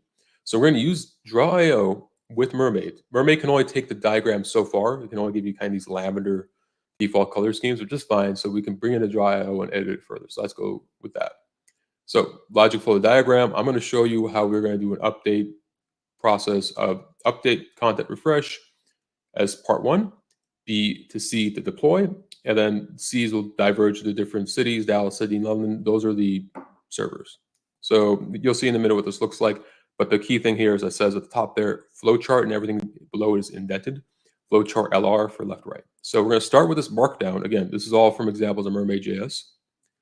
And we're going to take that example I just showed you, go into Draw.io, insert it, and plant the Mermaid into the Draw.io layout system. If you need more information about this, again, I'll show the slides at the end, or you can look this up yourself, but it's pretty straightforward. A lot of other software works like this. So we're going to take the markdown, put it into the extension, and that's our result. We got 2 things out of this. In the Draw.io, we got the linear format automatically with that flowchart, and we got variety. We have a chart that has a little more descriptive quality to it, with a little more geometry in different stages than if we just use boxes. So that's great, but I want to change it. I saw it just now, and I'm like, I'm not happy with this. It kind of hard to follow. I think the hierarchy is not there. So I'm going to change flowchart left right that we see here to a different method. I'm going to use flowchart top-down, TD. Otherwise, leave everything else the same. So I generate another mermaid, plopped into draw.io. Now we have a nice hierarchy. It's clear that I'm updating the content to refresh, deploy into 1, 2, 3. Okay, I got my diagram. But it doesn't have the easy-to-read qualities that I want about it, so we're going to take it one more step further. I want contrast. So I edited in draw.io in the styles palette. I changed the contrast so it's all black and white to get started. I made sure the boxes are darker than the rest of the lines, so it's easier to follow in the process. But I also want to space it out a little bit and give it a little more structure. So I curved the arrows off to the sides here a little nicer. Whoops, sorry about that. And made sure everything was lined up at the bottom there. So again, very easy. I literally just moved things and I changed the arrow design. And then I wanted to add some color so it pops a little bit. It's easy to separate the stages. So I just screwed around, tried a different color scheme I found online with the hexadecimals you see on the left here. Good, a little too fluorescent, a little too intense. So I'm going to tone down with pastel with another set of hexadecimals on the left. I just input into the draw.io style settings. So now I feel pretty good. I got color and structure and space and hierarchy and everything. And I didn't have to make this really myself. I edited it, but I didn't have to make it from scratch. That was Mermaid and draw.io doing most of the heavy lifting there. So from there, you can see the comparison between the beginning and end. And I think, my opinion, the one on the right there is a little easier to follow than the one on the left that would be automatically generated. So within a minute or two of work, I made a new diagram example. Well, I should say a new color scheme and everything in 1 or 2 minutes because it was all presets or settings that I didn't have to do too much thinking. And then we take that and we push it to GitHub. We could just take the image, export it from draw.io, put it into our GitHub folder for documents, and push it online. And before you know it, within minutes, between the time you make that markdown diagram to the time you push it online, 5-10 minutes maybe, tops, and you have your documentation. Pretty nice, huh? But we can take it one step further. You can do everything I just showed you in this process in VS Code itself, free software for Microsoft. And in VS Code, you can load the draw.io extension. Just like I showed you online and everything, it actually exists in draw.io and VS Code as its own little extension tab. And everything I was talking about can be done here, exact same diagram I made in VS Code with the exact same diagram settings and styles and everything we can edit so that you can do all your work in one place. And what's great about that is the tooling, sorry about that. The tooling is in one place. So if you have a lot of work to do and you're just trying to get the code done or just make diagrams or anything like that and push it online, it's one place. You can deploy it to GitHub. And I believe GitHub itself now has Markdown support for Mermaid.js. So that's another step in there if you want to continue editing it in GitHub. So you're making a lot of this stuff work within an ecosystem very quickly. And I think a lot of other IDEs support something similar, but I'm familiar with the VS Code, so I'm showing it here as an example of getting all your work done in one application, all free. And you might be questioning, this is great, but what about other open source? Is there other options? I'm glad you asked. It's true. There's other tooling environments, and I'll show you some from Python and PHP. In Python, there's something called pdoc3. You can use it with the diagrams module to make your own diagrams that look like this. This is using pdoc3 and the diagrams module to generate code on the left. Now, this is Python format, so you have to know a little bit about Python. It's not Markdown, but it's not hard to follow either. You can use the module and its tools to then create graphics on the right here. So just same concept as the Mermaid Markdown to graphics, just using a different tool set to get the example on the right. So it's a little more complete when it comes to graphics, but you can also edit these. And there's this cool tool out there called PyFlow, also free online, that you can use to make kind of these low-code looking examples using modules and strings. Really great if you're trying to make a code example, but you're also trying to explain your logic a little more easy to follow way. I've used these before when it came to workflows I'm trying to explain. So this is also pretty good. You can change colors and everything here. With PHP, they have their own tool called PHP Flowchart. It's on GitHub, PHP Flowchart, just like that. And you can make these kind of similar flowcharts in PHP with their own tooling and just like the example we showed previously, it's not hard to create this. It's all generated in PHP code instead of, say, Python code, Markdown. Same thing with PHP. And here's another example. This time it's PHP Sankey diagram. This is by dashboardbuilder.net. Sankey diagrams, you can see one for PHP. So use PHP syntax to create a quick Sankey diagram if that's something you want to make for a project. So these are just examples of ways you can use code to generate graphics. And from there, based on the principles we talked about earlier, make your own diagrams, all free. And remember, complex is better than complicated. Simple is better than complex, but complex is better than complicated. So if you do have to make more complex edits beyond just a couple of diagrams, this is the next level, which is the C4 model by Simon Brown. He creates an entire tool set to how you can take this a little further.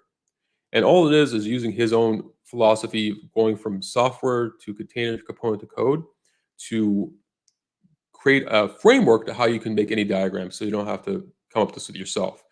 This is great for architecting an idea, coming up with ideas.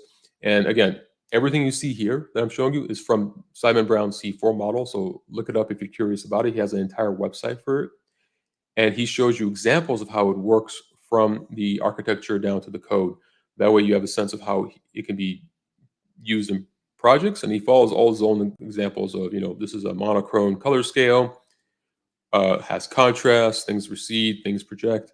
A lot of good examples he talked about. He already has been doing it for years. And if you want to take it a little further, he has a tool called Structurizer. You can do it yourself and create these diagrams, kind of like what we're doing with Markdown and Mermaid.js, but just a little different format here. I think he supports different languages and different outcomes. So check it out, another tool to use, free.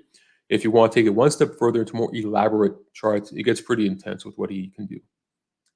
And here's just another example of it going with PHP, just to see that you can actually go pretty far with different plugins.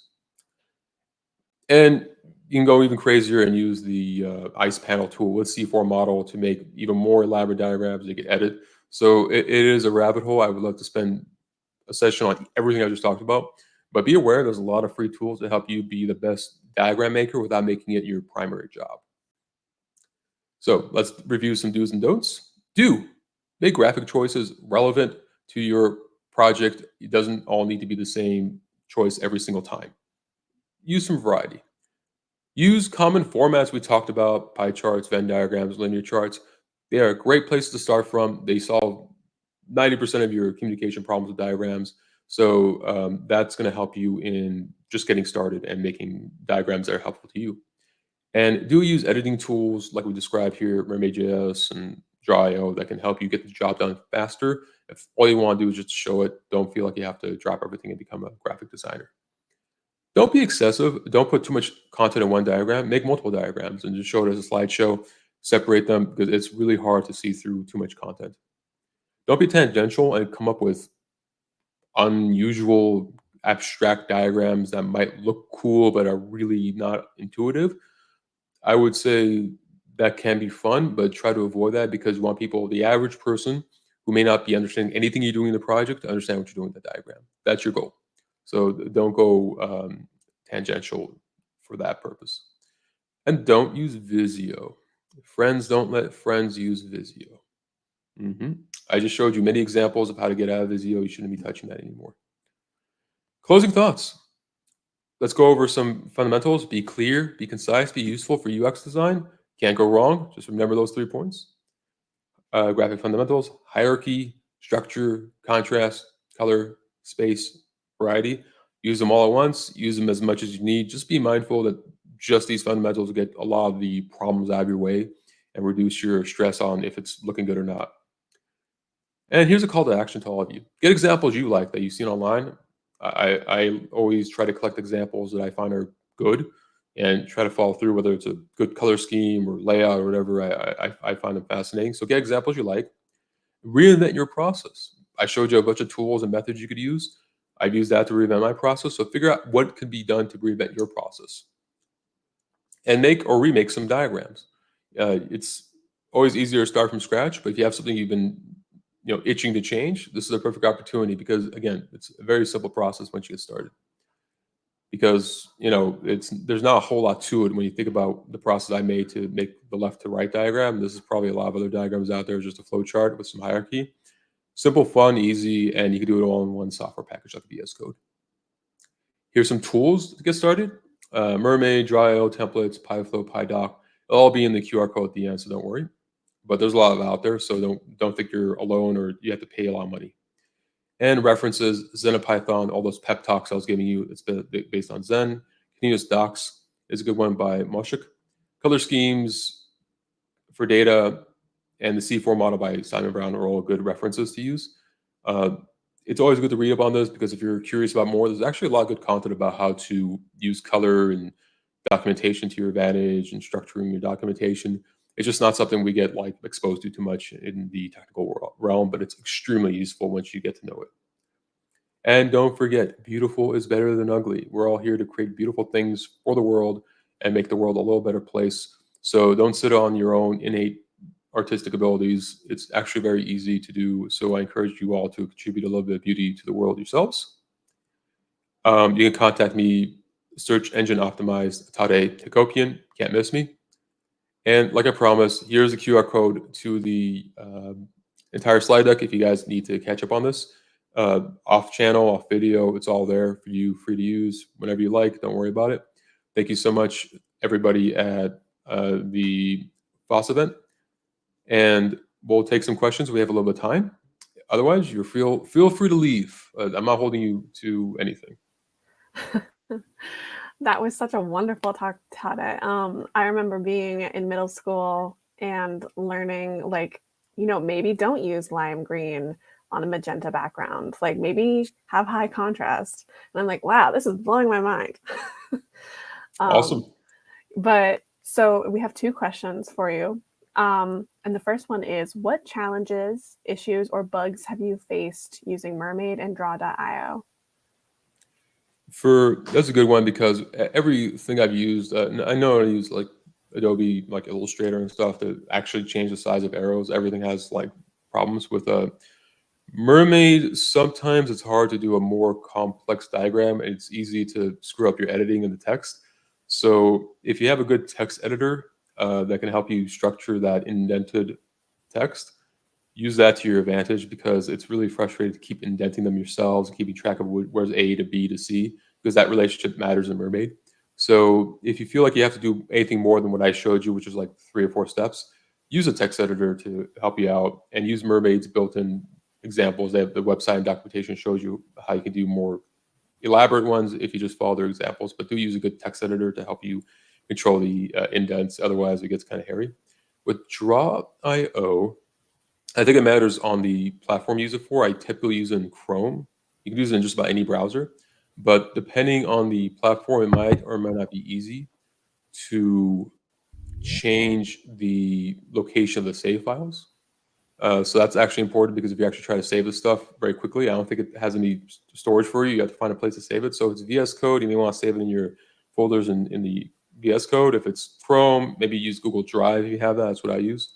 And on just a keystroke thing, when it comes to Draw.io, you have to get comfortable with the layout system. It scales the layout infinitely if you keep copy pasting things, which is nice.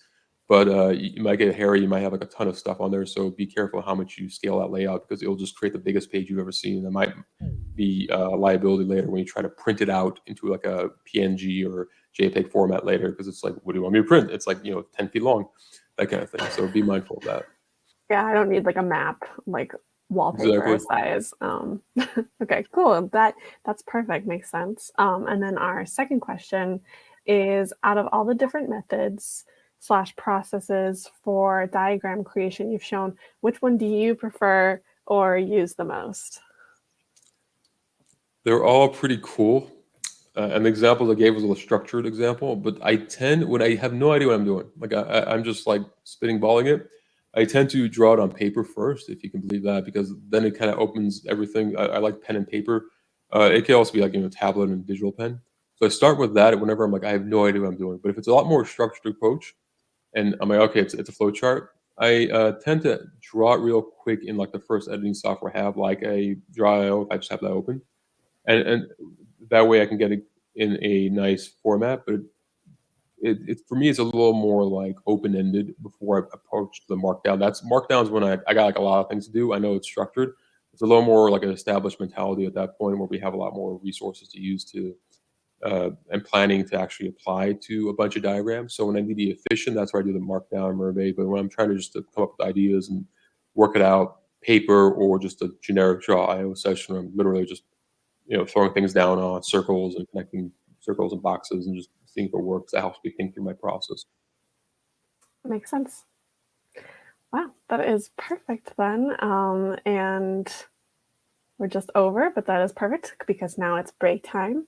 And so thank you so much for your wonderful talk, Tade. I hope that you get to tune into an interesting talk. But we thank you so much for coming and sharing your knowledge. And we will see the rest of you that are watching the stream back in 30 minutes. Is that right, Marie? I think you're muted. I think your headphone keeps betraying you. Yes. Yeah, thanks, Tade, by the way. It was great. Yeah, we're going to take a 30-minute break and then come back for the last two sessions of the day. Reminder to leave us feedback in the Etherpad at the bottom about your experience at the event, and we'll be sharing the survey at the end of the day. So we're going to take a quick break. Thanks all. Bye.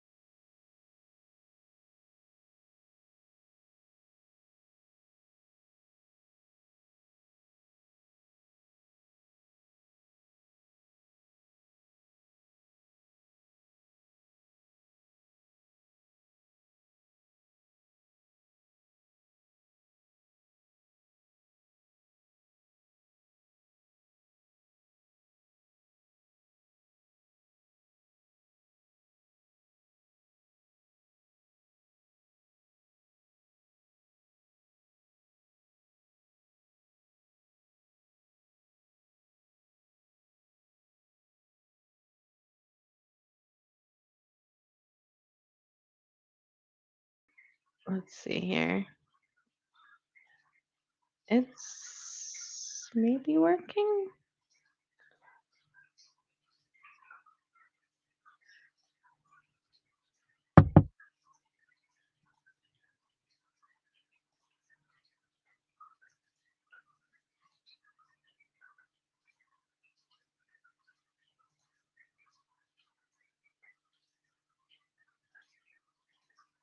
Can you tell if it's working on your side?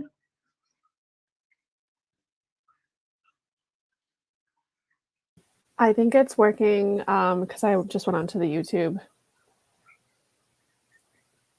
So it's up Okay. there. I'm just waiting for the element to catch up. Okay, yeah, I see it there. Okay, let me put this. Honestly, it does not like sharing this this image, I think, because that's what crashed Chrome for me the last time I tried. But let's try it again. Hey, why not? Oh.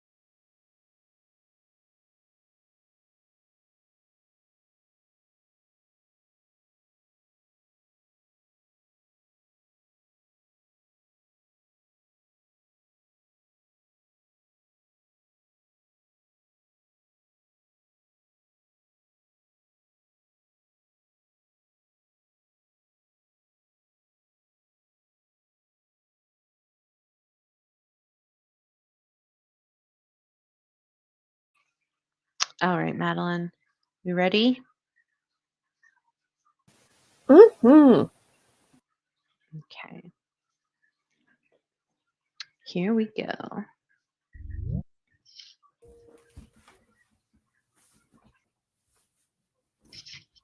I'm not muted this time.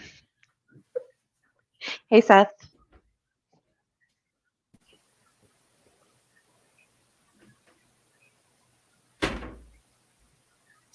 They might not know that we admitted to the from the lobby. That's true.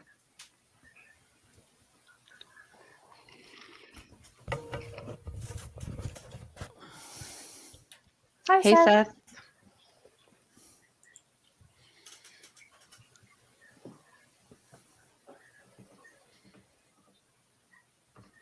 Also, I checked during the break, and it's snowing here too. Oh. Like really big fat flakes. So it's a winter wonderland. Same. It's kind of gotten a little bit calmer here now, which is nice. No shoveling in my future or near future. Hey, Seth, can you hear us? I'm guessing no.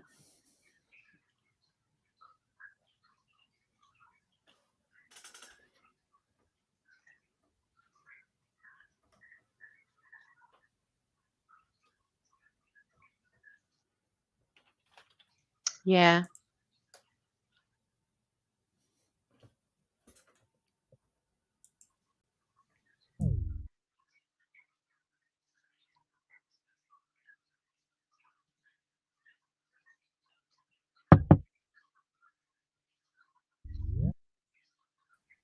Now I'm here. We can hear you. Nice. Music? Yeah. We can't see you yet. Or I Okay. can't. There. Yes. And you Nice. can hear Perfect.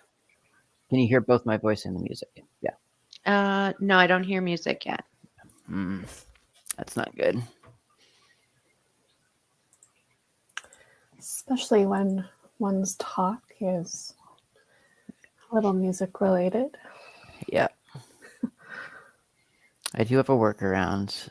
It was working on another Jitsi instance, so I'm not sure why it's not working here. Let me do this.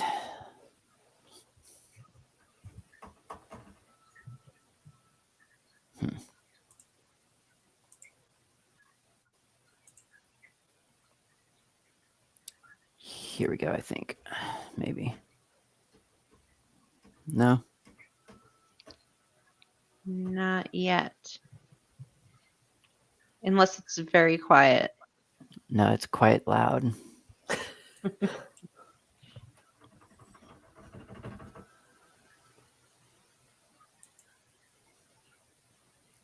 Okay.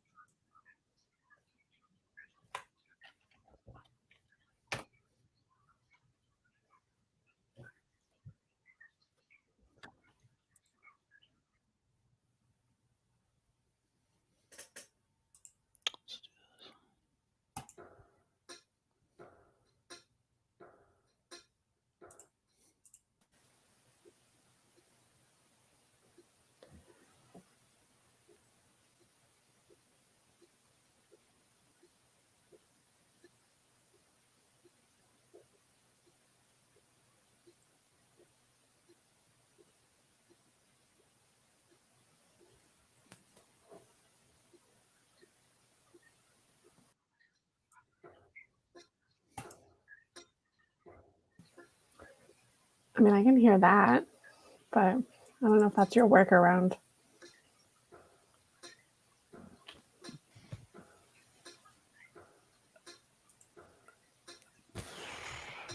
I can barely hear you.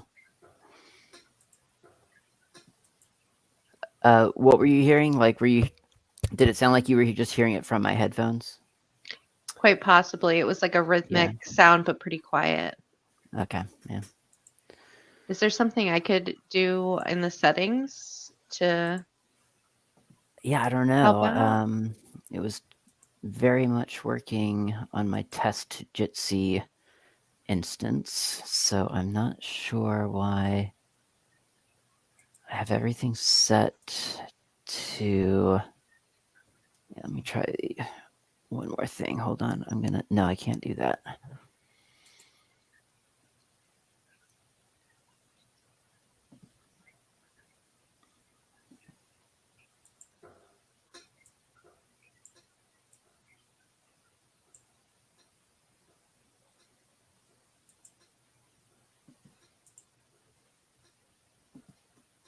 If I turn it off and on again. Always a good choice. No, it's not working though. I have the thought of like restarting the Jitsi room to see if that would clear it up. Could try that. Let me...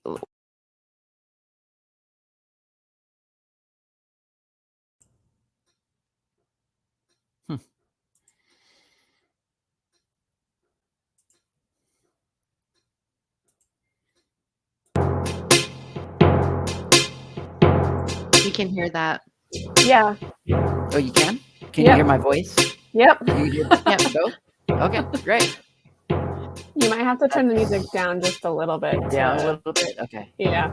I have it really low, but I'll trust you. How is that better? That's perfect. Yeah? Okay.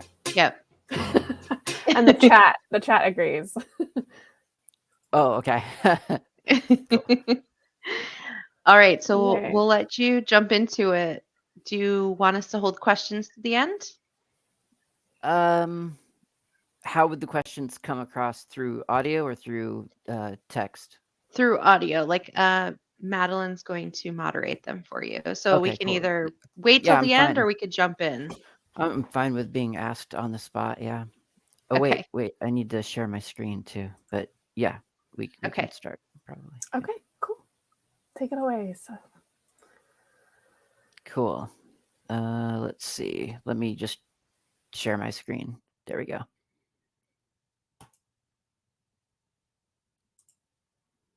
Okay. Hey, everybody. I'm Seth Kinlan, or Klaatu online, and I'm going to talk about LMMS, which I forget what that stands for. It used to stand for Linux Multimedia Studio. I think they might have changed it to something a little bit more generic now. But it's a music making software. And there's a couple of different ways to make music on open source. There's a lot of great ways. One way is LMMS. That's probably geared more towards people who are used to inputs that are digital. Like if you grew up with, or if you cut your musical chops with drum machines and sequencers, then LMMS is going to appeal to you, or samplers. Whereas if you're classically trained and you're trying to do musical scores, you're probably going to want to look at like MuseScore or something like that. If you want to kind of combine the two or get sort of that digital audio workstation experience like you would with Pro Tools or Logic or something like that, then you might want to look at Ardour, Ardour. This talk is about LMMS, so that's what we're doing. The LMMS application, I'll just get a... Actually, I won't get a new. Everything's working now, so I'll just stay where I am. The LMMS application is a single window, and within that window, there's a bunch of little windows. And that can be a little bit disorienting sometimes because you feel like you maybe are running out of screen space or something like that. But it's you've got plenty of room. You can move windows around and just scroll down. So you've got it's just pretend like it's a desktop inside of your desktop. And that's just the sort of the interface that they've gone with. So I'll give a quick overview of the workspace here, and then we'll just get right into it. So over here on the left, you've got tabs containing all of the different assets, the media assets that LMMS ships with. And that's one of the big advantages with LMMS. If you've ever tried to make music on any system, then you know that half the battle is just assembling all of the stuff that you need, like soft synths and samples and sound files and loops. That was the word I was looking for. LMMS has a bunch of that stuff already included. So if you want something to make noise with, then you can just get LMMS and it'll come with a bunch of things built in. Now you can, if you're a fan of just jumping in and fiddling around with synths, you can use the instrument plugins on the left and find a bunch of different synthesizers, soft synths included that you can start messing around with. If you're kind of new to this whole thing, you might instead want to look at, I think it's called My Presets over here on the left, My Presets. And that comes with a bunch of presets that someone has already figured out for you. So that's handy. There's also general, samples. And this is kind of nice as well. So there's just single sounds that you can then trigger in, for instance, sort of a drum machine interface. So I sometimes find it's easiest to start with something rhythmic because that's a really simple kind of like almost a fire and forget sort of interface. You can just kind of mess around and come up with something kind of cool. So that's where this window, and this is your main work window. Oop, I didn't mean to open that. This is your main work window, the song editor. So as I said, this is this is a window inside of a window that's on your desktop. So this is a window within LMMS, and you can see that there's some familiar buttons here up in the top left. There's a play and a stop. And then there's a bunch of other buttons that we'll get into in a minute. And then down here along the left is sort of a track listing. So in this case, you've got sort of what they call a beat and baseline editor, and that's what you were hearing at the beginning of the talk. I think is just some sounds that I entered in. So I'm going to remove these things. Or actually, I can just deactivate them with these little lights on the side. I can just mute them. And so now, essentially, I've got an empty project. So to start out, I would suggest adding a beat and bass line, and that's this button here, third from the left. Add beat bass line, and that's going to add a selection here on the left. There we go. So now I've got a new beat baseline number 2. You could name it something better, or you can leave it as is. I meant to rename it. Well, I guess you can't rename the beat and baseline. If you click on it, though, you see that it's opening the beat and baseline editor. Then all you have to do is find a sound that you want in your sequence. So you can kind of audition sounds just by clicking on them. They'll play.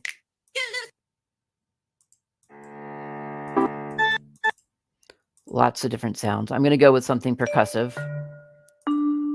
That's percussive.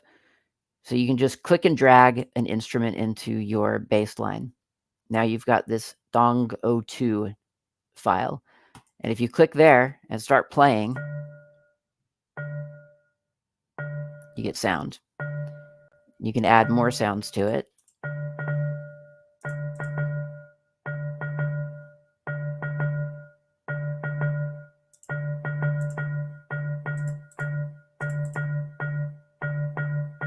Kind of see how that changes the rhythm.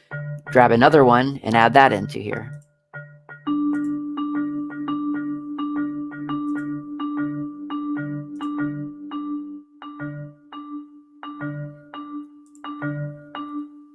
Look around over here in the left. There's lots of different things to play around with. So you've got lots of different drum synths. Let's take a classic TB303, add a kick drum, why not?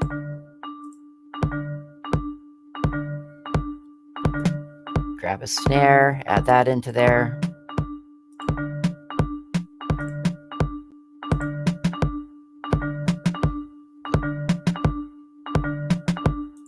And you've got a little bass line and a beat. That's so cool. We got our first question. Okay. Which is, does LMS support plugins from other sources such as VST, LV2, Clap, etc.? It does support LV2 and LADSPA. I've never looked into VST, to be honest. I never amassed a collection of VST, so I've really never gone down that path. I believe that there's an LV2 VST plugin, like a host. I could be making that up. So I don't know. I'm not sure if there's direct VST support. That's a great question. Super obvious that I probably should have looked up before this talk. We're just stealing the information you already have from your brain. More than enough. Yeah. Cool. Okay, so the beat and bass line exists. We've got a little song here. But it doesn't sort of exist in our song yet. So the song needs to be sequenced the same way that the beat in the bass line is sequenced. So in other words, for my song to contain what we just heard, I have to just left click in my little timeline here.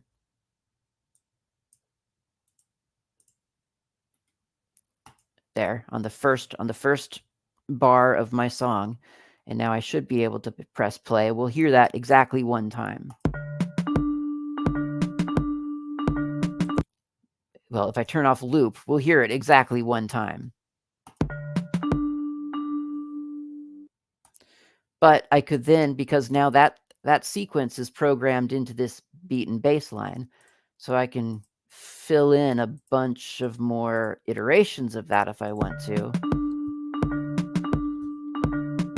And then we've got a pretty repetitious little bass line there. But that's a start, right? So next, let's assume that we are getting a little bit more adventurous, and we decide that we want to take a make some sort of musical sounds of some sort, and that again, you can use the plugins from over here on the left from the synths and just kind of explore the synths, which is fine. And now I'm looking really quick just see if there's like a plugin here for VST host. I don't think there is. No. Okay. That doesn't mean that it doesn't support it. It's just not here. So yeah, so you could do that, or what I would suggest, if you're kind of new to all this and you don't know where to start with a synth, just go to my presets over here on the left. And here are a bunch of different presets for the plugins that you see in the instrument plugins. So these presets are based around what's available in the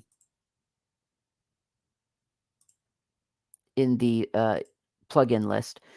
And so my favorite is in Add Sub FX. It's an amazing synthesizer. I'm going to go down to the mysterious banks. And again, you can audition the sounds just by kind of clicking and holding on them.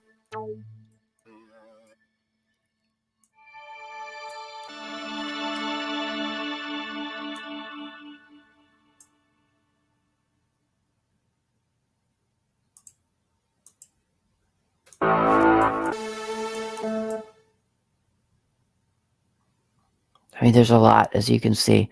So I'll grab that one. That sounds kind of nice, ethereal. Dump that over into my track. So this is my song, my song editor here. It's different from your beat and bass editor, but similar in concept.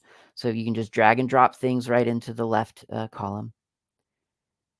And if I am lucky, no. Okay, so there's a couple of different ways to enter music into LMMS. This whole concept is based kind of around the same basic idea as what we just did with the beat and bass line.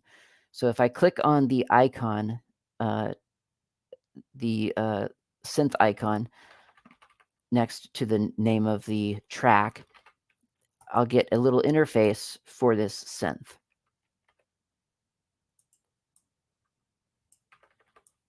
So this is the synthesizer, and there's a bunch of knobs and dials that you can twiddle and fiddle with.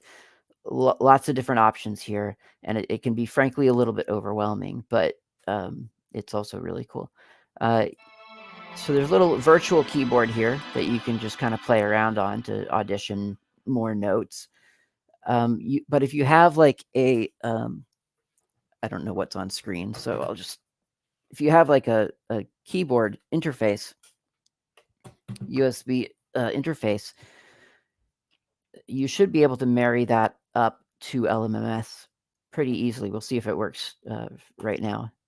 So over here in the plugin, there's the MIDI settings, little keyboard icon. Click on that. You have to enable MIDI input, and then click on the keyboard to select which MIDI input you want to use for this plugin. There's always going to be a couple of sort of dummy ones. There's a system timer that keeps all the MIDI stuff on the same in the same timing. There's a system announce, which I assume announces a new MIDI device, and there's a through port, which we don't need for this. So this, I happen to know, is this device. So I'll select that, and then ideally, it worked. So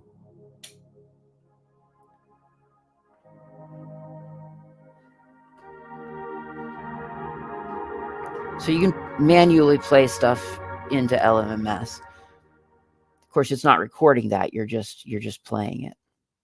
So I'll move that over there. To actually sequence sounds to make this do something. I mean, you can play and then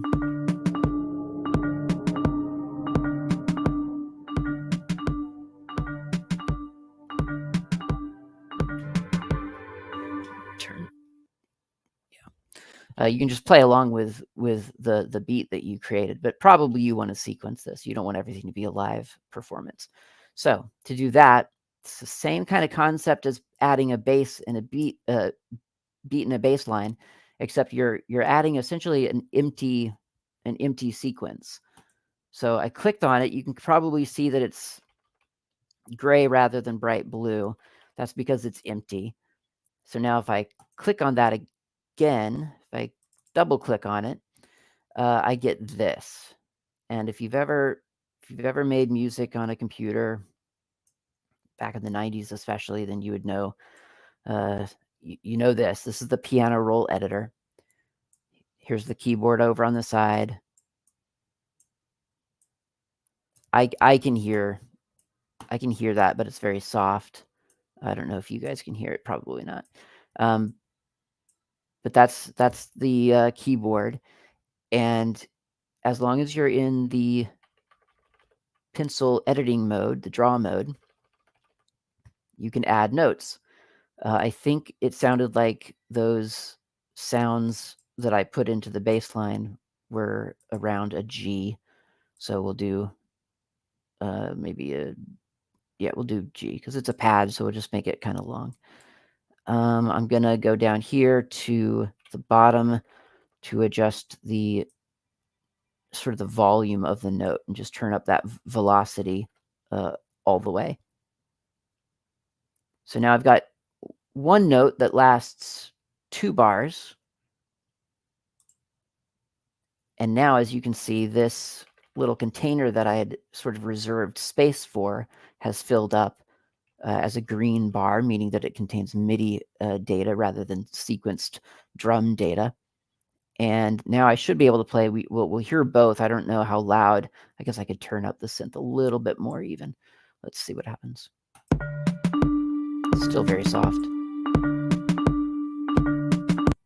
But yeah.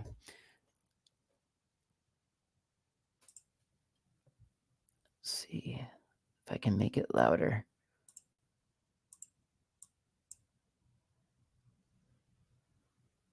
But I could go in and make it louder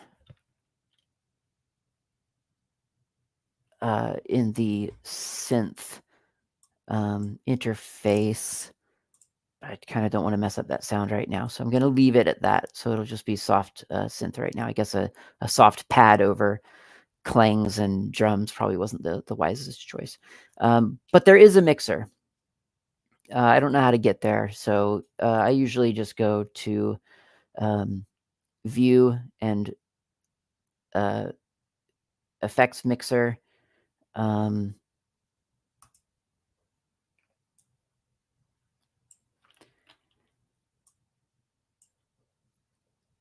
So let's see, what should I affect first? I guess I could affect the synth first. So currently I have 2 effects because I had already had data in this sequence. But I can create a new effect by clicking the big plus button. That creates an effect track. So now we're routing, we're creating a space in LMMS where we can add sound effect, or rather effects plugins. Nothing is going to this space yet. We're just creating the space. There's a lot of that in LMMS where you're creating something that is empty until you put something into it, whether it's a beat and bass line, whether it's a synth sequence, whether it's an effect. So that's a lot. Very often that's the workflow, is create the empty thing and then put something into it or route something to it. So in this case, I've created an effects channel, effects 3, and it's empty right now, but there's a space for an effects chain. So I'm going to add an effect into this chain. Then I'm going to look for something to boost something, or maybe just add gain, really. Let's see. Is there no gain? No. How about maximizer? Yeah, that would work. Yeah, let's just do let's do this booster here. So I'm going to say okay to that. And now you can kind of see that I've got a little effects unit here. Don't know if this is really what I wanted.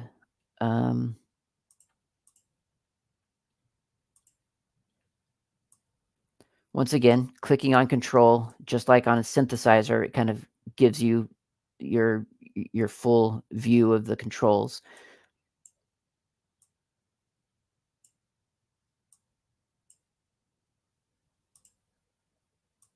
And now for my synth, I want to send my synthesizer, which is still too soft, through effects channel 3, because I'm going to try to hear it better. So to do that, click on the little gear icon. And as you can see, every track in your song sequencer has the opportunity to be assigned to either an effects channel or to a MIDI channel. We've already done that, of course, because we were playing on the keyboard. But for the effects, we could say, yeah, I want to send this track to effects channel 3. Oops. There you go. So we've just sent this to effects channel 3. So ideally, I should be able to boost this gain a little bit. We'll see. We'll see how well it does.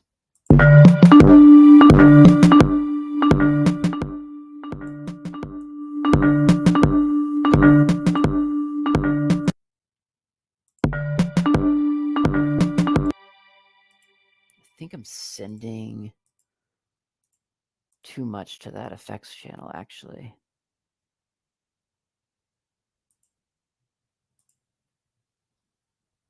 No, it's okay. All right. Yeah, this isn't really doing what I wanted it to do, but that's fine. You can definitely hear everything clearer. I think I'll probably deactivate that, though. That's a little bit loud.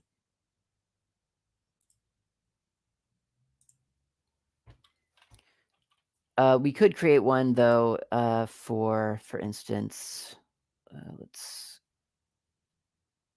get rid of that. Let's do an echo effect on the drums instead. That's usually an interesting effect. Okay, so here's an echo effect, ideally on the drums.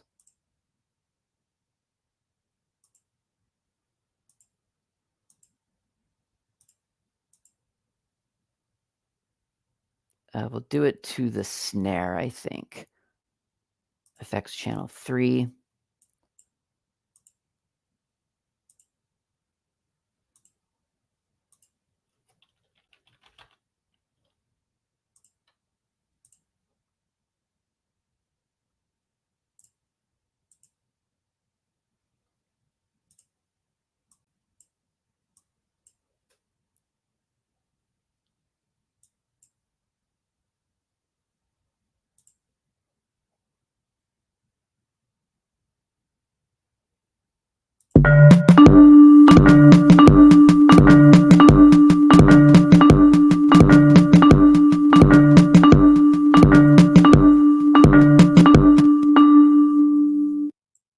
So you could hear how the snare was all of a sudden echoing.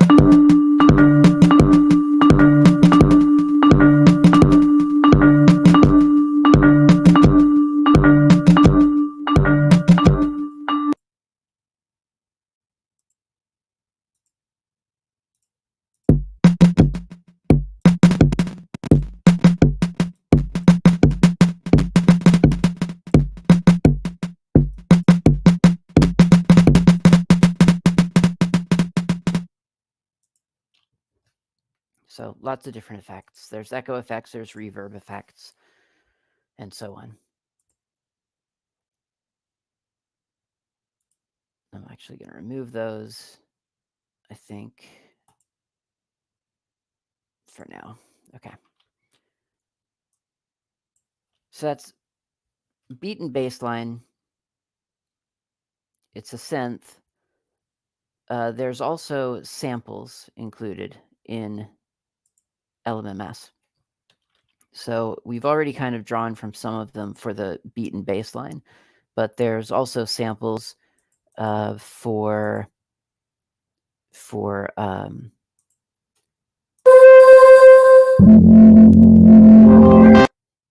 various sound effects and instruments.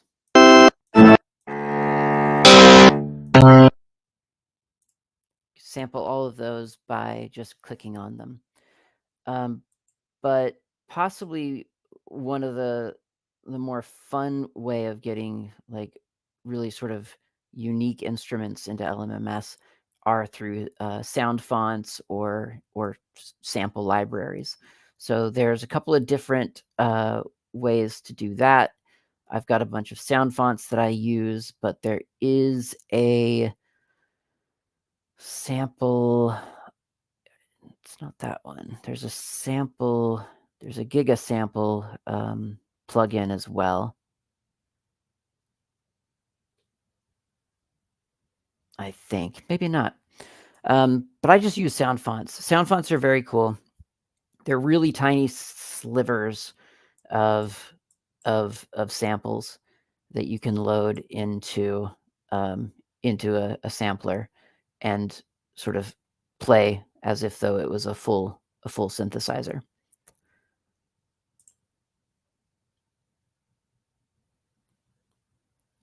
And I should be explaining what I'm doing as I do it. So again, I've gone up to the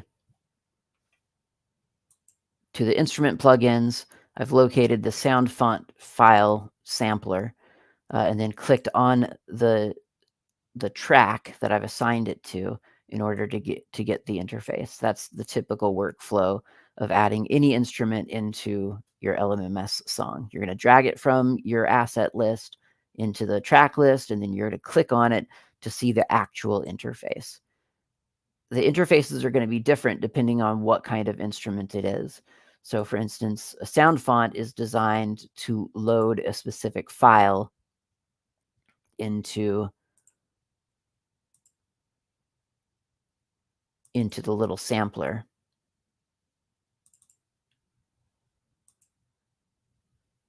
Let's get something interesting in here. Well, there's a sitar. That's different.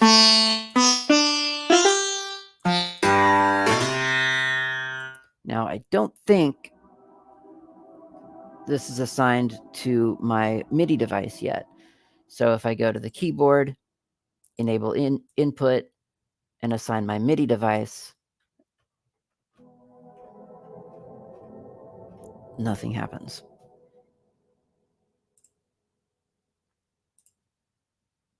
I could either assign it to a different channel of my MIDI device, but then I'd have to go back over to my MIDI device and reassign it. So I think what I'll have to do probably is tell this one to let go of the MIDI device, and maybe I'll get lucky, and then that'll make this see my MIDI device.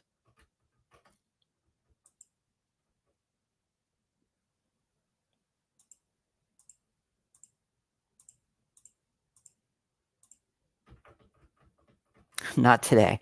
Well, generally, that's how I would assign this to my MIDI device. I'm not sure why that's not working right now, but there you go. Maybe. It is sensing the MIDI device. I guess it's just not, it's not going to play it for me today. But that's a sound font. And there are a bunch of different ones out there. A little bit difficult to find these days.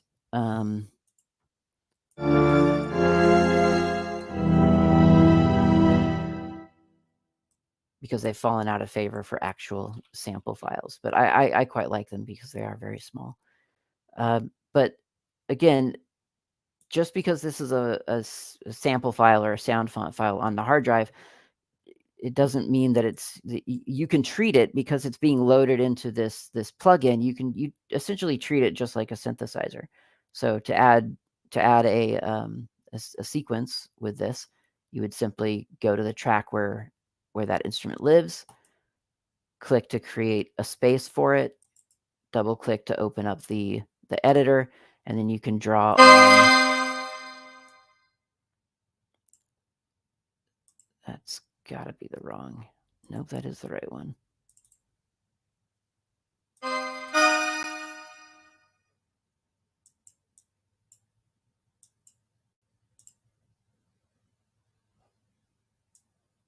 Not sure why I'm getting the wrong sound in that track. That is very unusual.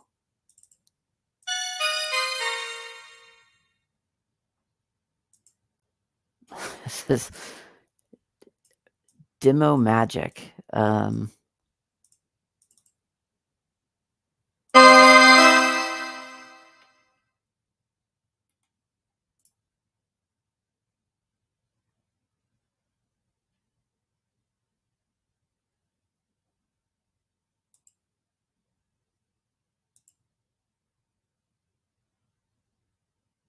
No, that's the correct one. Okay, I thought that was the other pad. Cool. Okay.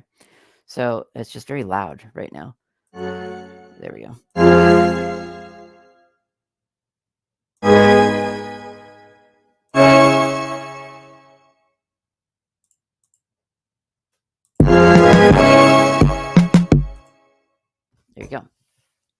Okay, so talking about the little editor here. When you're drawing sounds into this, the piano roll, as long as you're in the draw mode, the pencil, you can click and create notes. Seems very loud to me. Hopefully that's not as loud as it sounds in my headphones. If you click and hold and you can change the position, you can change the length by sort of hovering over the edge, making it longer or shorter. And to delete, you go up here to your toolbar and get the erase mode and just click on it to get rid of it. That's different than how you delete something from your song editor. In your song editor, for whatever reason, it's the middle mouse button to erase, or rather to remove a block. So if you don't want to start with a drum beat, maybe, then I can middle click on it to remove it. Then I've got just an opener with the synth, and then we'll go into the drums.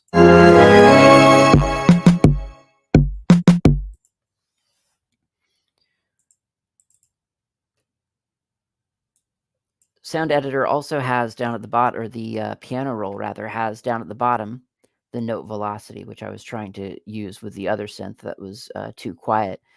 So I was commenting that this seemed very loud to me. So I can bring that down just by kind of dragging those down. They're just little levels. So that's quiet. Maybe I wanted to get louder over as they play.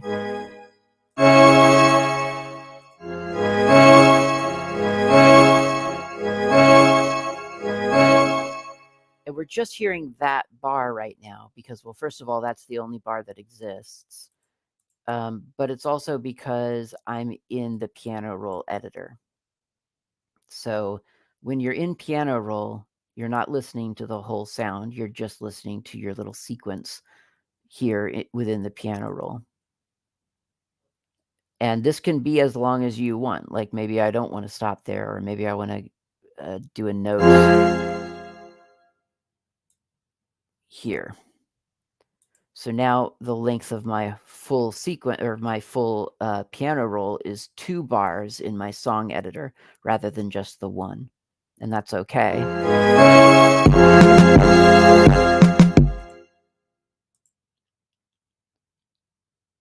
And depending on your sort of theory of how you're composing this, you can create a fresh piano roll within your song, or if this is sort of like one segment to you, then you could just continue on with this.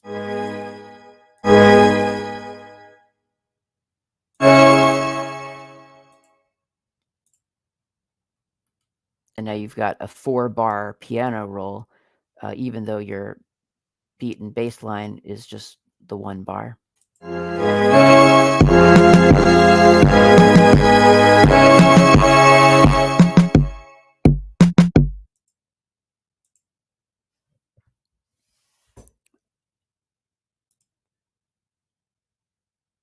Okay. So another important thing about music is the tempo.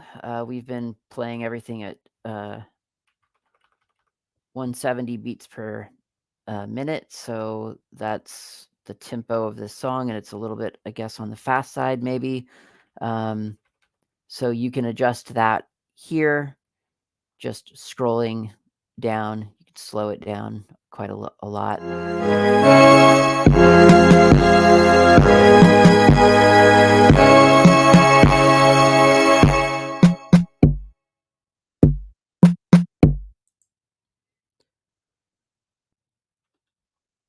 And that comes into play pretty significantly if you're using loops.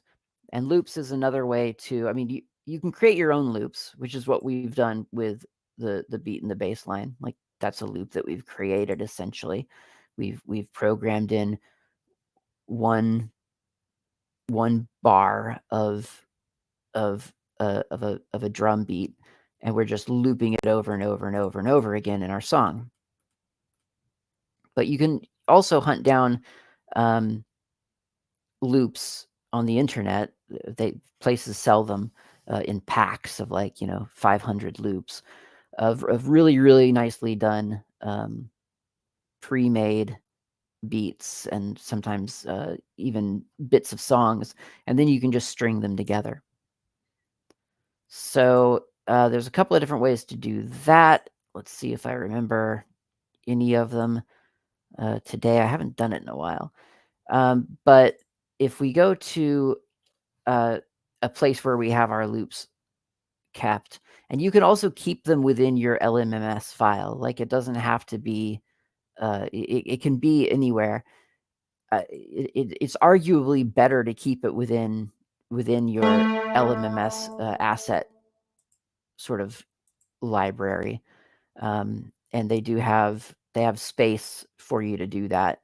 So you could drop these things into there. I have not done that because I just don't use them that often. But let's see.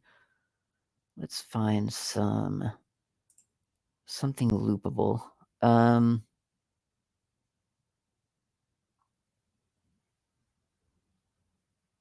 even better, something with beats per minute specified. That would be really useful.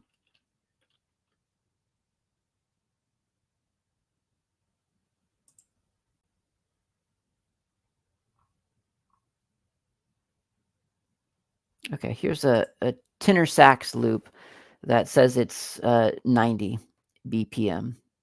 So, and it even gives us the key, D minor. So I've got some loops here. So I could just, nope. Okay, that's right. So I go to audio file processor, drag that into my track.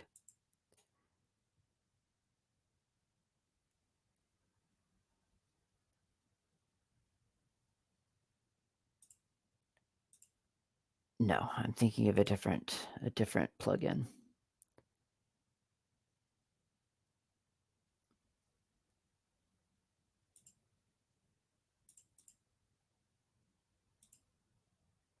Here we go, my samples.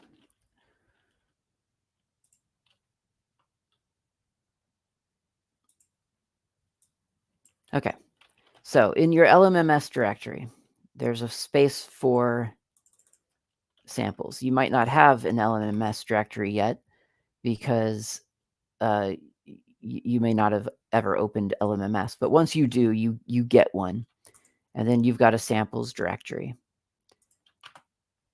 From there, you can drag in loops or loops, samples that you want to use in your compositions.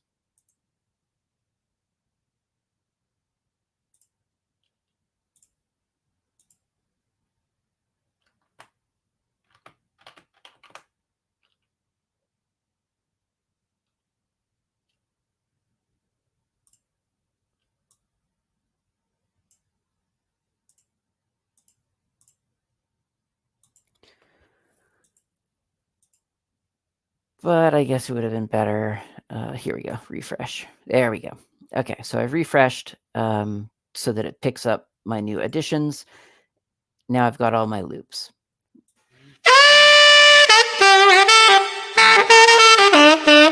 And to hear that, I'm just clicking and holding the mouse button. And apparently that's 90 beats per minute. So I can drag that loop again over to the left-hand side of the LMMS window. It becomes a track just like everything else. And then, of course, we know that all we have to do to make it appear is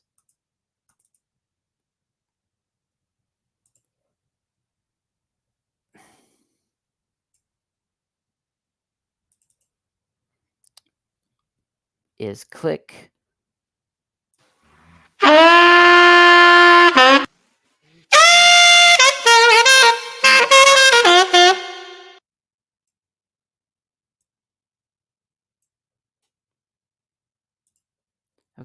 So I'll sort of drag this after my synth because I have no idea what key I was in for the synths.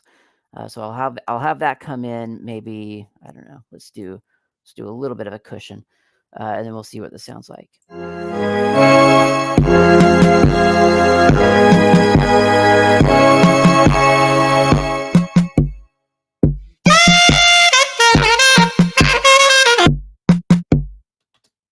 Yeah.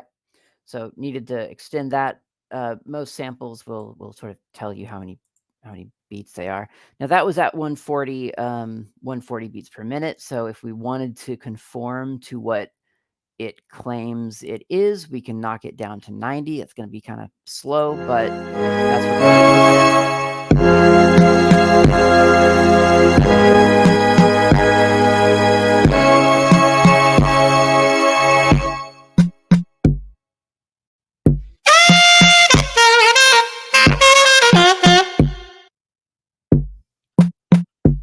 yeah. So those are loops, and you can, I mean, there are drum loops and things like that will tell you exactly what beats per minute you need to set them to, and then you'll have a pre-made loop that is probably usually like 1 bar that you can then plug into your LMMS sequence.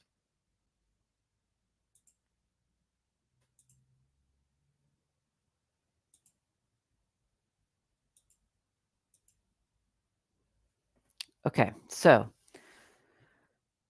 that's the basics of LMMS. To then get your song out of LMMS, you can export from the file menu. You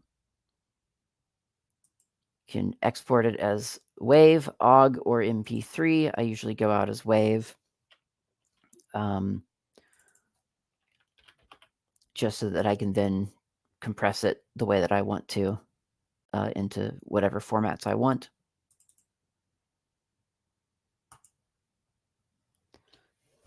You get a lot of different options in terms of how you want to export it. This is significant, especially if you are designing your own loops. You can select to export it as a loop so that you don't get any of the space. Like if there's an echo effect or something like that, you don't get that hanging off the end. You get just the part of the part of your sequence that you've programmed in. You get that exactly. So you can do that. You can also tell it to only export where you've marked it to loop, sample rate, and so on. So we'll just do that. It can take a while if it's a full length, 3-minute, 4-minute, 20-minute song with a bunch of effects. It can take a little bit, but yeah, it exports as a file that you can then send to everyone. Again, one of the nice things about LMMS is that once you've worked on something, then everything is contained within this file. So you don't have to keep track of, well, even your samples at this point, because we dragged our samples into the sample directory of LMMS. All your projects by default get saved to your LMMS directory. All of your synths that you've used, they exist within LMMS. So you're not going to open up your sound file 3 years from now and realize that you forgot to install the Zen Add Sub FX synth, because you may have, but it's already in LMMS, so you'll be able to, you still have access to it. On other audio programs, a lot of times that's not how it is. You have to kind of manage all of your assets and your soft synths and your effects and all of those things. You kind of have to add to your system external of the application, which, I mean, there's a lot of flexibility there, but LMMS just keeps it all bundled in one place, and you never have to think about it.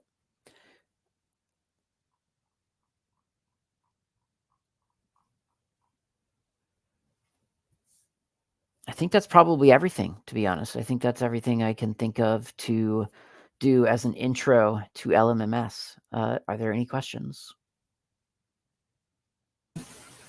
That was such an informative and really amazing talk, Seth. Thank you so much.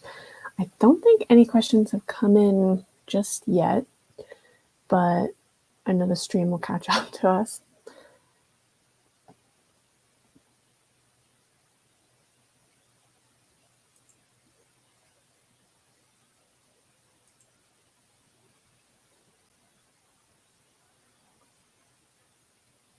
I would say just generally, in absence of questions, generally, if this is, if you've never messed around with music applications before, you don't need, a controller. I mean, you can do everything within LMMS, within the piano roll editor or the beat and bass line editor.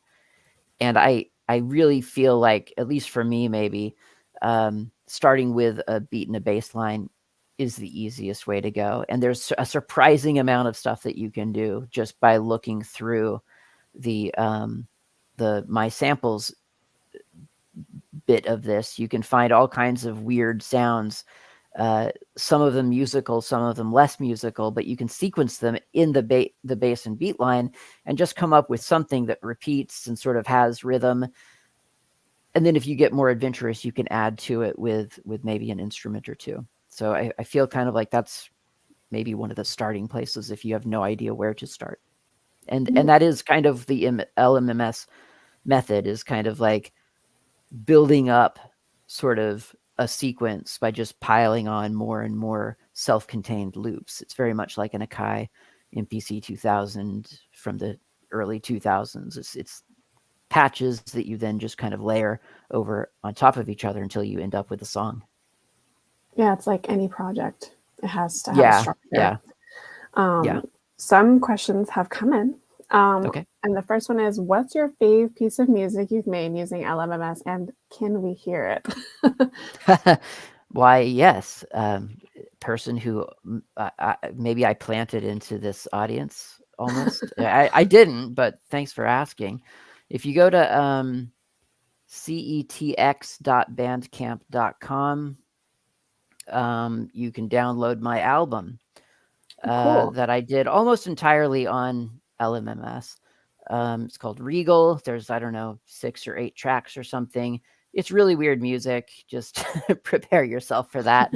But it does exist. But probably for more like even maybe arguably an easier listen, there is I'm trying to get my music player up, probably screw up all my sound while I'm at it. There's an album, like there are albums by LMMS like itself. Like they contributors put out albums. I have it, and if I could get my music player to come up right now, I would. But yeah, best of LMMS. There's a bunch. I mean, apparently there's 9 of them at the very least, and there's some amazing stuff on there. Yeah, the different styles that people have. Yeah. If I could just. Oh wait, there are other ways to access this on my hard drive. I know. Well, while you find it, there's one easy question, which is, how long have you been messing around in the music world? Longer than it seems from me stumbling around, forgetting how to do stuff. Probably about 10, 12, 15 years. Well, no, a long time, 20 years. I started out on Alesis MMT8 and HR16, Roland, not the TB303. There was another one, or BT303, something like that, BR303. Akai MPC 2000, lots of hardware, EMU Emacs, too. There are lots of hardware synthesizers that I used to have, and then once I got around to discovering all that stuff on all the software stuff on Linux, it was just like, why am I carrying around these 70-pound synthesizers? So yeah, let's. This is LMMS, not mine.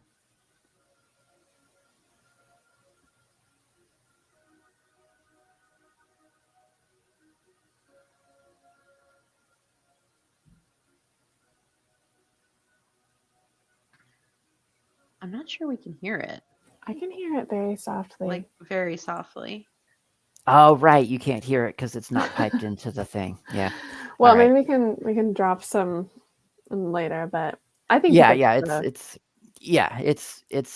It's an amazing application. If you listen to the LMMS community albums, you'll be wowed.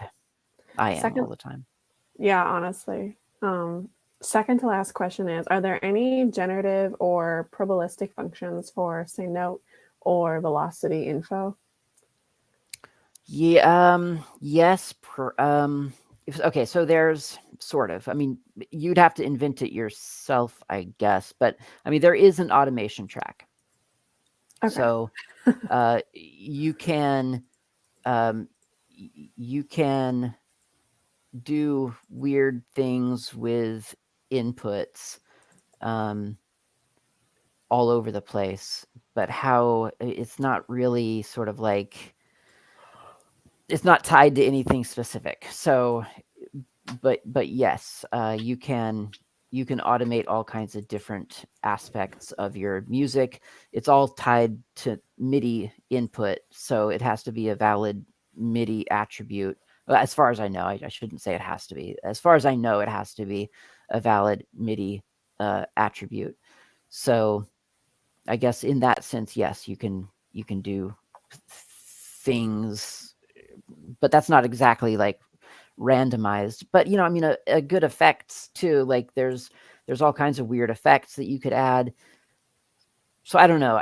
Yes and no, I guess. There is some ability to have the computer mess around, or to make feedback loops through the effects channels to then affect the thing that you're hearing. But whether that's what the question was really asking, I'm not sure. I mean, yeah. And then, do you have any fully sequenced songs that you could show that use some of the more advanced sequencing techniques? I don't think I do on my hard drive right now. It would have been archived by now. So yeah, not yeah. That's something that I probably could have thought to have. So no is the short answer. And last but not least, have you ever worked on trackers? I can see some parallels to the workflow. Absolutely, yeah, like Milky Tracker, or yeah, those ones. Yeah, absolutely. There's a real similarity here. So if you again sort of like got used to trackers at any point, it's not dissimilar for sure, and you could kind of think of it in that way, especially if you do things like in the beat and the bassline editor. I mean, you're just triggering sounds. So yeah, I think it's perfect. If you're used to trackers, I think you would fall into LMMS really easily. Cool. Well, I think those are all of our questions so far, which is perfectly on time. Great. People in the comments said, live demos are destined to be difficult. And yes. So, They you're are. thinking on the fly. And I think it just goes to show how comfortable you are with the program. I mean, we can all get there one day and have a huge jam session. But yeah. Thank you There so you much, go. Seth. Cool. I'll come back on camera.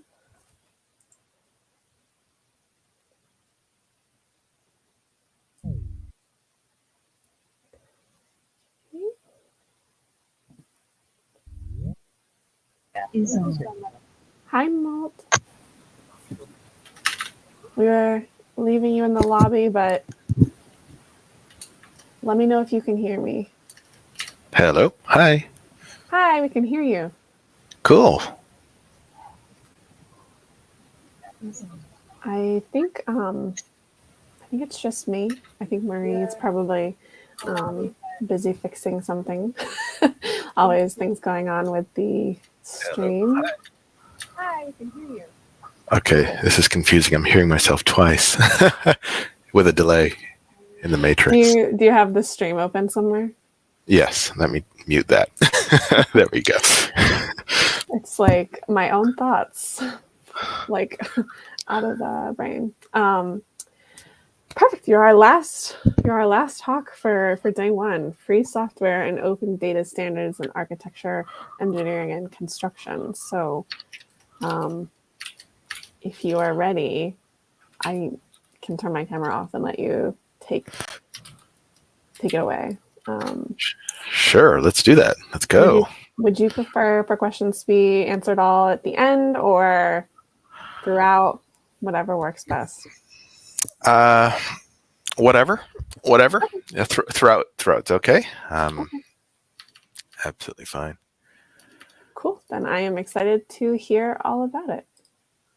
Okay, cool. I'm sharing my screen, and so hopefully people can see this and this inception of streams happening right now. I prepared a couple slides just at the beginning, just for an intro, because people watching this might not be an architect, an engineer, or work in construction. They might not be familiar with the open software, free software and open source software and open data standards that we use. So I guess let's get started here. I guess it's not new. Free software being used in design, engineering, and construction. This is an example of the WikiLab project done by FreeCAD. There's also the WikiHouse project where they take they basically open source their designs for building a house. And there's software like FreeCAD, there's software like QCAD and LibreCAD, which do 2D drafting.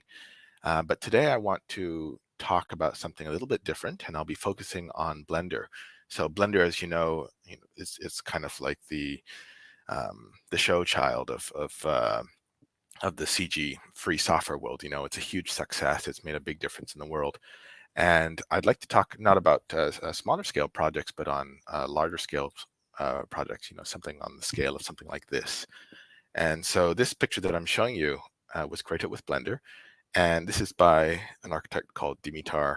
And although it looks kind of space age and something out of a computer game, Dimitar actually works at very big architectural firms and actually uses Blender heavily in the concept design of many of the large projects that you might see when you're walking down the road in your city centers, things like large skyscrapers, hospitals, train stations, large retail shopping centers, residential towers, and so on. So even though this might look like something out of a game, I just want to say that there's actually a little more, it's a bit more grounded than you might think it is. And today I want to go a bit past this concept design because it's very easy to imagine tools like Blender being used for this concept and architectural visualization stage.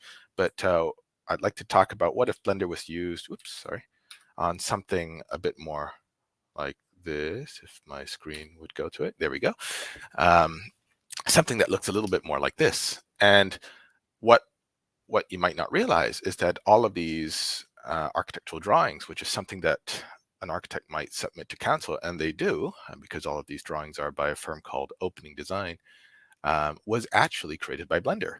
And so things like line weights and pen thicknesses and fill colors and strokes and architectural symbols and engineering symbols placed on plans with scales. This is actually all produced by Blender.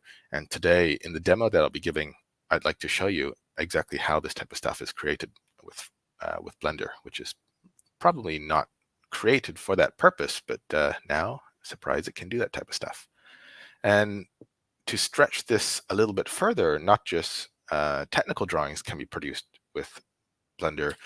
Something like this can actually also be produced by Blender now, or at least through the Blender interface. So when we talk about using free software in engineering construction, it's not just the 3D shapes of buildings or the 2D drawings of buildings and the renders of buildings. It's also things like construction scheduling, you know, the start dates and end dates of various construction tasks, the relationships tasks have with one another, as well as resources that they use and the costs associated with those resources and their productivity rates and so on. So it's just, I'm just hoping to lay the foundation here that it goes a little bit broader than just design work. So here's a project that I actually worked on quite a while, many years ago. And just to set the scale of the projects that I'm talking about, this is about 30,000 square meters. And it's got about 6 apartment towers and a big retail shopping center. And Blender was actually used in its design. So a lot of the fancy facade forms that you can see here, this kind of weird faceted facade, was designed with Blender and was what was used to submit to the early council for many of the street elevations and so on. But more than that, in fact, one of the things that Blender was used for was the solar analysis. So for example, in Australia, all these apartment towers, there are certain rules that throughout the year, you need at least a certain number of hours of daylight access or sunlight access, and a certain percentage of apartments need to have this amount of sunlight and so on. And so Blender was actually used in that analysis, and that and so it's not just about creating these kind of funky forms. It can be used in that aspect as well. And I guess to push it a little bit further, this is a more recent project. This is a train station currently under construction in Sydney. This is just north of the Harbour Bridge and the Opera House. And this one's pretty fascinating because Blender was used in a few aspects in this project as well. And it was actually used for producing and auditing the asset registers for facility management, which is something that, it's probably not advertised on the blender.org homepage, but it's something to think about. When you start walking around your built environment, you might say, hold on, what free software was actually used and what goes into the engineering and the construction and maintenance of a facility like this. I think that's an interesting thought. And now kind of pushing it even further out there, this incredible picture is actually of the Hinkley Point C nuclear power plant, which is being constructed in the UK right now. And in the foreground, you can see Big Carl. That's the largest construction crane in the world. And kind of, you guessed it, because it's in this talk, Blender was actually used in this project as well. And it's used for all sorts of things. It's being used for earthworks modeling. It's being used for fixing laser scan meshes. It's been used for health and safety visualization, or recreating incidents, fire escape plans, or method statement videos, and construction planning, similar to that kind of Gantt chart type aspect that was shown before. We call it 4D in the industry. It's being used for quantity takeoff and concrete pour modeling. So there's a huge number of use cases for free software out there, which probably go unnoticed by the general public, but it's, I guess, pretty cool to share. And there are a lot more examples, but I guess the ones I'm showing today are the ones that are more publicly known. That's why I can show them. But for example, in my day job, I work on many large projects, and I can tell you that every day tools like Blender are in my toolkit. So that's really exciting. And the reason all this happens is because of these 3 words. It's something known as building information modeling. And the best way to describe this is that this is how we digitally describe our built environment. So in the same way that the computer graphics world describes the world using objects and meshes with materials and textures and scene graphs and compositing and shaders and those types of concepts, animation, keyframes, they use those types of concepts. When we want to digitally describe our built environment, we have things like products. We have walls, we have doors, windows, we have valves, we have pumps, we have chillers. We also have locations. We have rooms and stories and buildings and roads and tunnels and so on. We also have not colors, but physical materials. So things like timber or concrete or steel or aluminium. But then we also have non-physical things. We have things like construction tasks. We have things like lag time relationships. We have things like people, who are the warrantors, who are their suppliers, who are the manufacturers, who are the occupants of the building, who are the people leasing the building. We have work orders. We have construction tasks, what's going to be built when. We have maintenance tasks, what's going to be maintained when. It's almost like your calendar software, it has all those entities as well. So when we talk about building information modeling, we're not just replacing CAD and CAM software. So the proprietary equivalents would be things like AutoCAD or Autodesk Revit or Graphisoft ArchiCAD. We're also talking about things like Microsoft Project, which is project planning, or Asta Power Project, or Primavera 6 by Oracle, or Costex. These are all other big software that's big proprietary software that the free software world is slowly catching up on in a more tailored way to our built environment. So here's what it kind of looks like in Blender, because a picture speaks 1,000 words.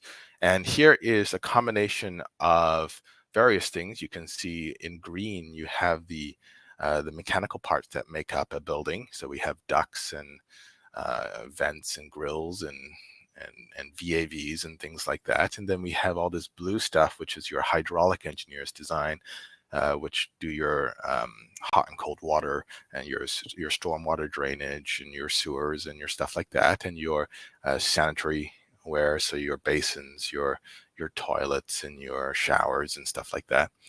And then you also have your fire engineering, things like sprinklers and fire extinguishers and whip panels and so on, and mimic panels. And then you have your electrical, all your lights, all your cable trays and all your power sources, your distribution boards. And then of course you go back to the architect, you have all your walls, doors, windows, and all the things everybody sees every day, and your spaces, and your structural engineers, your columns, your beams, and so on. And it looks a little bit like this, and we'll dig into this interface into quite a bit. And this, what I'll be demoing today is a software known as the Blender BIM add-on, which is an add-on to Blender, like the name suggests, which completely overhauls Blender to be something that is able to read this building information modeling data and is able to edit it. And the full set of capabilities is kind of described in these 8 panels here, where you can kind of open this building information modeling data. You can create it, you can create drawings from it, and then you can do various things for each discipline, whether it comes from structural analysis right through to operating your building. So let's get started, live demo time. And the really exciting thing we have for you today, that the Blender BIM add-on is alpha software, and this is a live demo. So when you put both of those together, things will go wrong. So I will try my best. And occasionally I will flick through over here for any questions. Okay, nothing yet. So this is actually the same model that I showed earlier on. And this is typically what happens in the industry. We tend to have multiple models that make up a building. Each model is produced by a different consultant or subcontractor that's responsible for either designing or installing, or both, a trade or an aspect of your building. So they call the mechanical services in your building. And all of that will be combined to create this federated model that describes your building. And this is kind of the next evolution from 2D drawings, from 3D models. We now have many combined 3D models, and more than that, each one of these 3D models actually contains data. So in this other screen, I've got a mechanical model loaded up here, and you can see that we have HVAC over there. And these big boxes you see are actually spaces, so rooms, which is pretty important for mechanical engineers. So they might want to know the volume of the air, for example, or they might want to know for maintenance purposes what room a piece of equipment is in.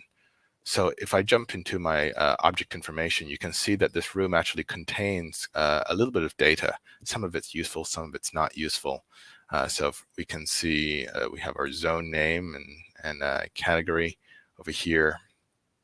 That's zoning the spaces. The rest is not particularly useful over here. So that we'll select all the spaces, and we'll just zoom into what we can see. So this object I've selected here is a segment of a duct. And again, you can see the data of that particular duct segment. And it's unfortunately, in this case, the data is not particularly rich, and this is because this is some free sample model you can find online. I won't be showing any proprietary models, and the industry is very proprietary today. And duct segments are not that exciting anyway, but at least we can see there is a length to it, and this flow looks completely untrustworthy to me. And there is some sort of categorization of the type of object that it is. There's no quantification of this duct, which is probably okay. If we take a look at something more interesting like this ceiling exhaust, you can see our grill misspelled length and width, a certain type of code that was probably used in the documentation somewhere. And if we scroll down further, we may find, let's see, here we are, the model reference, which will probably be used to specify to the manufacturer. Or you can think of this as a model number. Interesting, they don't have the manufacturer here. Maybe I missed it. So this might give you a bit of an idea of the type of models that are being created about the buildings that are around us. So now I guess let's try to, I'll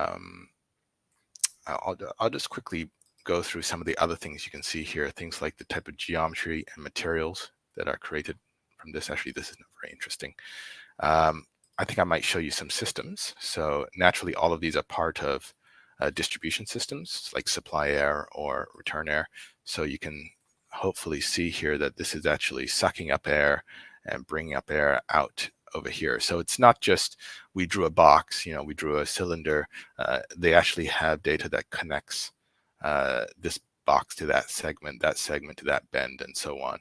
So you can go and trace the directionality of the distribution. And that's something that a MEP contractor would be taking a look at. So we'll just click on a few other distribution systems over here. This is part of mechanical supply air number 8, which is probably not the best system name, but it does give you an idea. Okay, so let's create one from scratch. So here I am in the Blender BIM add-on. I'm going to go File, New, and you can see we've actually replaced the built-in Blender New because what we're doing here is that we're not actually working with the blend data anymore. We're working with a totally new format and data model known as IFC, which is the ISO standard for building information modeling. So I'll go File, New, Demo Project, and what this will do is that it'll just give me a few types, a few construction types in my asset library that will make it easier to start creating things. So let's say a few types of walls or wall thicknesses, like we might have a 100 thick partition wall, 100 millimeter thick partition wall, which consists of 2 layers of plasterboard plus metal or wooden studs. Or we might have a 300 thick or 200 thick concrete or masonry wall, something like that. So I can see my different wall thicknesses here, just built in as a demo of fairly generic thicknesses, good to draw. So let's say we choose a 200 thick wall, and I can go click Add. I'll be using the hotkeys here, so I might turn on screencast keys. Nope. Should have planned this. There we go, screencast keys. Great. And we can go and set the length of our wall. So for example, we might make this, I don't know, 4,000. And now this is exactly 4,000. And what's gone into drawing this wall is, again, quite a bit detailed. It's not just I drew in a box over here. It actually knows it's a wall. So if I jump over into the object information, it knows it's a wall, and it knows that that particular wall is of a wall construction type known as wall type wall 200, or it could be wall type A, wall type B, whatever it is. The architect would nominate a series of wall construction types. It doesn't have much data because we're just starting off.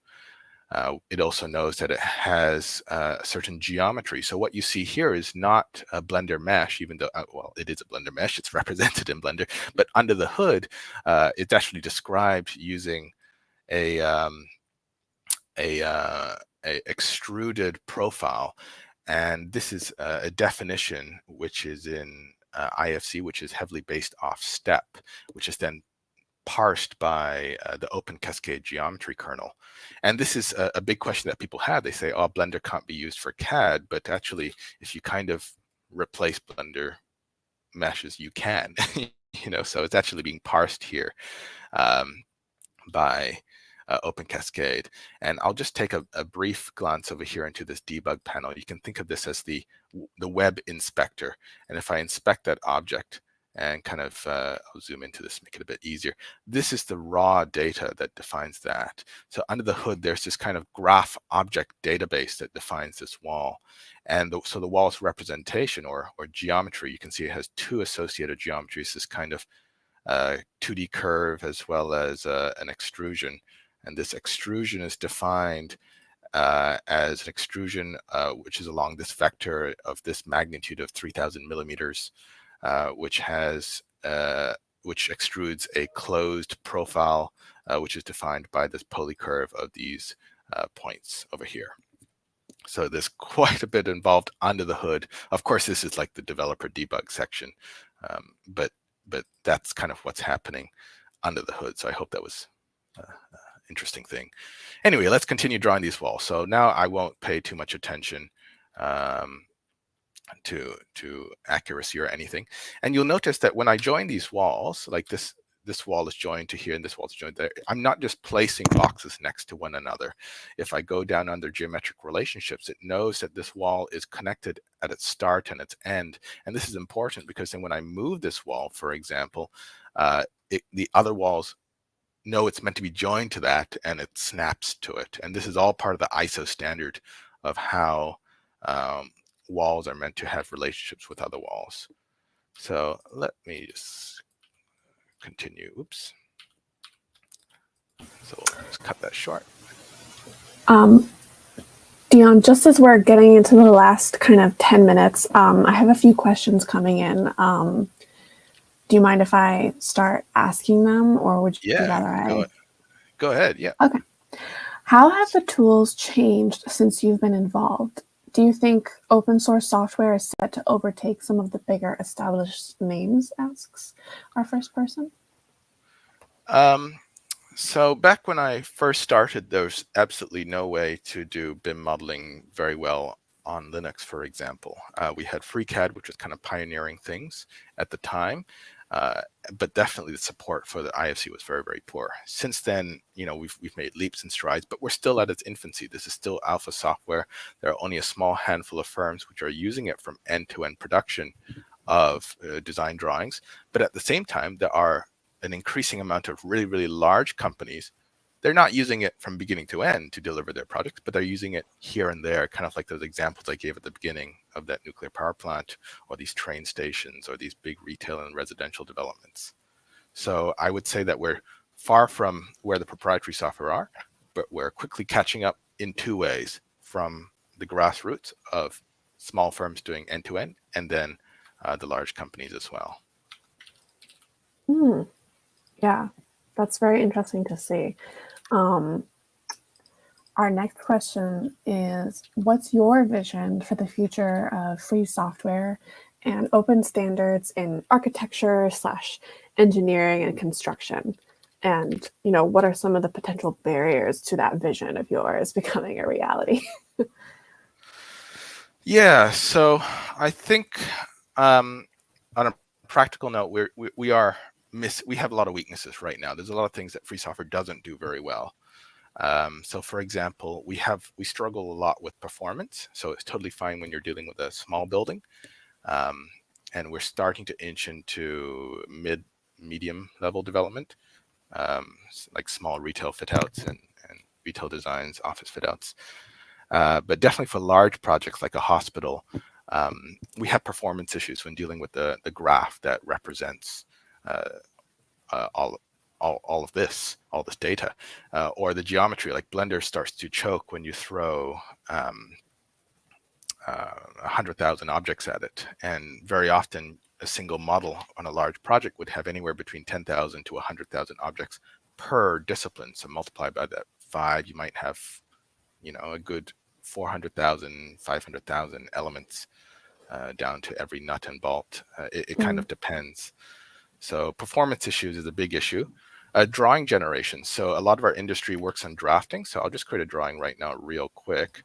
And we can create drawings, but the level, what's needed to take a drawing from a simple drawing like I'm about to generate, that's great. It's a fairly simple drawing, to a fully detailed documentation is quite a lot. So our drawing tools have a lot to catch up on.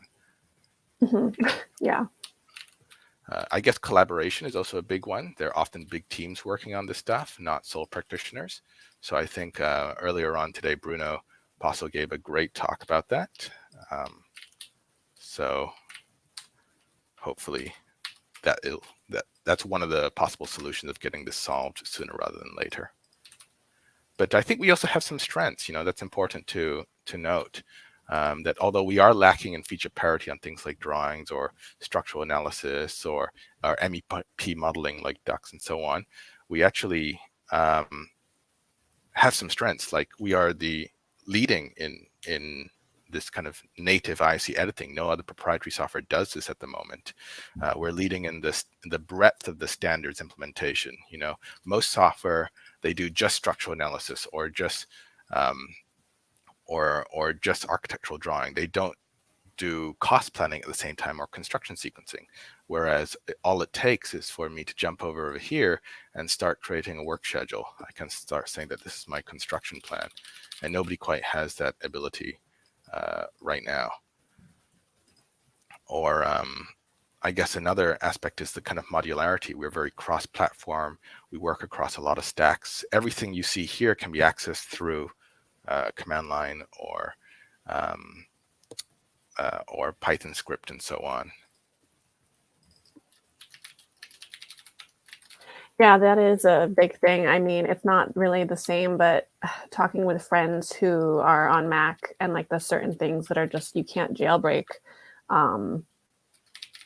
it can be super frustrating when you are trying to do something and can't cross-platform it the same way. So I think we've got another, can Blender BIM geometry and data work with the Blender OpenUSD connector?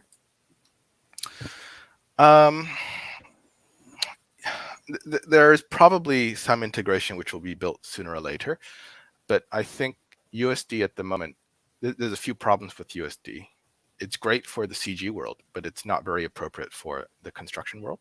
So, for example, the geometry it might use to describe our objects are just not suitable. It's heavily mesh focused, whereas a structural engineer will really want to know my I-beam has 5 profiles that or has has 5 parameters that define my I-beam, and it must be extruded along this axis. That's the type of thing we're looking at, and USD just doesn't do that and very well. And there's a huge amount of non-geometric data that USD also doesn't do.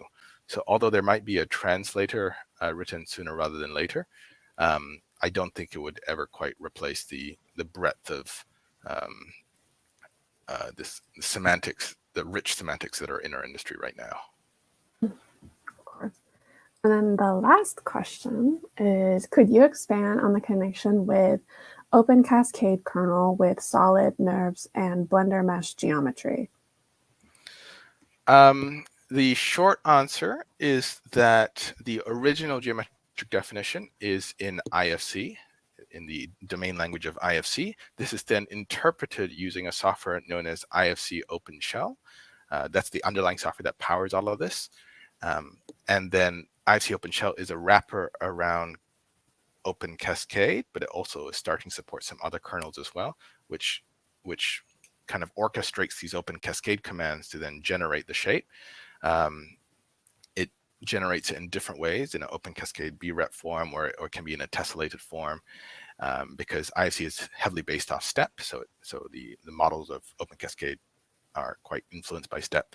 But in Blender, we take the tessellated form and we just update the Blender mesh data with that tessellation. So literally what you're seeing here are tessellations of the raw geometry. So that is a tessellated, filleted arc, but under the hood, it's a true arc. You know, if I dug in the debug panel, it is a true arc. If you want to find out more, there's a talk by Thomas Kreinen at FOSDEM, which he'll talk about the details of mixing geometry kernels and the pros and cons of each one. Oh, that sounds like an exciting talk. But I have to say, this talk was really amazing. If you have any last minute things that you want to get across, I know it's 2 minutes over, but you know, you are the last talk of the day. So any little tidbits of information, like feel free to let it out now.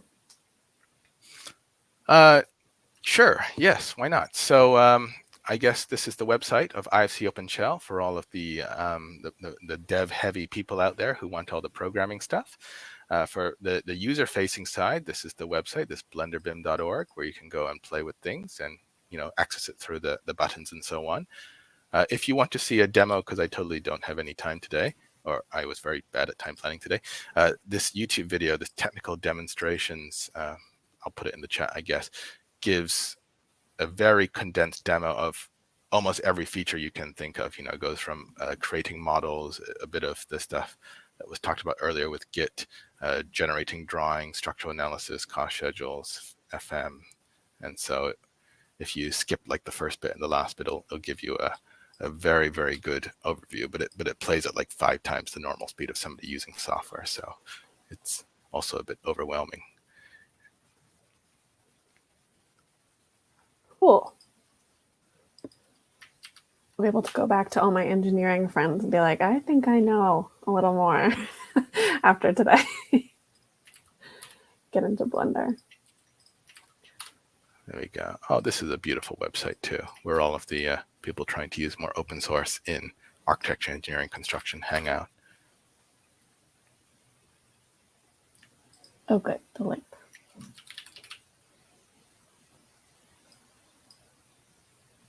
I will find that talk too.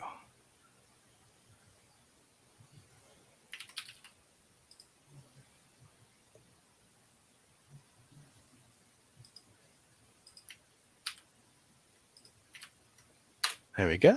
That's it for me. Thank you so much for your wonderful talk. And thank you all there on the stream and in the Element chat for watching the whole day. It's been such a great start to day 1 of the summit. Yeah, thank you, Dion. Thanks for having me. Of course. Yeah, it was our pleasure. So we're going to just say a few wrap-up things for day 1 here. As Madeline was saying, thank you so much for everyone who has attended today. We have 2 more days of amazing content yet to come. But really, the chat was so engaged and asking so many amazing questions. So really just thank you to everyone who attended and also to our speakers. As we close out the last day, I found that the Fedora badges is finally working. So if you were waiting to grab your attendee badge, make sure to check the link that I sent earlier in the chat. It's also in the HackMD widget, though I know the widgets were kind of being funky for some people. So we'll be sure to send that again in the morning, and maybe I'll send it again after I get off this call. After I get off the call here, so definitely grab your badge if you're a Fedoran. Also, we put together an attendee survey. So if you think you won't be attending for the next couple of days, we invite you to fill that out to give us some feedback about how the event experience was for you. We try to do as much as we can with the small team that we have to make it as pleasant and smooth an experience as possible. And we're always looking to improve that experience for everybody. Trying to think if there's anything else that I wanted to say before we close out, but I don't think so. We'll see you back here tomorrow morning. And I hope you have a great evening or night or middle of the night, depending on where you are right now. And thanks, Madeline, for being an amazing host. Thank you for being an amazing co-host. And thanks to everyone in the chat who is just saying some funny jokes, laughing at the jokes that the speakers were doing, because I was laughing and I was like, it was just a really great time. So I'm excited for the next 2 days. All right, folks.